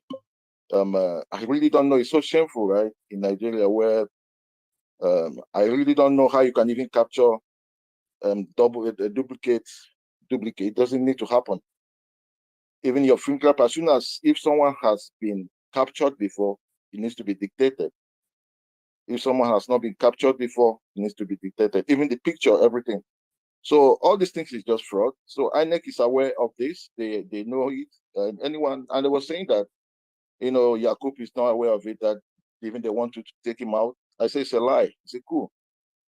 They want to enfranchise. They want to take up the presidency by all means, and that is why you see them running round and round to make sure that they steal it from Labour Party or maybe from other parties. But I know that it's for Labour Party. They are doing all this. So in the onset, I don't know how it really needs to happen. So there's already a fraud, and anyone who says that INEC has not been, they don't know what they're doing, then it's a lie.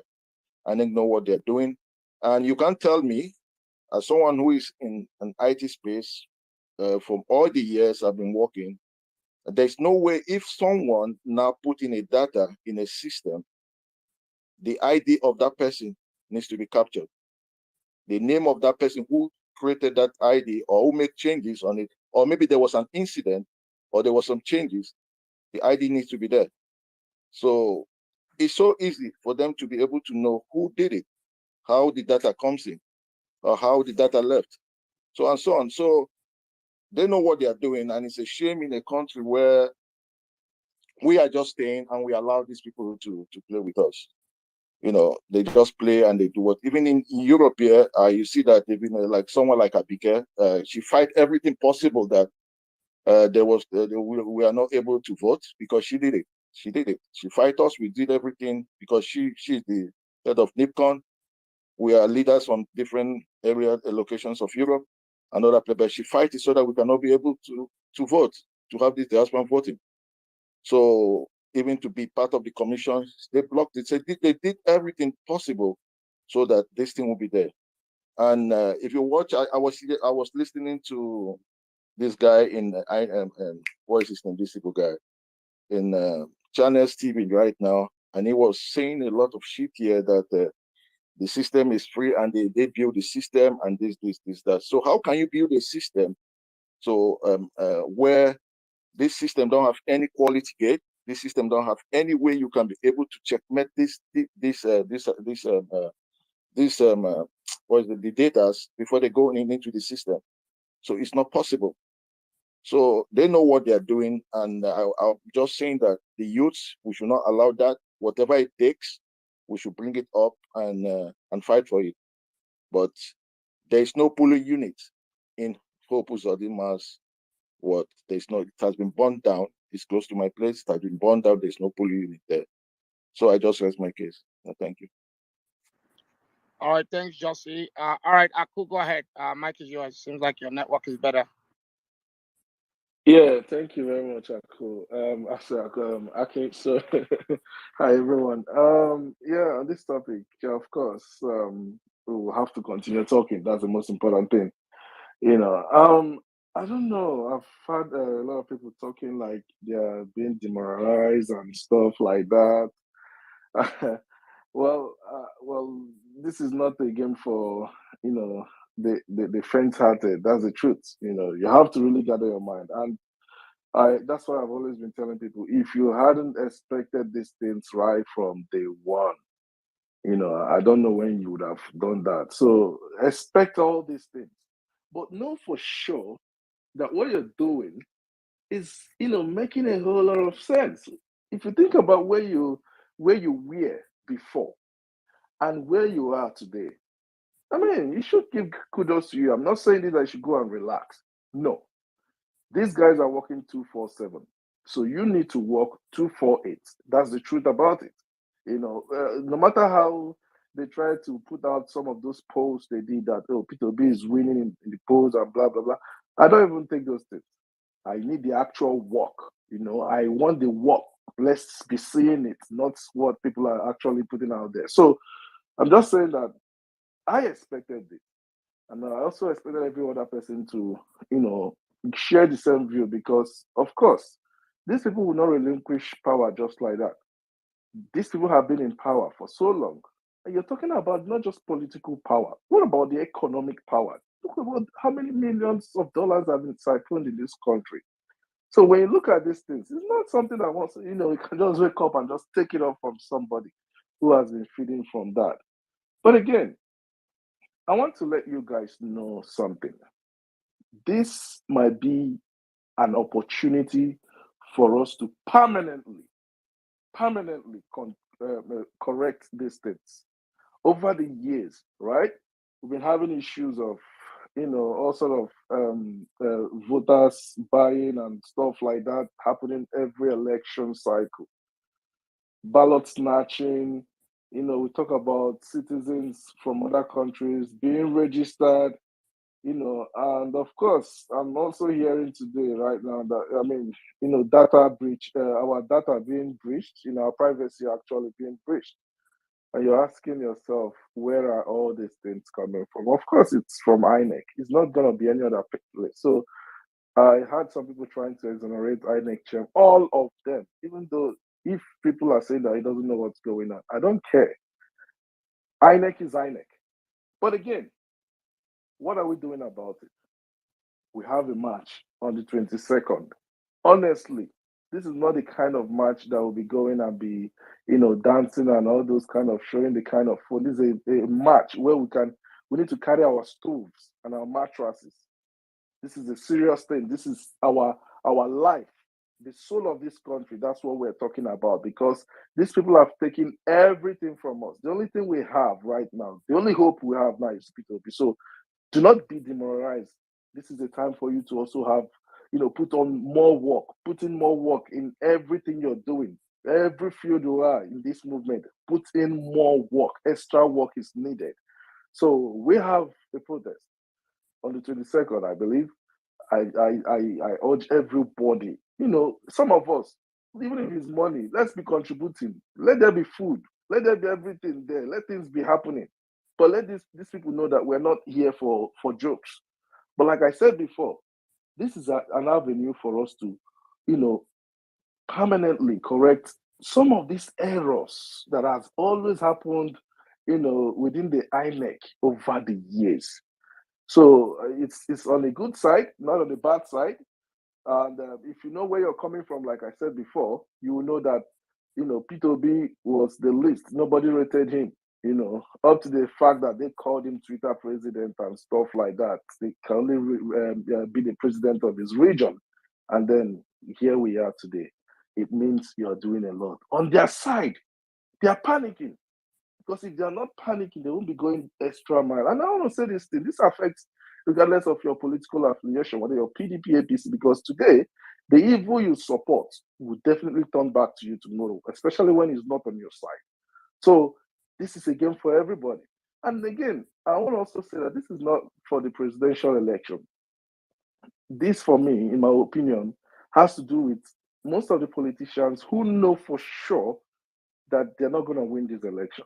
So obviously, whether in the governorship level, whether in the senatorial level, people are doing everything possible to, find a way. If I am a politician, I'll know that, oh, this is the way to go about it. I'm not saying I will do it. I will go for it, regardless of whether I'm contesting for the presidency or governorship. So it's a fight. And on the other side again, we, the obedient movement guys, look, I want to try and tell you, like, if it's possible, let's make this thing trend as from now henceforth. Let's make it a priority. Anything that has to do with our PVC collection, everything, let's make it a huge priority. I want a situation where at least, if it's possible, 80 to 90% of people, Nigerians, who collect their PVCs. I don't care what they are telling us. This is not the time for it. I want a situation where we'll be going out there, casting our ballots, staying there. That's the most important thing. Staying there and make sure that these things are counted. It's very, very important. So when we look at these things, know for sure that it has always been expected. More will come. Look at it. They've tried, distracting you. It's not working. Every time somebody from somewhere will just put in something on the space and, tweet, everybody will just follow up and then we'll be running out of scatter around the tweet. Or now they come up with, these technical issues with INEC. Now they're using legal issues as well. who knows what they're going to use tomorrow? But I'm saying expect it. Focus. Do not be distracted. But we have a mandate. We have something we need to do, like this protest. So everybody must take it very, very serious. Because if you don't take it serious, obviously there is no how P2B will be able to win. I don't care about any other person, but my candidate is P2B. So we have to do everything possible to take this power from APC. Look, I was just reading a tweet not too long ago. Shetima is telling us, guys, that the Tinubu is going to do the kind of hospitality, provide the kind of hospitality Abacha provided. Some of us know during Abacha's regime how it was. And then he also added Buhari into it. Abacha plus Buhari. Wetin e be? Omo, now that be that though. And I'm saying this thing to you, APC supporters here. You people do not have conscience. I don't care how you're going to look at it. You people do not have conscience. Look at somebody that is making this statement. Think about the statement he made. Think about the fact how many times your Tinubu you're supporting. If you look at these things, you understand that you're not even helping yourself. Not to talk of helping other people, but you think you're doing the obedient movement or you're doing any other person. You're doing yourself. Your vice president Shetima is telling you that, you guys are going to enjoy that kind of hospitality during Abacha's regime plus Buhari. So please, guys, we have a protest. Let's make this thing. Let's make it. It's gonna work. Let's make it a reality. I don't want anybody to feel like, don't be demoralized. This is something that we have expected over the years. This is something, especially within this obedient movement now. We expected it, right? But know that they are playing their last card. That is exactly what is happening right now. They are playing their last card. They know that within them, they haven't done well. They know that vote buying now is something that, it might not really be feasible for them. This is their last card they are playing. So keep pushing. Walk 248 while they walk 247. I yield the mic. Thank you. All right, thank you. I have the other victim, let's call them what they are, victims of a corrupt system, victims of a country that chooses to disenfranchise its young people from voting. She's not on Twitter. She's creating an account as we speak. I'm hoping she comes on the space in another few minutes. So again, we're putting faces on the names. These are not ghost people that, are in Brazil or in Singapore. These are Nigerians breathing Nigerian air, eating Nigerian pepper, entering Nigerian public transport with you. And it's only fair that we bring their situation to the forefront. So when Joy comes on the space, I will give her the mic to speak. It's only shameful that somebody in Imo who's not registered to vote, who did not do the difficult work, use their data,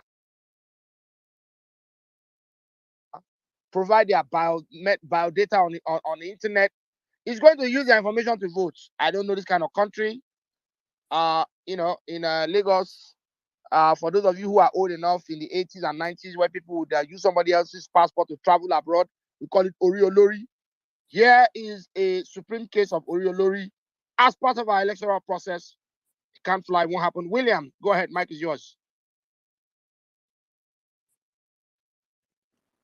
William, are you there? All right. If you're not up on stage, I have to move you down. I apologize. I can only take so many people at once. Going once, going twice. All right. New Nigeria, go ahead. Desmond, mic is yours. Yeah.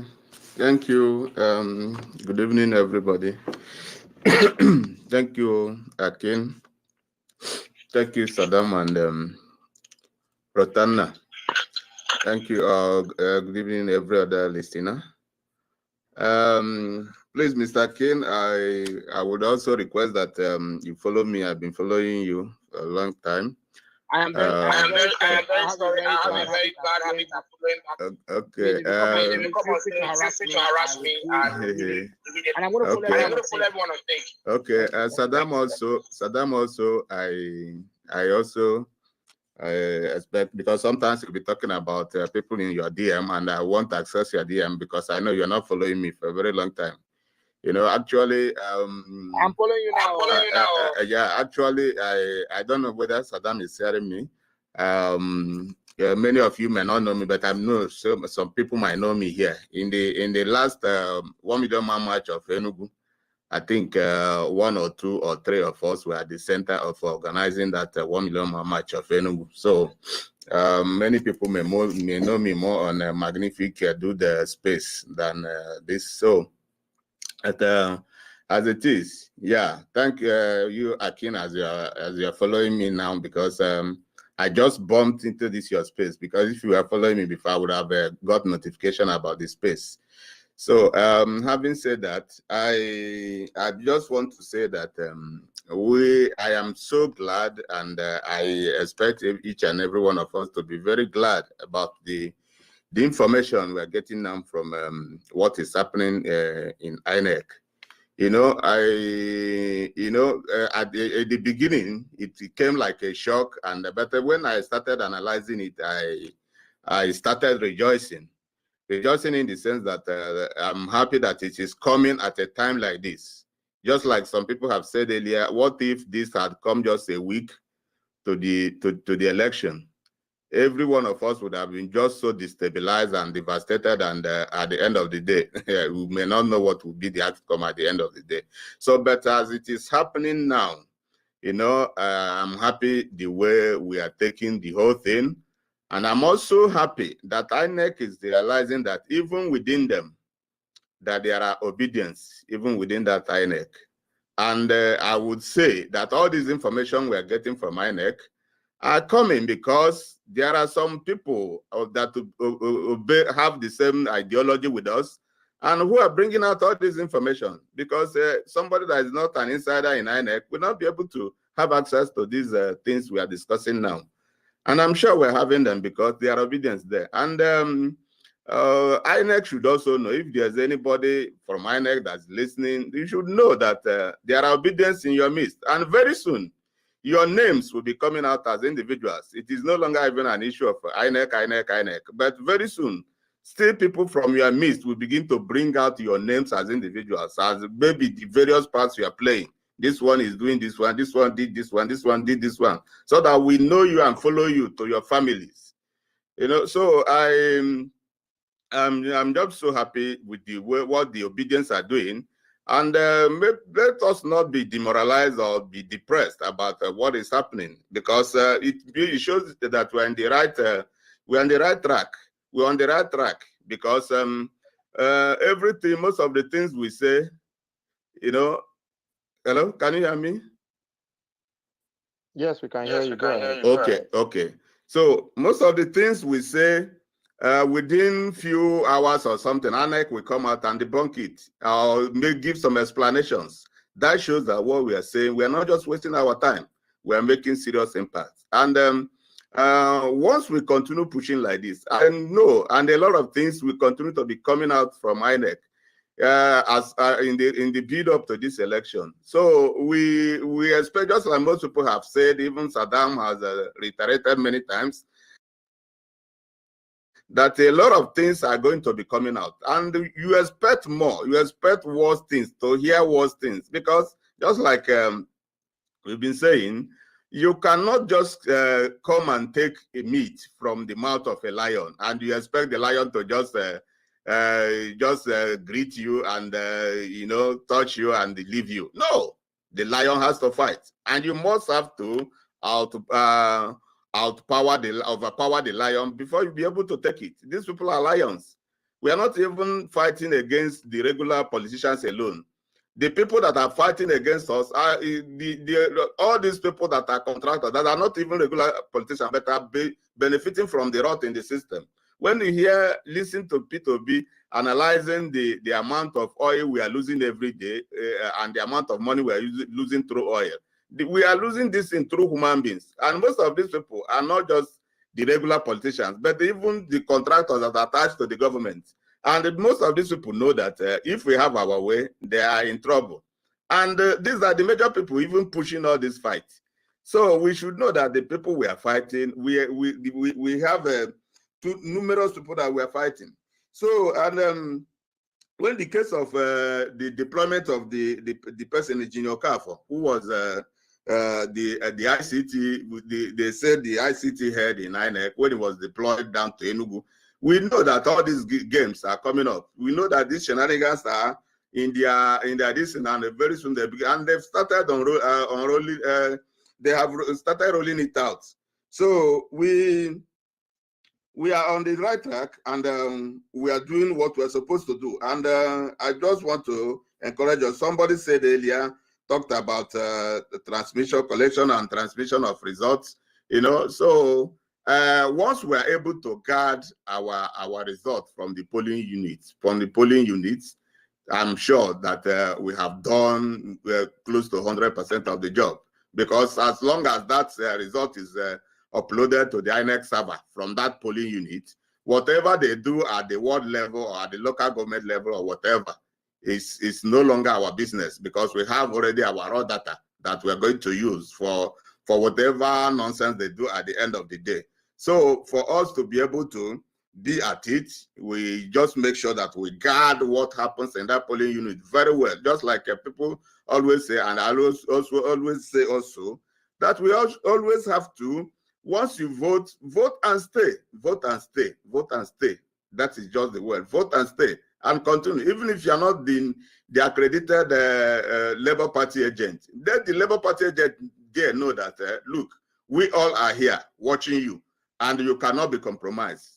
So if that person looks back and see all the obedience around, that person can find it difficult to be compromised, because whatever that person does can cost him or her anything at the end of the day. So in order not to waste so much time, because a lot of people are waiting, so that's just what I want to say. We are on the right track and we're doing it. And I also suggest that as we organize spaces, maybe we organize space, one space for grassroots mobilization, maybe two spaces, one for INEC, maybe two in one, two spaces for that in one for INEC, as we continue going, so that we will not just be reactionary to what INEC is doing, but always we'll be talking about them, let them know that we are following them bomber to bomber. Thank you.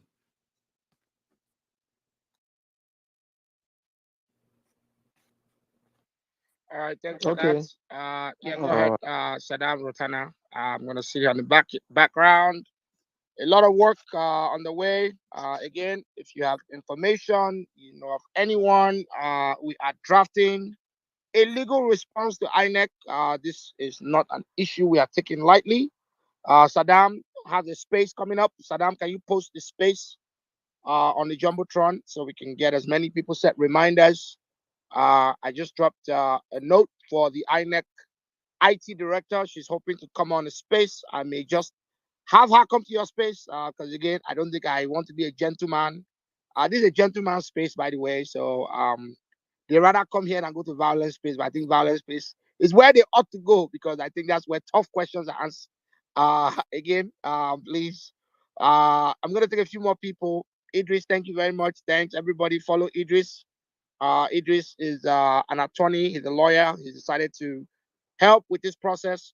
Very proud of the action that's been, taken in the background. And hopefully tomorrow we wake up with some amazing results. Go ahead, William. Mic is yours. William, going once, going twice. Please come to the mic if you are brought up on stage. All right, William, second time I'm dropping you. You won't be coming back up. I apologize. Real Ever, I'll be bringing you up as well. Always glad to have you. Kenna, bring you up as well. And taking more people. IK, Dick, I think I've seen you here for a while, coming up as well. Lotana, go ahead. Mic is yours. Yeah, good evening. Jack, welcome back. Lotana, I'll give you space to speak. When they call the name, is my namesake. So Lotana, yeah, you can have the mic. Yeah, so thanks, namesake.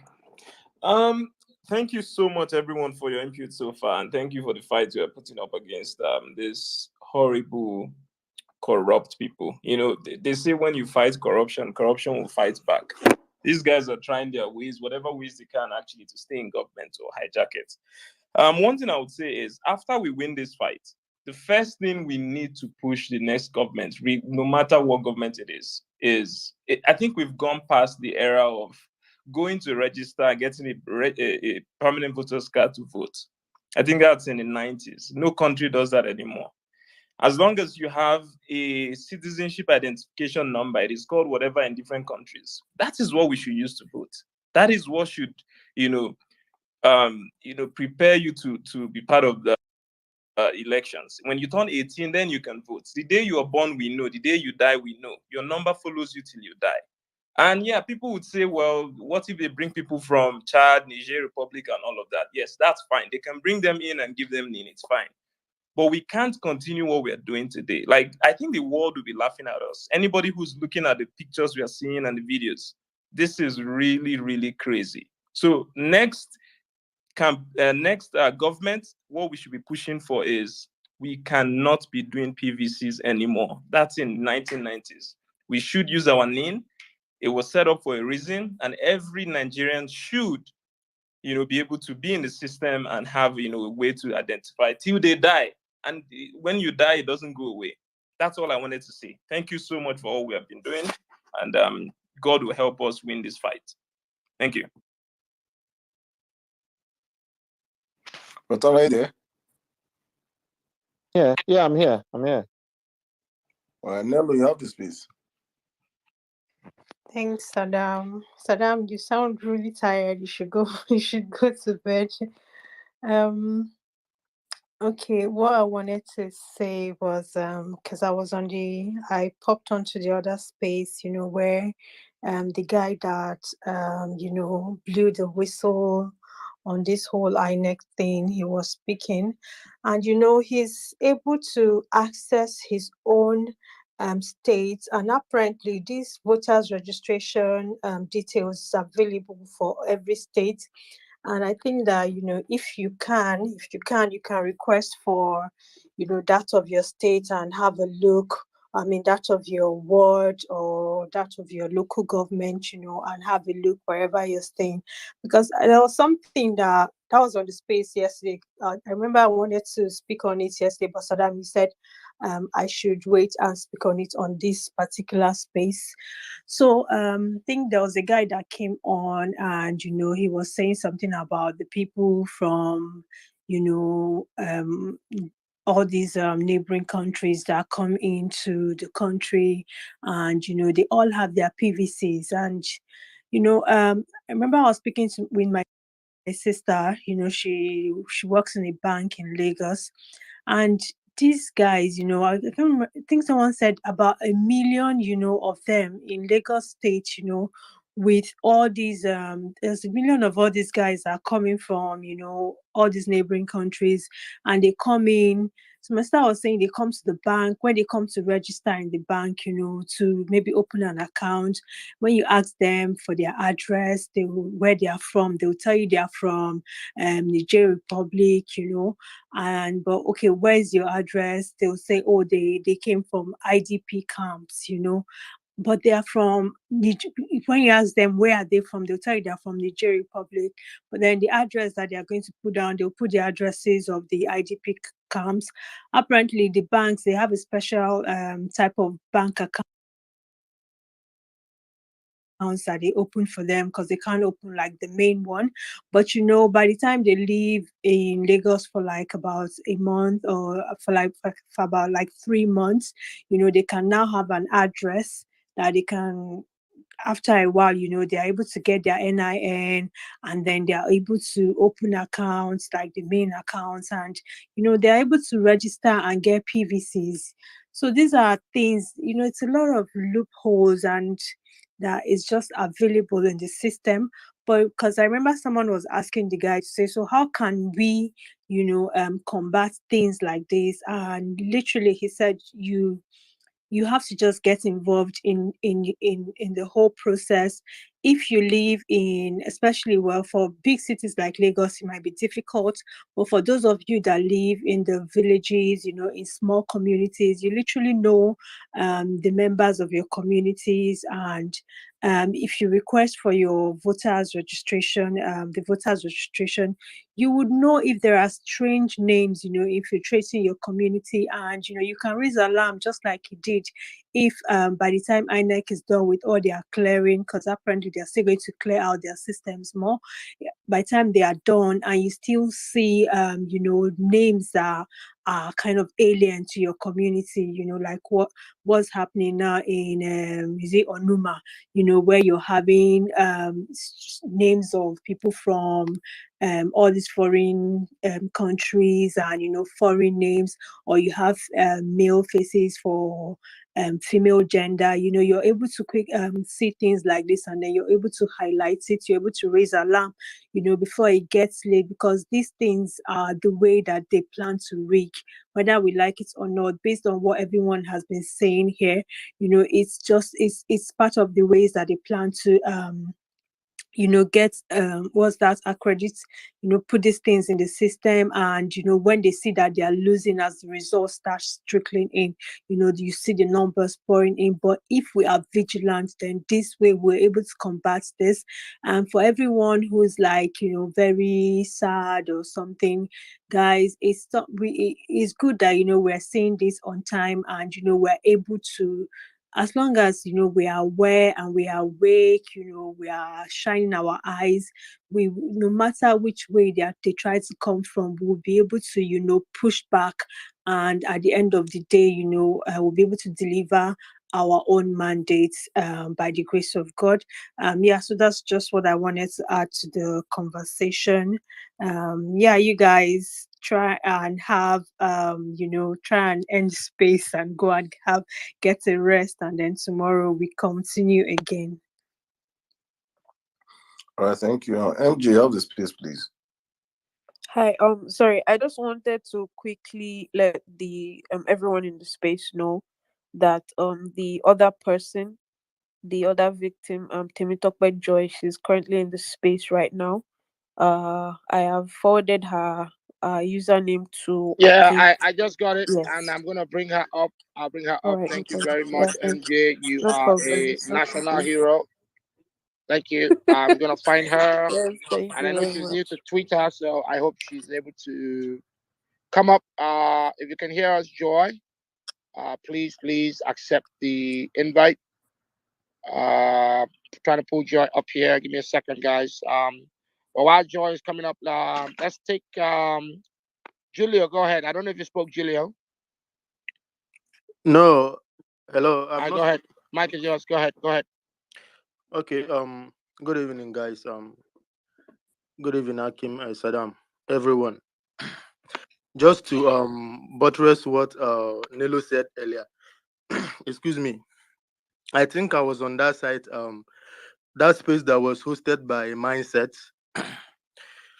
and what is his name? Utumba too was on that side too. On the space too. Sorry, and it's obvious, like everyone know what these people are trying to do to we Nigerians, but we will never allow that to happen. It's very, very bad, because someone spoke so passionately on that space that I was like, how can people sever the right of a Nigeria to decide who they want to be their president? It's very, very bad. And in INEC, and the guy was saying, like, in the new electoral law is a treason offense. So we should continue to do what we are doing. We should continue to speak and tag everyone we have to tag, for them to know that we know what they are doing, and we are never going to allow that to happen. We are going to go to their offices and let them know that anything they do, they should know that Nigeria people demand, and they have the right to decide whoever they want to be their leader. You can't bring in people from other countries to come and decide, to come and vote in a Nigeria presidential election. It's very bad, and it's so bad. We should continue to speak. We should continue to talk. We shouldn't relent every day. If we are going to host this space to talk about INEC, to tag them and to let them know that we knew what they are doing, and we are never going to allow that to happen, because we are tired. We are tired as a country. We want a new leadership. And if So everybody... hold on 1 second. 1 second. Sorry. Temitope, if you can hear me, kindly follow me back on Twitter so I can find you here easily and bring you up on stage. Please. But go ahead, continue. Temitope, if you can hear me. So what I'm saying is I appreciate everyone here doing everything to make sure that we keep our foot on the floor and to continue to talk about what these people are doing. Please, if we should continue, I want, if we can be able to talk about this thing every day to let people know, we shouldn't not allow anything to divert our attention. We should demand that INEC bring out all those lists. We should demand that the names are made public for everybody to see.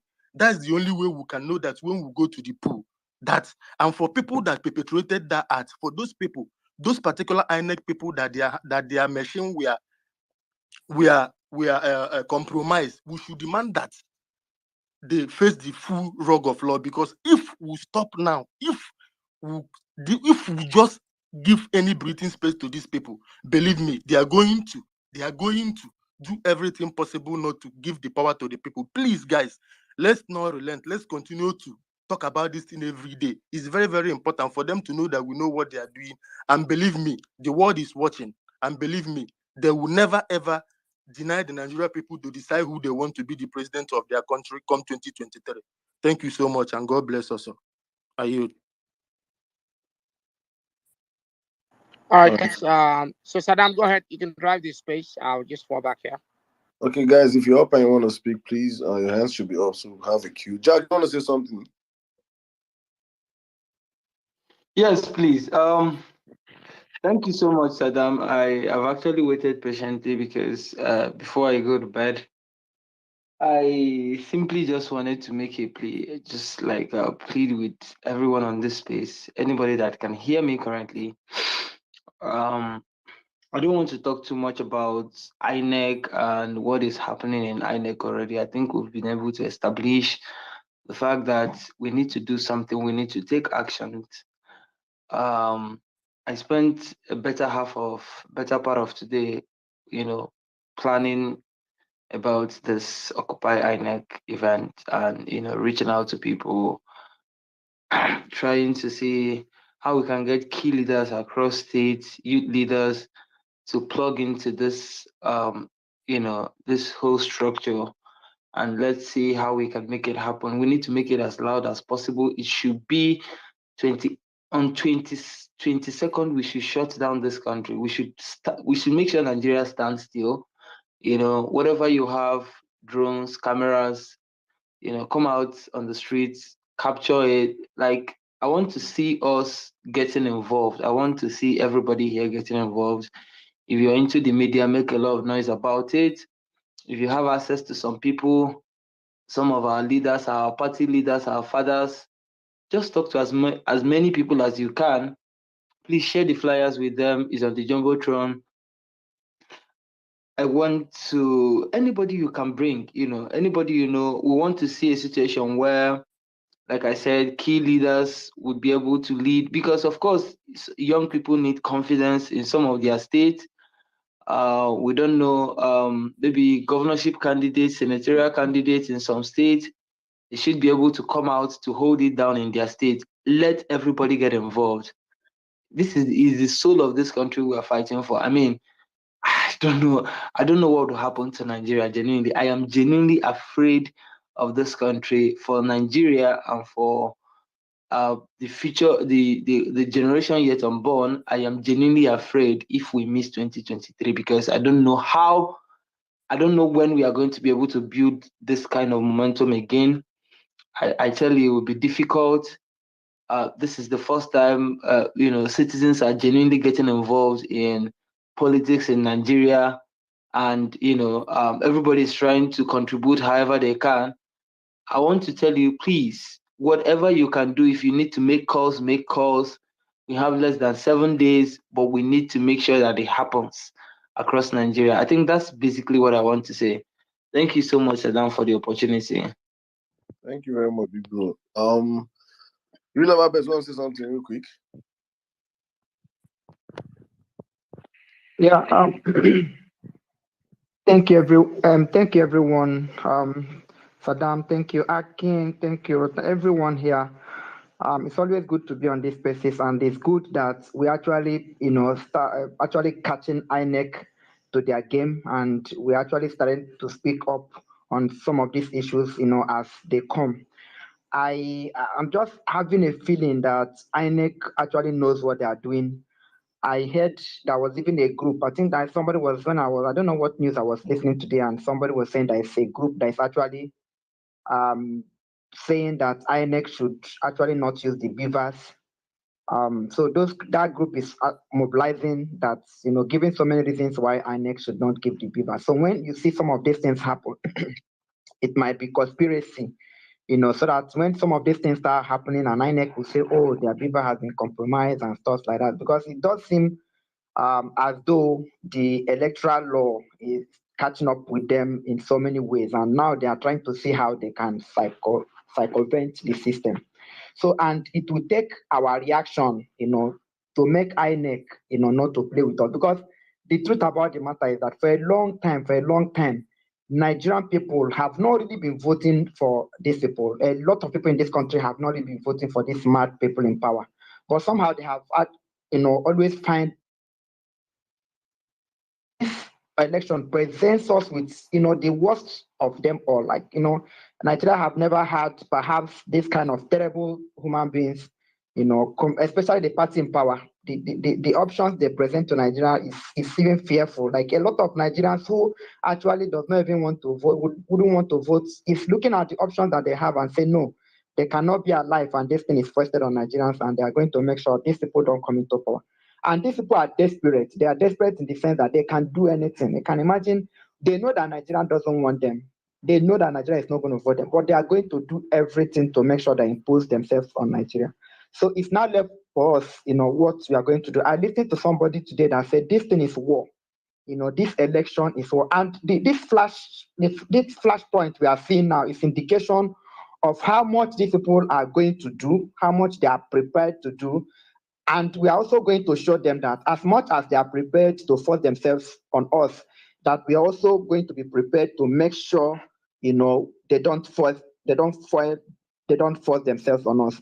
So, and the ways we can do it is, to keep talking on this topic, and also when we need to march, we march to INEC this thing, and we have to make our demand. I think we have to document, let us brainstorm what is it that is going to be our demand, what is going to be our charter of demand, so that these things will be in our tongue everywhere we go, and everywhere we go to march. We have to make INEC to know this is what we want. We want nothing but free and fair election, where INEC will do everything they got to do to make sure that this election, is free and fair, and the person that Nigerian people is going to come out to vote to be the person that is good, because everything is on INEC, and these people are actually putting pressure on INEC. Because one of the things that I find very curious is the fact that if you are even making a simple registration, even people, like, you can just do a simple registration now on Google, you discover that immediately you put in your name,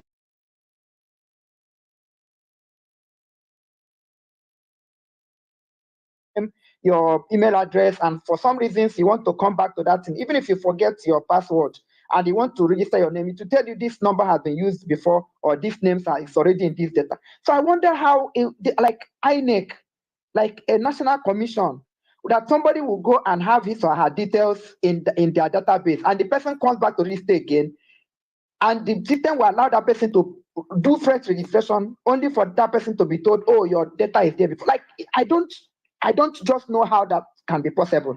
And INEC will still have the mind to come and say, oh, these people, they restart to how did it happen? Because the truth about the matter is that if your data is in the system already, the system should not allow you. It's a very simple thing. Even I don't know. Like, some of these things are heartbreaking. And it's enough of all this nonsense. Can you imagine them telling us 1 million people just go like that? Why didn't you? Okay, even if you think these people have done double registration, why not just take one of them? Since it's just the same person that have done double registration, why not take the one person and say, okay, your data is here, we are canceling this one, but this one is standing. So you just throw away people, because there's nobody that will have PVC and go and say, okay, for the fun of it, let me just go and register. I don't think we are mad in this country. We have mad people like that in this country. But this is where we are.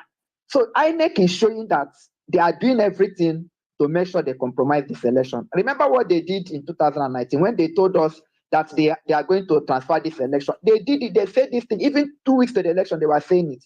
Only for the election to, only for us to go and vote, and they say no, they didn't use it again.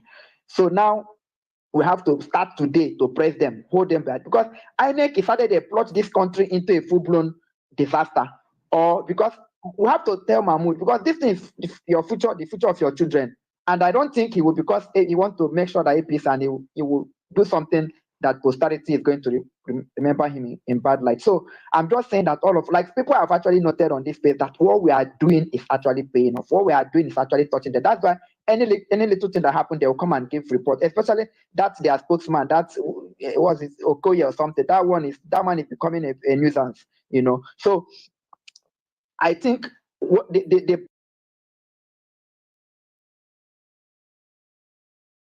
plan we are making here, we are going to put it into action. So it's not just only marching 1 million man march, because when they see us, they think we are joking. So we are now going to be marching in their offices, marching in the offices. If need be, a time will come when we'll be marching to police headquarters.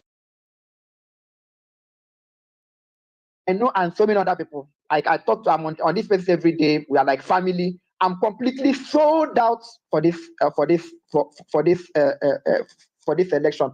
Even if that is the only thing I do before I die, I'll be very, very proud of myself. I want to die knowing that at least I contributed to the change of this country. I want to be part of this, and I'm completely sold out to it. It doesn't matter what happens after now. I don't really have any this. I don't really care. Even that Abuja match, if I have my way, I'm going to come. I'll come to Lagos. I'll do everything possible to make sure I'll come to Lagos on that day to match. Even the Abuja, I will find a way and come. So this thing, some of us are, it's our life, it's our destiny. Because for me, I've seen a lot of bad leadership, in this country. Nigeria has happened to me, and now that I have opportunity, I'm still working. My eyes are still there, my legs. We are going to do everything possible to make sure that we don't allow these bastards in power, this destiny destroyers, these madmen, to continue to hold our destiny down. It cannot happen again. It has happened before. It cannot happen again.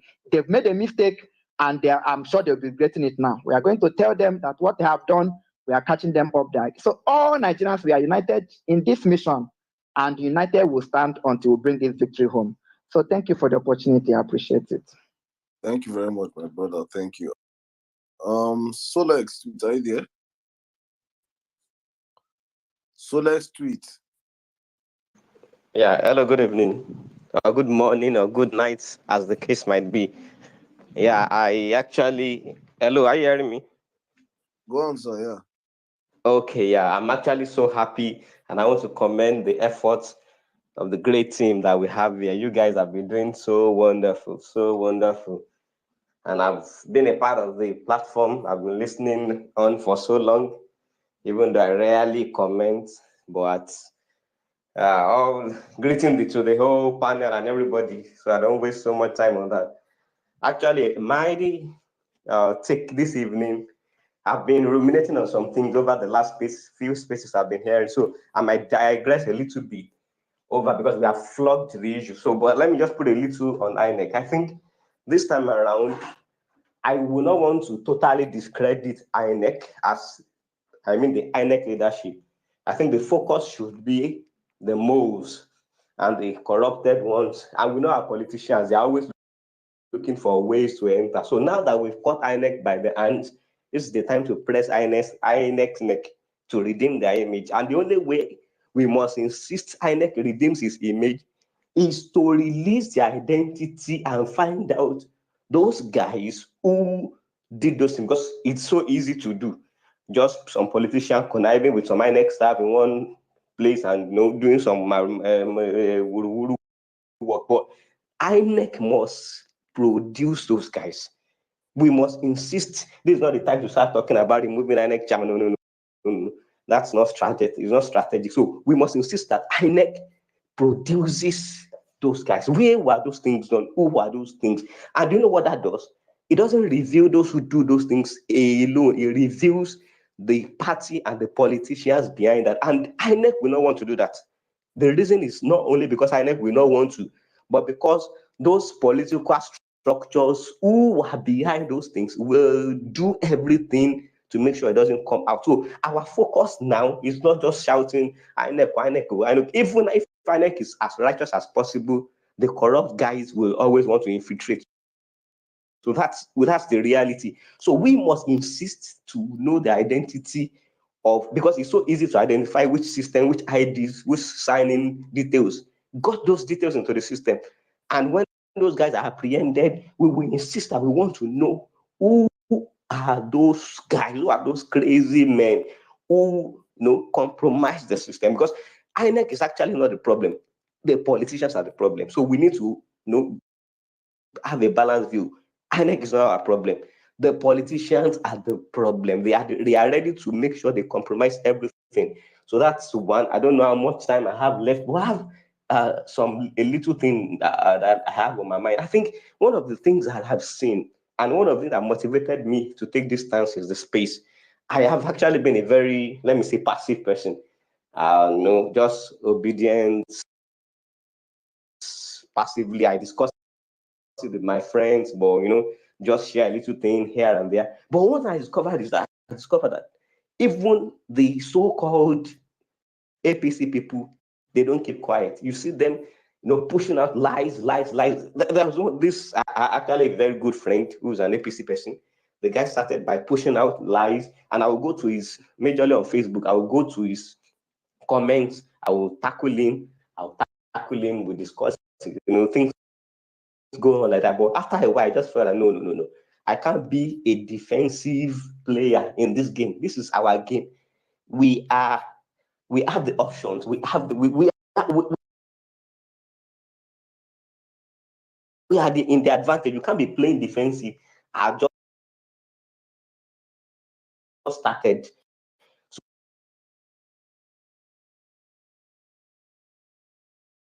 So when it releases one propaganda, I go with two, and I don't go with just that